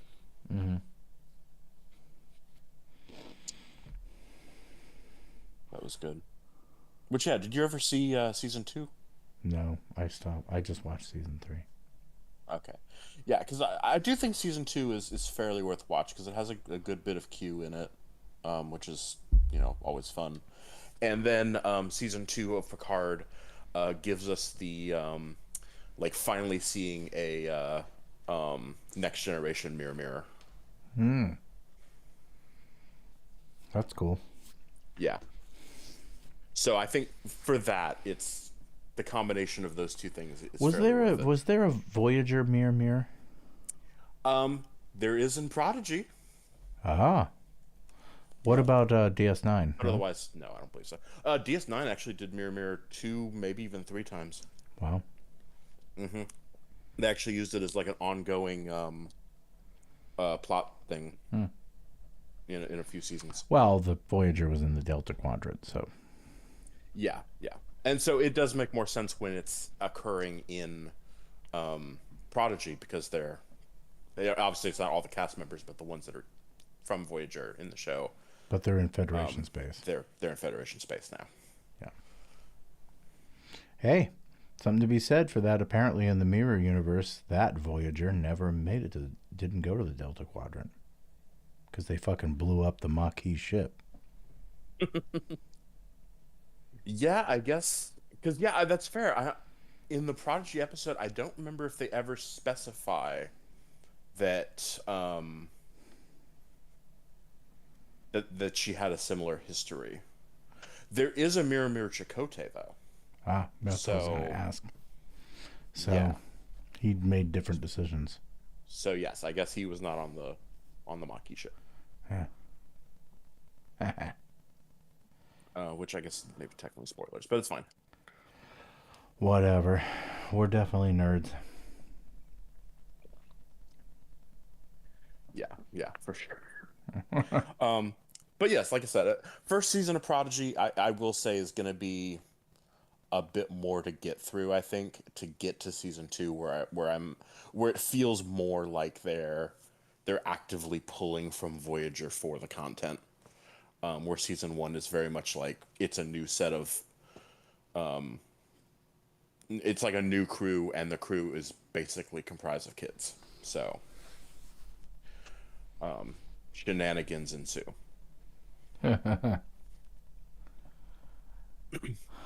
Well, I'll have to check it out at some point. I don't know.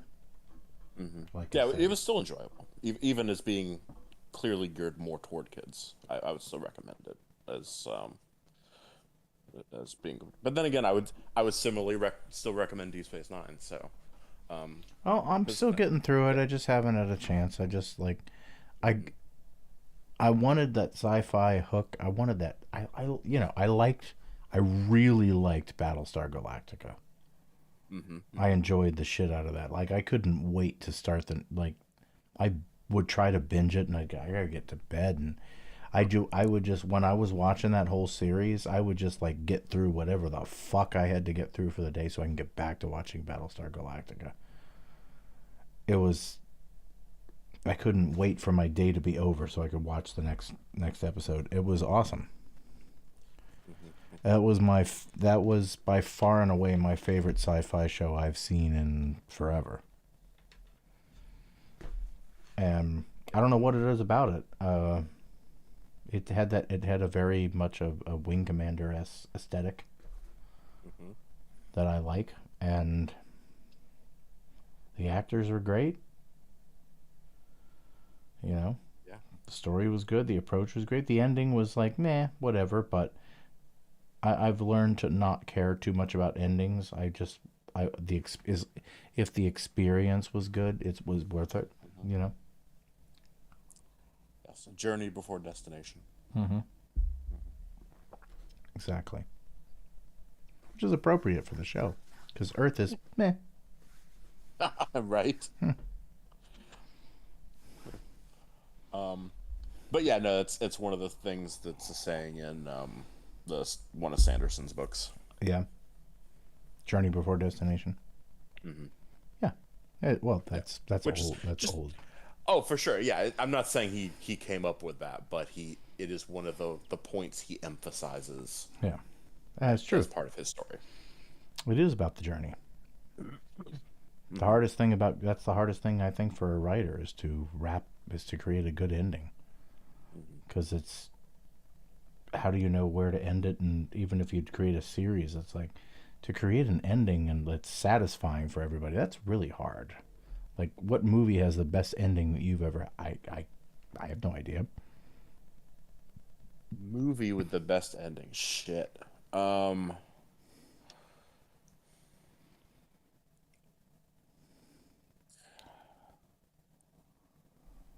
Man, Or a TV series, whatever, but something with a best ending. Yeah, I mean, I guess my thing is like, it depends on, I guess, what it is that I would be comparing it to. Like, because it's like, okay, if I were to say like, okay, best action movie, action ending, like, I feel like that's something far different to compare to than best, I don't know, romantic comedy ending. To be able to like, but let's just say, like, forget about genre. yeah. Let's just talk about like satisfying ending that wrapped up all the characters in the story and the whole 9 yards. Yeah. Well, I mean, I guess one I could probably go to is the Return of the King. I was pretty happy. I was with going to that. say that, but I was going to say not allowed to say Return of the King because it has multiple endings. Well, I guess that's fair. I mean, TV show wise, since we were just talking about it, Star Trek Voyager. Yeah, I would say Star Trek really like that Voyager is up there for me. Yeah. Yeah. Yeah. It's probably got the best ending of all the Star Trek series that I know of. Mm-hmm. Yeah. Yeah. Yeah. I was. It's like I point to that as being like such a change in like Janeway's character over time, that they chose to do the ending with them getting back and her having that view of like, yeah, but I could do it better. And just like, I'm willing to risk it all in a gamble in order to win better. Mm-hmm. I'm like, I like that. That was very satisfying for me. Yeah.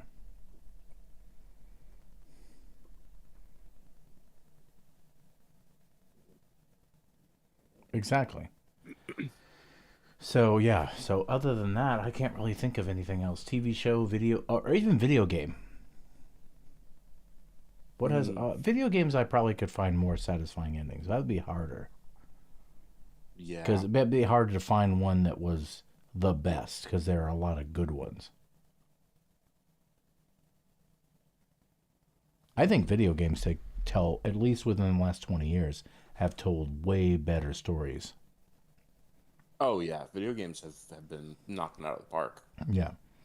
And even within the last 50 years, I think video games have told awesome endings and stories. Fuck. I mean, sometimes they'll have like, well, it could go on, it might not, kind of ending, which if you count those, I mean, there's a lot for everything. But as far as something that just has an ending, ends on a good note, Yes. In fact, I would say that it's for me personally, it's disqualifying anytime that something ends and the characters are like, "Oh, we have another case" or something like that, and then it's just some generic. Yeah. We're continuing bullshit. I'm like, no, just be fucking done. Thank you. I don't care that they went off into the sunset, continuing to do the thing they do. Right. No, don't give me that shit. Right. Right, exactly. It ends. It actually ends. Yeah.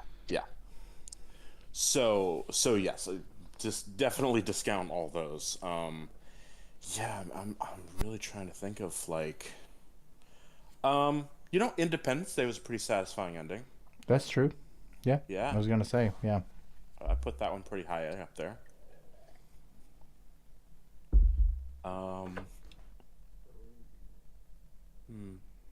Yeah, maybe Jurassic Park too. They got off. The first one. Yeah.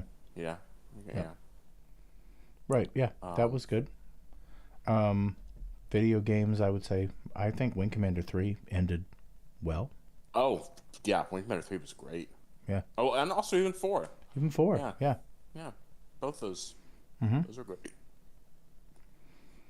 Yeah. Neither one. You don't have to play one to play the other. They're all independent of each other. They don't connect enough. I've played the first two. You don't have to play the first two to make the third one connect.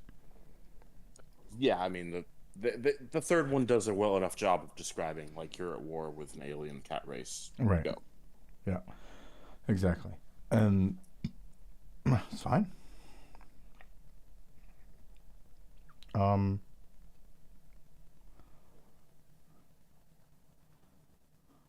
I would say, yeah, unfortunately, I can't really say something like Red Dead ends well. Because it ends well, but it continues on to the next generation. Fair enough. So it's not an end point. It continues. Although it's technically a second game. So it's like, it splits the difference there.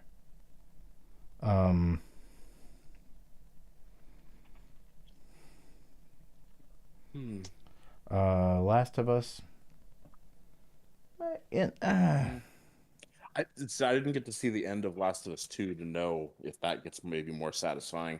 But No. the end of 1, I would say I wouldn't say I would say it was a good ending, but I wouldn't say I felt satisfied. No. And then you would not with the second either. Fair. Because the ending of the second one does not satisfy anyone. It's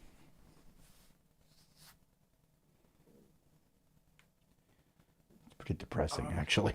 God. Yeah, I wouldn't say the endings are particularly satisfying up to this point, but I've loved the storytelling for the Horizon series. Yeah, the storytelling's been good. The endings sucked. Yeah.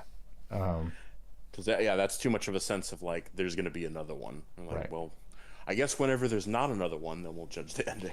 Yeah, it's some of those games that just like kind of end and they don't really end. Like there's like, is this the end? And then you're like, oh well, when you're back in the open world, go finish all these side quests. And it's like, well, did the game end or not?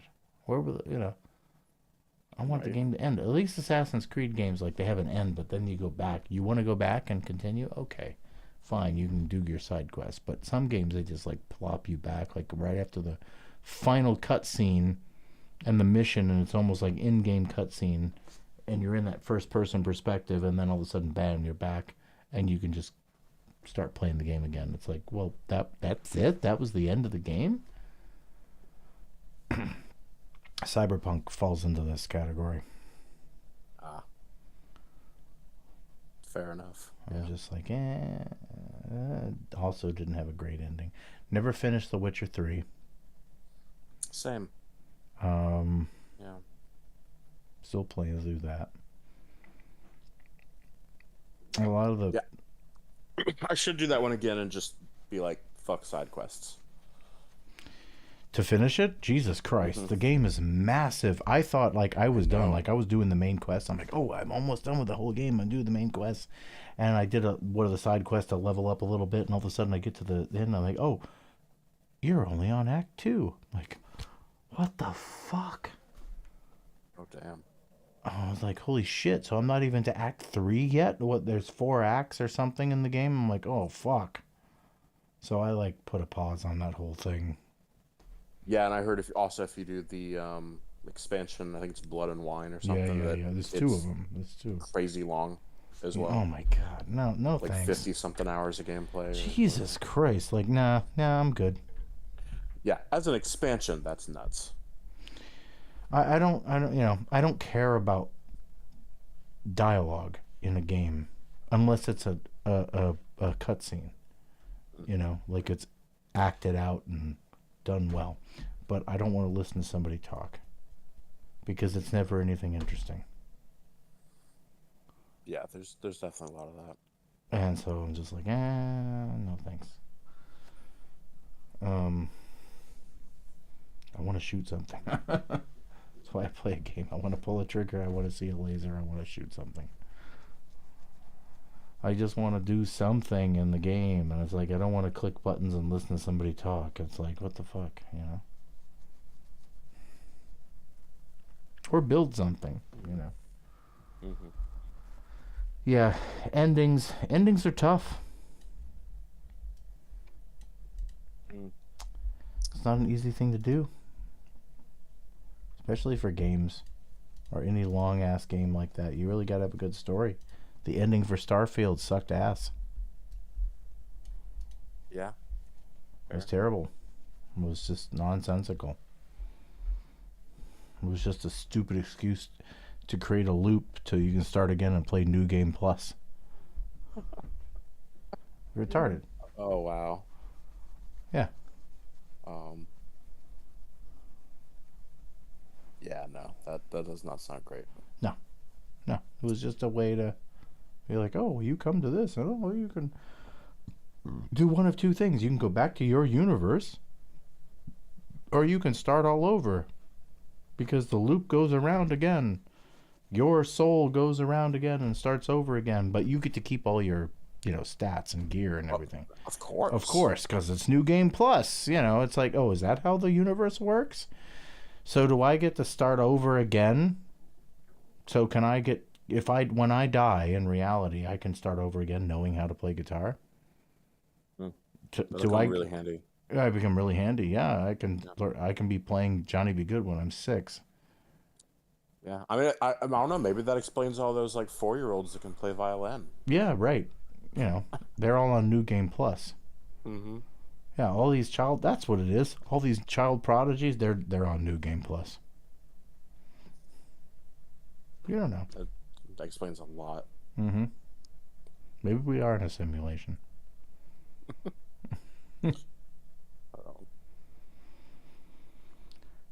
Anyway, it's getting late. I'm sure you're probably gonna get up. Shit.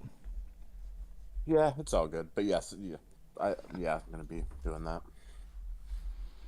I didn't know I don't know what time you got to get up. So. It's gonna be about. I think I have my alarm set for 6:30, so about 6 hours from now. Oh shit. Oh Jesus. That's fine.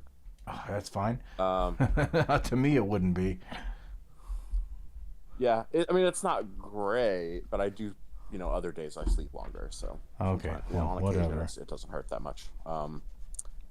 But yeah, it's fine. And then I'm actually taking off Thursday anyway, so it's like all I have to do is push through tomorrow, and then I'll be fine. Okay. Because I so basically the people that I've kind of got attached to out here for like family gatherings and whatever, one of them passed away, so I have to go to a funeral on Friday. I'm sorry. Yeah, it sucks. And it was kind of sudden-ish, which makes it a bit worse. But yeah, it is what it is. Yeah. Well, I'll let you go. I got to get back to some work anyway. So, but yeah. I will. I'll see you next time. Yeah, we'll have to figure out some time. Yeah, stuff. I normally we would take the stuff on Sundays, but I'm looking at my schedule here, and I'm going like, okay, well, actually, funny enough, not this Sunday, but next Sunday, I'm open. If you want to do something, the 13th. I will check on that because I think, so it will depend kind of on that day because I do have a paper due that day, but I'm ideally not going to be working on it that day. I want it to be done before that day. Gotcha. So assuming that I have that everything caught up and I'm not having to do like an emergency scramble on the last day, then ideally I should be free. Okay. Well, that'll work. 'Cause otherwise it'll be, that'll work. And the 20th I'm good too. It looks like going forward for Sundays, I'm good. Oh, awesome. Yeah, because I have, and so I would say for Except for sure next Sunday. past October I'll probably be good. Okay. Like, with no question. Okay. But yes, actually that Sunday that's not, the Sunday that's the 13th, I think that would work out well because like I said, if I'm already have it submitted by the point that we would be doing any gaming that night, then that's actually a good time for me to just kind of have that relaxation of like I just submitted it, I'm done. Anything else I have to do is later, Cool. kind of thing. All right. So I think that would work out.